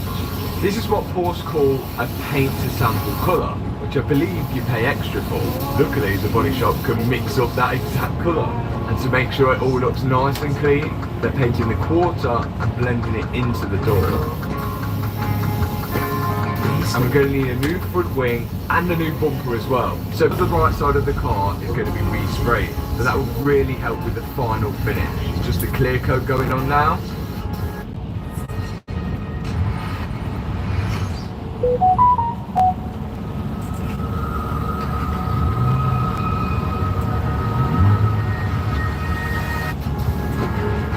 And the body shop have completed their work. Back to us. Here she comes! Now we're not going to restart the clock until we start work on the car, and I don't think that counts as pushing it. That does not count as work. Oh, looking brand new. Oh yeah, the paint is so fresh we can smell it. Oh, look at the quarter. What a job, boys.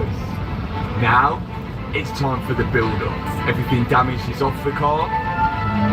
It's time to make it complete again. Over 17 hours remain. The clock is not ticking down because we're not working on the car just yet, but I'm about to. The dashboard has been fixed by Auto Trim. All this has been repaired, re-levered, and actually re-glued with the special glue that you need for the obviously the airbag to deploy again and it for all to be safe. So that is all repaired and good and ready to go in there. All we need to do is install the airbag to the bottom of the dashboard when we do that. We can't forget that, else we'll have an airbag right at the dash and we'll have no airbags in the car. So here's all the airbags. I think we've got steering wheel, passenger airbag and 2 curtain airbags. My next step, I think I'm going to build up the whole interior just to make sure this car actually starts, because we've never had it started since it's been here, and now we replace the pyro fuse. Then at least we can drive it, move it around, and then we could begin building up the exterior. Just under 18 hours left. We're doing good. I think we're doing not too bad at all. Let's get stashing. The frame of the dashboard is already in, so we've just got to lift the lever onto the top of it and bolt it all together, making sure that all the cables and things like speakers route the correct way underneath it.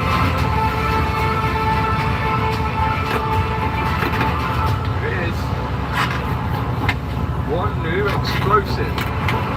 The next job is the passenger side airbag. The reason we had to get the dashboard repaired, this bolts in from underneath. 4 bolts which hold it to it and 2 bolts which hold it to the frame of the car. Then there's 3 electrical connectors that we've got to plug onto it. After that we can move on to things like the speakers.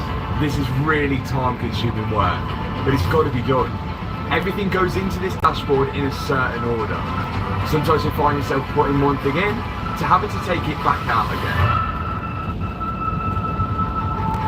All the top half and dash is in, airbags in, glove box in, cup holder back in, screens back in. Liam's just de-wiring the Race Logic lap timer thing because James wanted to take that out for now. We've still got this centre console to go back in. That's all wired up and connected. I've just got to put that up there, bolt that in.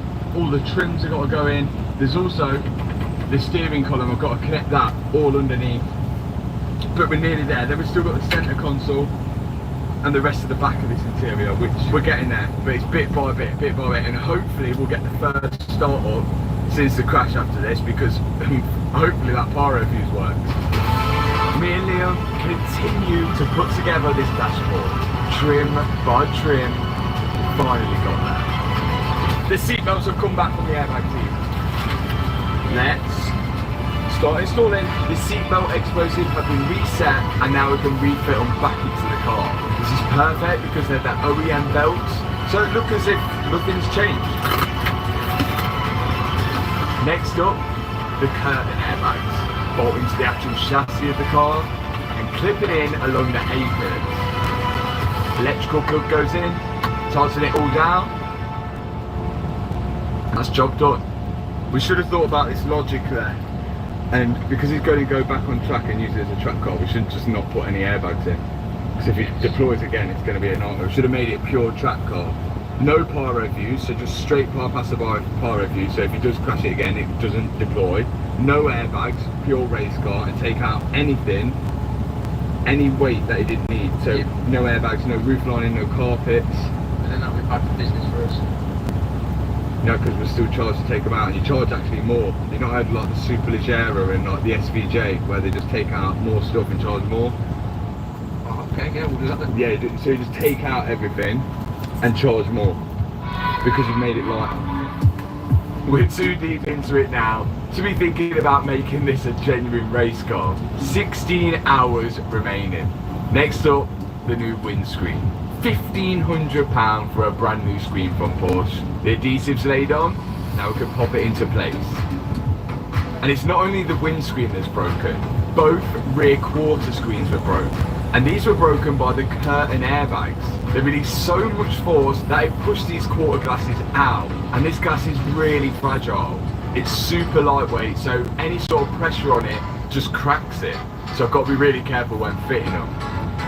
But once the quarter glass is in place, I can go back inside and start fitting the rear quarter trims in place. Which now leaves me with a centre console that I've got to put in. Again, all of this stuff only goes in one way. But because I've done a few of these now, I'm getting pretty fast at doing it.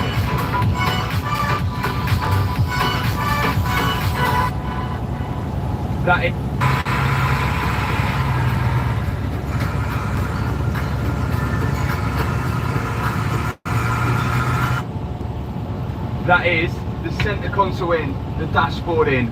We're missing the airbag at the minute, we're going to put that in. I've still got all of this roof lining to put in, the roll cage, the seats, but we're working through it. It feels like very, very slow progress on my own, but I do seem to be making progress, which is good progress.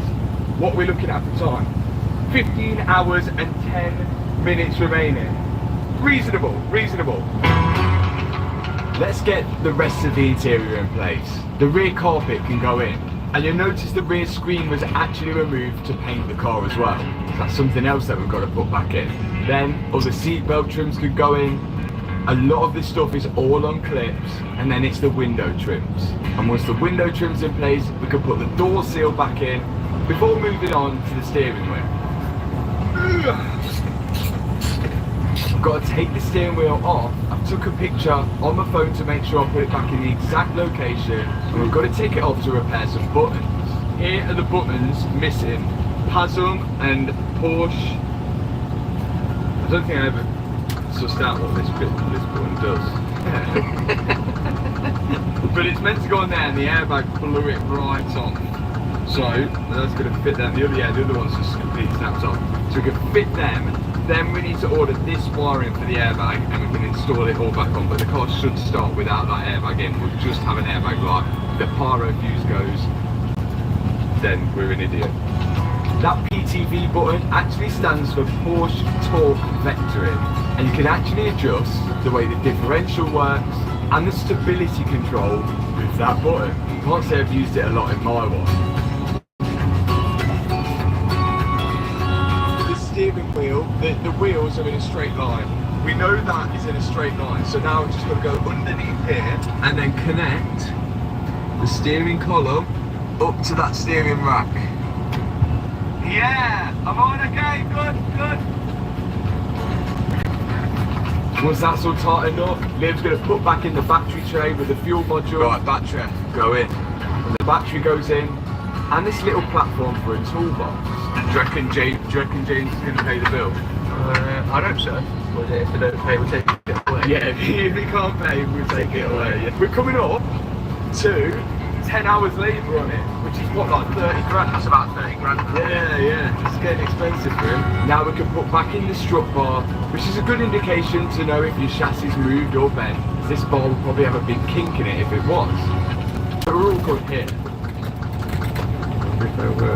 Doesn't matter anyway, because we don't know whether it will work or it won't work, because we don't know what to do, so...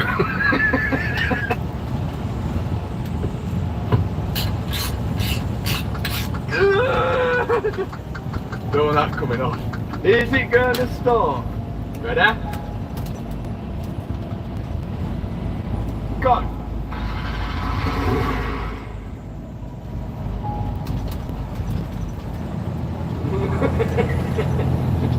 Did you come away? I've not heard a Porsche do that before.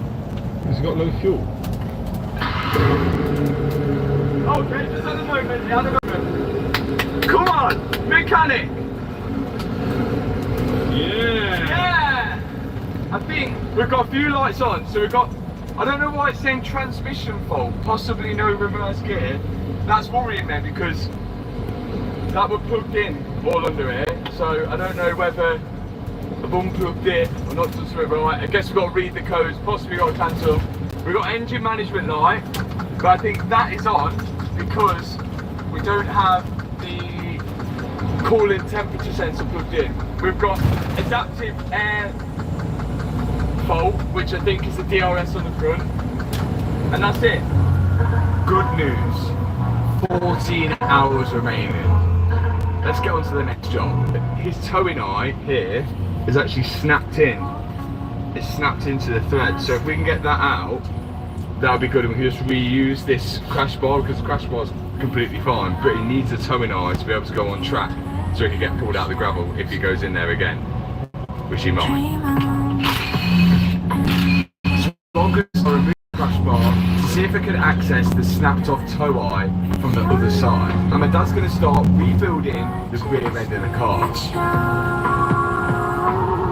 I couldn't get to it through the back, so it looks like we're drilling it out. Now I've got a self-tapping screw. I'm just going to try and screw the self-tapping screw into it, and because this is opposite thread, when I'm turning this right, it should start pulling it out. All of this is taking precious time, but I got the self-tapping screw into the broken toe hook, and it was only moving a little bit. Meanwhile, my dad was putting in the air intake in the back, and then some of the arch lining. Right, we're going to try and just completely drill all this out. It looks like it's coming out, guys. Oh yes! Go on, Leo! Go on, Leo! Oh, look at that! That saved James loads of money. Should we tell him that it took longer to do it as well, so we get labour? Yeah, so we'll just say we'll have to charge him for it. We'll just say it's a new one. Yeah. Yeah, so we have to do a new one.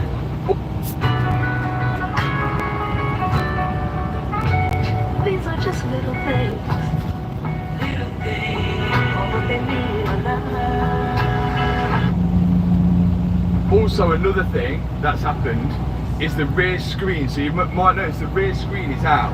Now, when it went to paint, we wanted to get the rear screen out, but whilst the rear screen was being removed, we know how fragile they are, it made a little crack in it.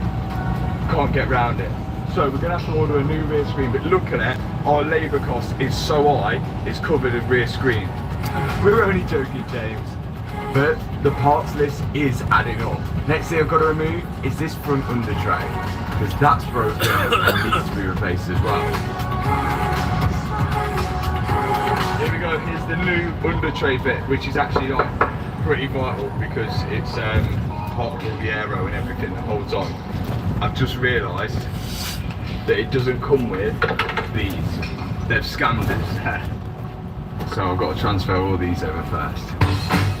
Once the said clips are transferred, I can now fit the front under tray. And I've got to remove this broken part of the floor DRS system as well.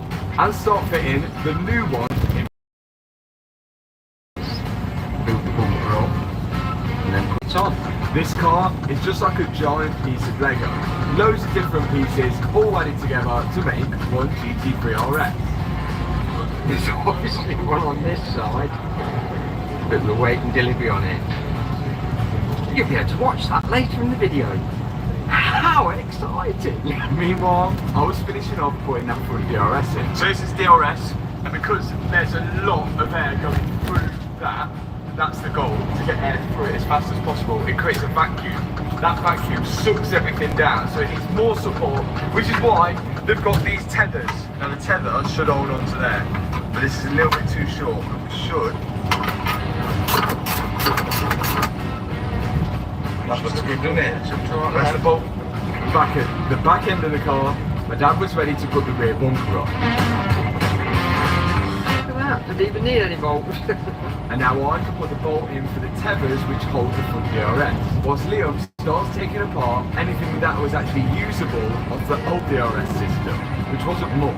You can see we're putting in the motor which opens and closes it here, and then after that there's a position sensor which goes in, and that tells the car which position the DRS flag is in, and they've got to communicate together. My dad's just finishing off putting the final bolts in for the rear bumper, and I've got some more air guides just to put in which guide air into the DRS and into the front radiator system, and we're all good on the front end now. So we learned this from the Porsche nerds who come and did the man-tie kit on the Porsche. You see these tethers here? Look, they're loose. They are loose, like that. So if you push them down, then this slides across and that goes tight. You push it up, then that slides up. So to get a nice bit of tension on it, I just kind of like push it up a tiny bit and then tighten it up. And now that is nice and tight, like the rest of them. Next step. What's next step? The rear lights was the next step. Two on the side and one long boomerang one in the middle. Dad slid all them into place, tighten them down, then the ducktail spoiler can go on.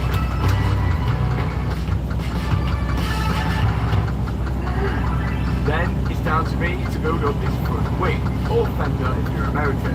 I take it off the car, fit the petrol filler cap and the mechanism to it, and along with that, also bits of aero, which sort of slides and clips into place underneath it. The wing is built up and complete, all the arrows on it looking sensationally orange, like a tangerine. What's the difference between orange and tangerine? One big, one small, I think. So what's this then? Liam's putting in the bolts for the wing, and of course, time is still ticking down. The odd thing about all of this is getting it lined up perfect now. Looks pretty good, that. Just want to see the other side. Yeah, it looks good, doesn't it? Once I'm happy with the wings and the door alignment, I can put in the lower half of the wing, and the wing to bonnet alignment I'll do later. Yes, the next job! Repeat! Dismantle the front bumper! Liam, do you want to take part in the next job? I'll take part in this. Come on then, Liam. You've got to put enthusiasm in it. Come on. I'm going to take part in this side when you're doing it. So those two started stripping apart the old bumper and getting all the damaged parts off. Let's see if that works. Woo! What do you reckon? That's pretty good. Oh my god. And I got pretty lucky with the bonnet alignment. Yeah! Liam's good in that.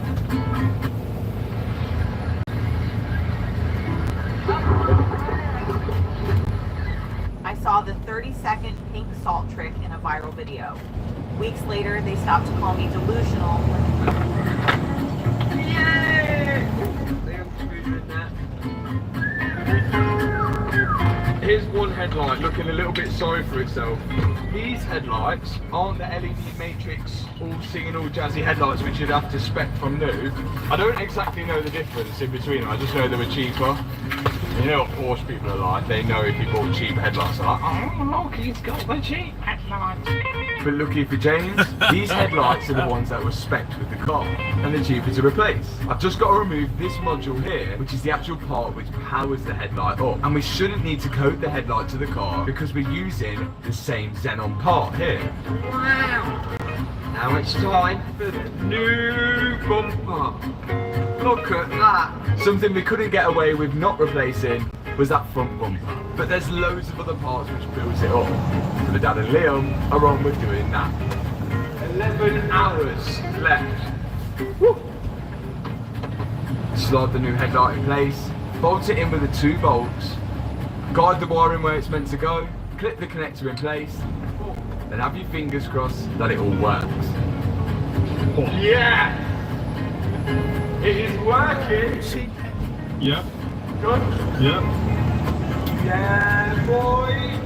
And once I've done that, Liam and my dad are still building up that front bumper, but they're almost there. So I jumped back onto the rear end of the car, slid the diffuser in place, put all the bolts in for it, and called it a day there. Look at that. 2 hours this took. It's up. It's ready to go on. 9 hours remaining. Let's get this on. Hopefully, we should be towards the final stages here. Now we're hoping that James sort of changed his mind about crash damaged cars after this, because he'll drive it and think it drives exactly the same as it was before it was even crash damaged. But if you're a little wary about crash damaged cars, there's a place you can go to check out whether your car was damaged, just to make sure you're not buying a crash damaged car, and that's Car Vertical. All you gotta do is put a registration plate in or a VIN number in. Works in over 20 different countries, and it'll tell you if your car was ever previously damaged, whether it's had any mileage fraud on it, whether it's even stolen, and it'll give you a full timeline of the whole car. Have you Car Vertical checked your car? No, Matt did. Can you tell us another fact about Car Vertical? There are pictures, or sometimes are pictures, of the accident damage that's happened to the vehicle. These, once again, everybody, it's your boy, O'Shea Duke Jackson, back at it again with another episode of The Celebrity Jump. I am what you would consider a pro-black, and I know that certain guys may or may not identify as the person who is pro-black or in the greater Pan-African community. Some people just may say, well, I'm about FBA, but that's very close. I'm definitely FBA, pro-FBA, and I'm also Pan-African, but at least FBA, hashtag FBA, makes you pro-black. It makes you pro-your people, which is a great thing. Always be pro-your people over something else, okay? And sometimes we will basically give our people a chance over other groups, and this is something that every group does. I don't necessarily have a problem with that, and sometimes we will allow our people to kind of get away with stuff when clearly if they were another race, we would be more interested in calling that behavior out, okay? And I think in many cases I'm okay with that, because people do it to us.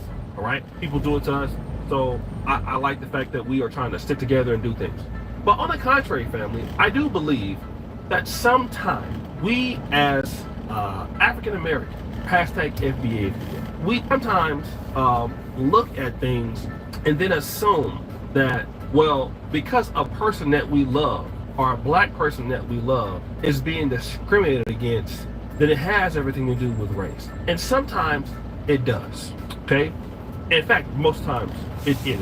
When I look at this whole situation with Mr. Carmelo Anthony, who's going to be tried as an adult, I stand with Carmelo. Here at Match Creek Motors, we all start with the same shell. But how it turns out, I stand with Carmelo.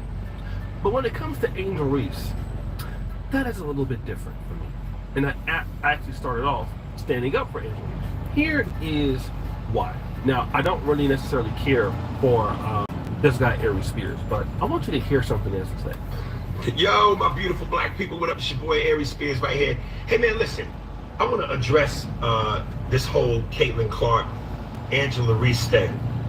Black people, I love you, but for the love of God, knock it off. Stop making this about race. Oh, it be your own people, respect the black queen, you know, why you going after the sister? Hey, this is not about race. Let's play the race card and save it for when we really need it. Otherwise, this is a waste of race. This ain't about race, this is about ball. Who's good and who's not. That's it. So miss me with that black power bulls. Alright? It's about one is good and the other one is hot. Got it. Alright, Caitlin Clark is bananas. Angel Reese is garbage. And maybe if she cared more about putting time in the gym instead of trying to be a runway model and be cute, we wouldn't have this conversation. So guys, you heard what Aries Spears had to say. I had to go and look at Angel Reese's stats this year. Let's look at what we see here on ESPN. Her team, the Chicago Sky, it is 0-3. You can see they lost a lot of games. She's averaging 9 points a game, 30.3% field goal percentage, 13.7 rebounds. She's had 12 points. She's had 2 points in a game, 13 points. Okay, this is absolutely terrible. Okay, she's not a good player this year. That has nothing to do with race. You can't tell me that when the shots go up that, oh, well, you know what? Because you're black, you can't make the shot. We can't say that. But if we were to go to Caitlin Clark, she's averaging 19 points, 40.3% shooting from the field. Her team is 2-2. Okay, can we then say that Caitlin Clark is a better player? Yes. Caitlin Clark, who is not even tall as Angel Reese, but she has almost a 10% or even almost double in some cases a better field goal percentage. She's just a better player. Okay, this is not about racism. Now her fans might be racist, and then Angel Reese's fans could be considered that. But the reality is that people are using race in a situation where race does not apply. Angel Reese simply is not that good. As the young folks say, period. It is what it is. You can say you don't like Aries Spears. You can say he's a hater. You can say this. You can say that. But the reality is, she's not good. She's not good. That's all it is. That's all it is. And a lot of things in Black America are racist. But then here's why we fail. We like to celebrate a lot of mediocrity. We like to celebrate things and allow people to remain in their buffoonery. Let people remain in their stupidity. To allow people to remain in their foolishness. And then have nothing to do with it at all as a process. Let them do it. Yes, completely allow yourself to be dusty. Allow yourself to be crusty.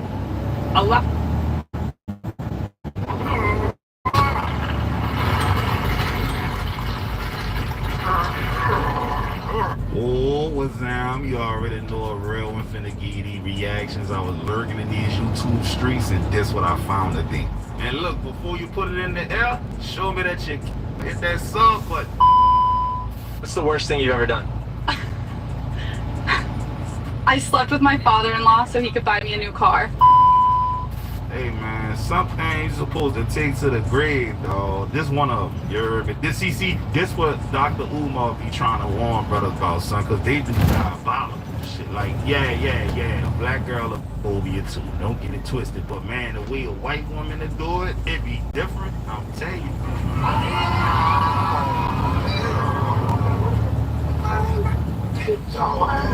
Twisted, but man, the way a white woman to do it, it be different. I'm telling you.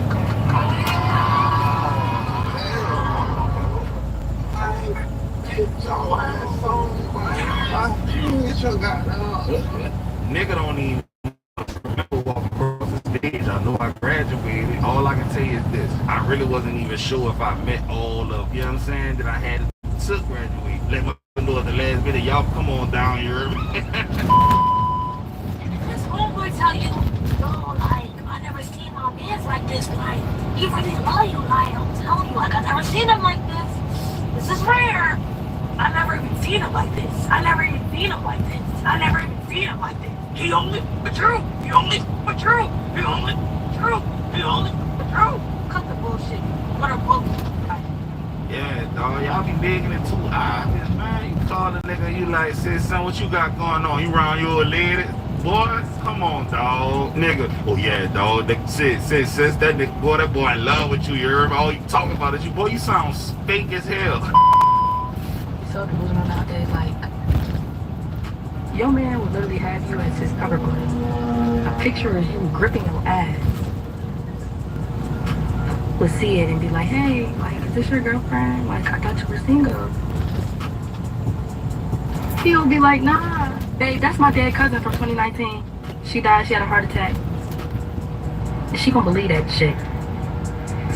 Even if the picture was posted 2 days ago, baby, she gonna believe that shit. Said, bro, when they like you a lot, you don't even gotta lie to them. They gonna lie to themselves, cause obviously that nigga with somebody. Straight up. And dudes do that, man. On a side note, people that show each other relationship the most be the biggest cheaters, dog. Oh, I love my girl. Oh, I love my man. They the biggest cheaters, dog. I'm telling you. Do not play. Oh, he do not play. You think it's so? Yeah, he bust something out. He threw something at their ass. That's my Oh! Oh! Oh! Oh! Nothing over here. Don't go nothing over here. Oh, hell no. Why is this playing over? That's crazy. That's wrong, though. Wow! Said, you got two choices. Stay and get your lick back or get away with the crime before they get your license plate number and all that. They probably already got it. But listen, dog, if that man not the owner of the store, he tripping.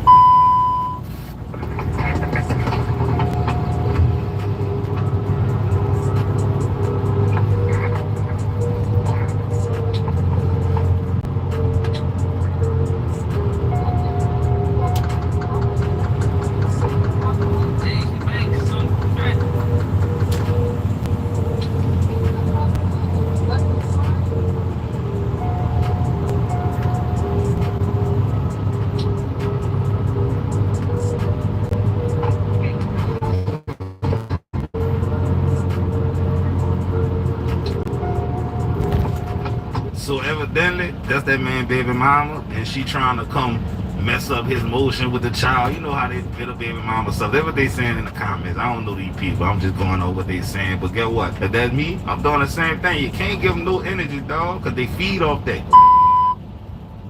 Alright, this feels almost illegal to know, but our windows were so old and just desperately needed to be Oh, and I hate a nigga that always want to love going to war for their sister. Y'all niggas be going to war for us a whore. She's going around the city causing mayhem, just starting shit because she know her brother gonna come to her. Your brother's just a mental patient. Both of y'all, actually. Let's really talk about it. He just don't know because he hasn't been to the doctor. Last time your brother went to the doctor, to get a cold swab, to get a COVID vaccine card. Both of y'all stupid, dumb niggas need to get the fuck out the city for real. Love starting this shit and trying to go get their brother. What the f this nigga gonna do? He's emotionally disturbed. He's not tough. Y'all get that shit, Miss Corley. Yeah, y'all be sending y'all little brother, y'all daddy, uncle into, you know what I'm saying, to in shark infested water, man. Dude's not even tough, man. They can come around here and get blicked down. Whenever I meet a Blasian, like a half black, half Asian person, I've noticed that their dad is the black one and their mom is the Asian one. And I was like, yeah, that is the way it would be. It's not gonna be the other way around. It's not gonna be an immigrant Asian dude pulling a black girl.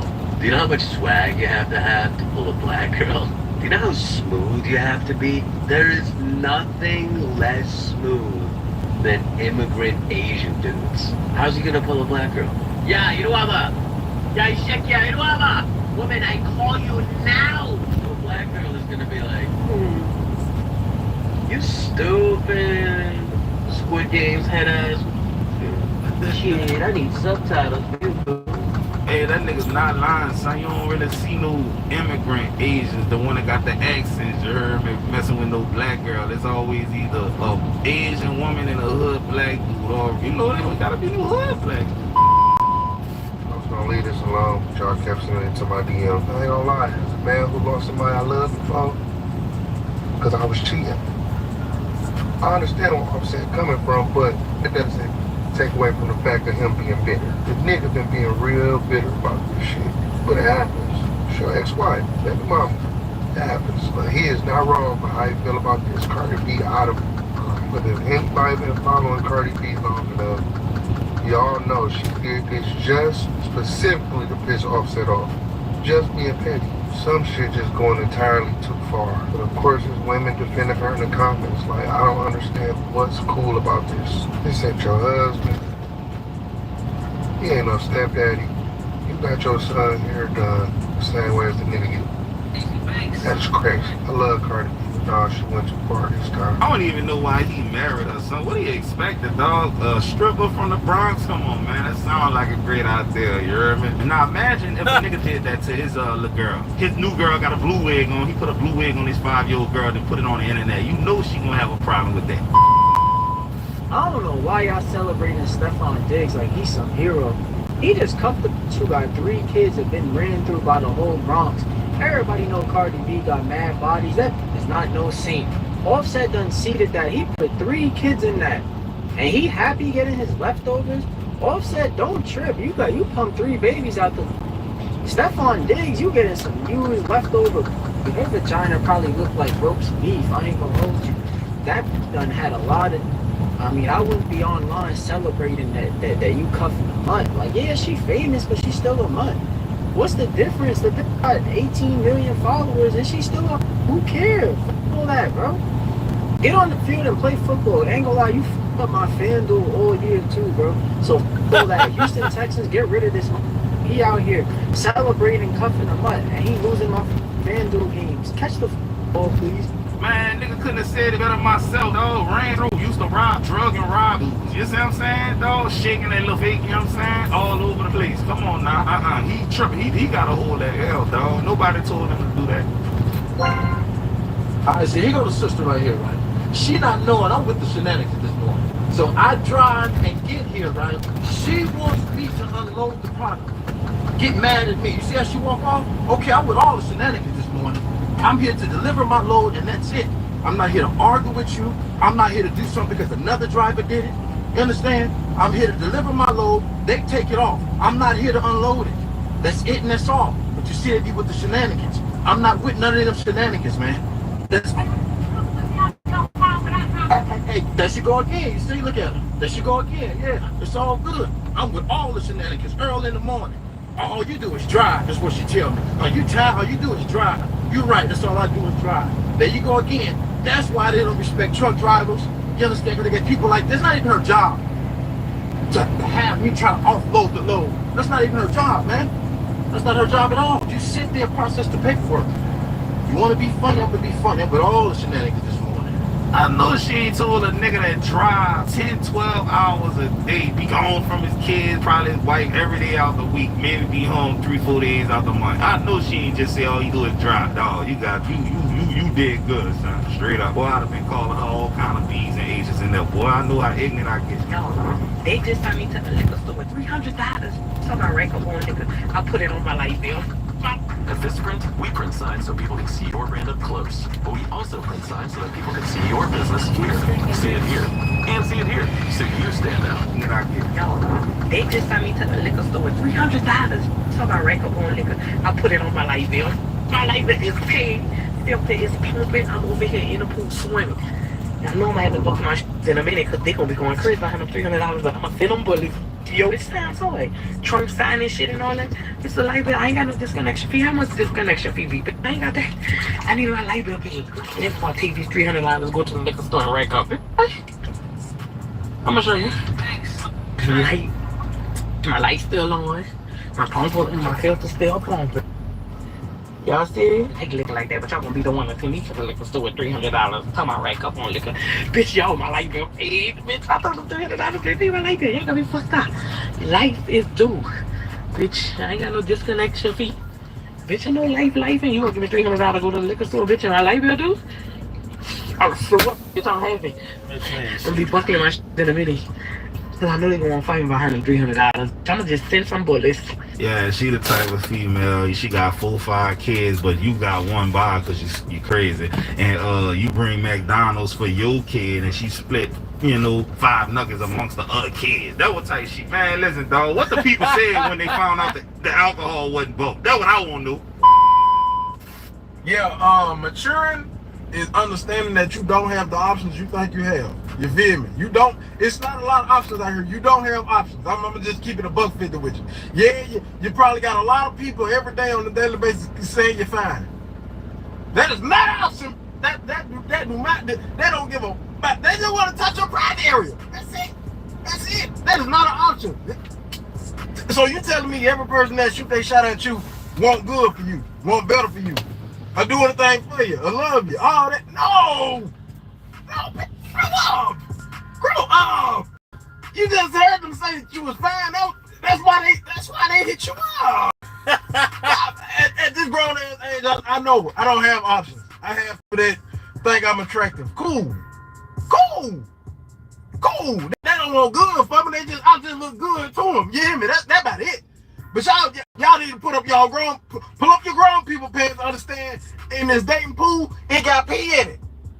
It ain't shit out here. People really gotta understand that from both sides, niggas and female, dog. Dudes with clout, money, little fame on the internet, man. She want me, son. She just want to get some clout off you or some money, son. Straight like that. She wasn't checking for you before. And then with you females, even if you a 3, they got somebody in your DM that's saying good morning, queen, good rising, all that kind of stuff. He just won't bust you up. And even if the nigga do like you, come on, let's be for real. Y'all don't even be liking dudes like that. Come on now.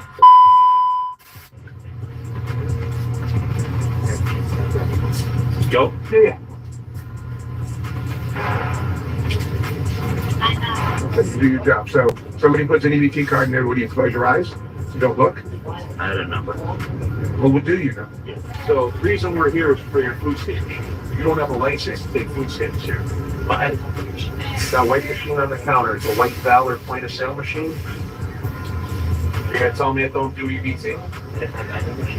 You're sure? Why don't you got your phone, call the owner. Tell them to come on down, we're gonna have a little chat.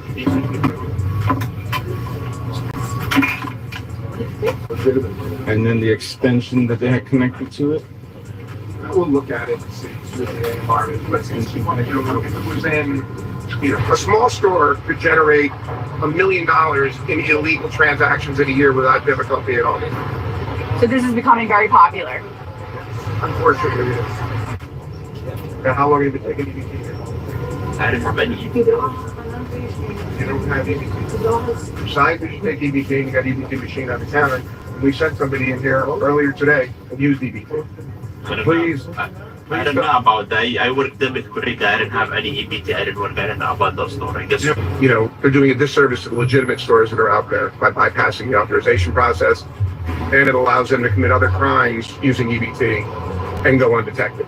Hopefully it's a message to the community that we see the fraud that's going on with the SNAP benefits and EBT benefits, and also it's a message to the community that, hey, there are people there out here, the service, our partners with New York City Police Department, USDA, that care about you, that are going to investigate these crimes.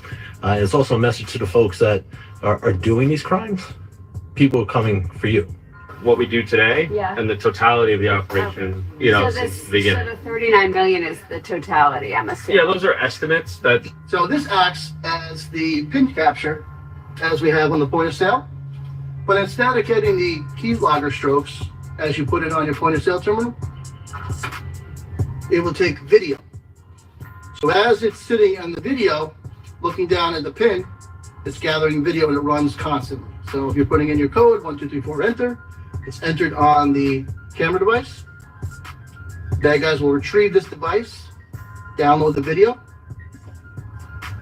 and then they'll pull out the streaming device that is inside the card reader. So that will sit in the card reader when you input your card. So it'll fit right on the bottom. So when you use your card, acting the same measure as this, as you're swiping through here, except you're getting your data on the deep insert skimming device. want to grab my toilet. Said, dog, I'm gonna keep it real with y'all. I don't trust none of them people at the gas station, dog. I think they all scammers, straight like that. Cause dog, I notice when I be in the hood pumping my gas, whenever I put the pump inside the truck, it be clicking and turning off and clicking and turning off and clicking and turning off. When I go to the white side, it don't never do that. But all at these little, you know, these little discount zones and these little fuel express places, you know the ones I'm talking about in the hood. You know they got the niggas from overseas checking you out and shit, man. Come on, man. I don't trust none of them bitches. At all, dog, for real. Say y'all make sure y'all go check out my little partner Rich on Rich by Design, you hear me?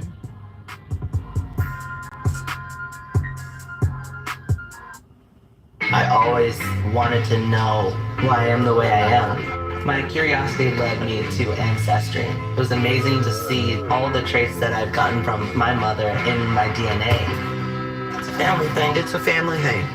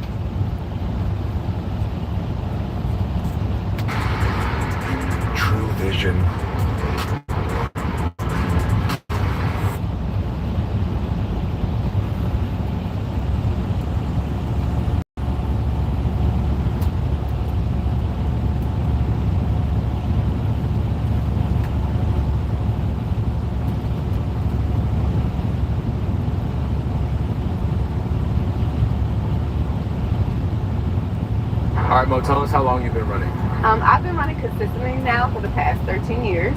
I've gone from long distance to mid distance, back to sprinting.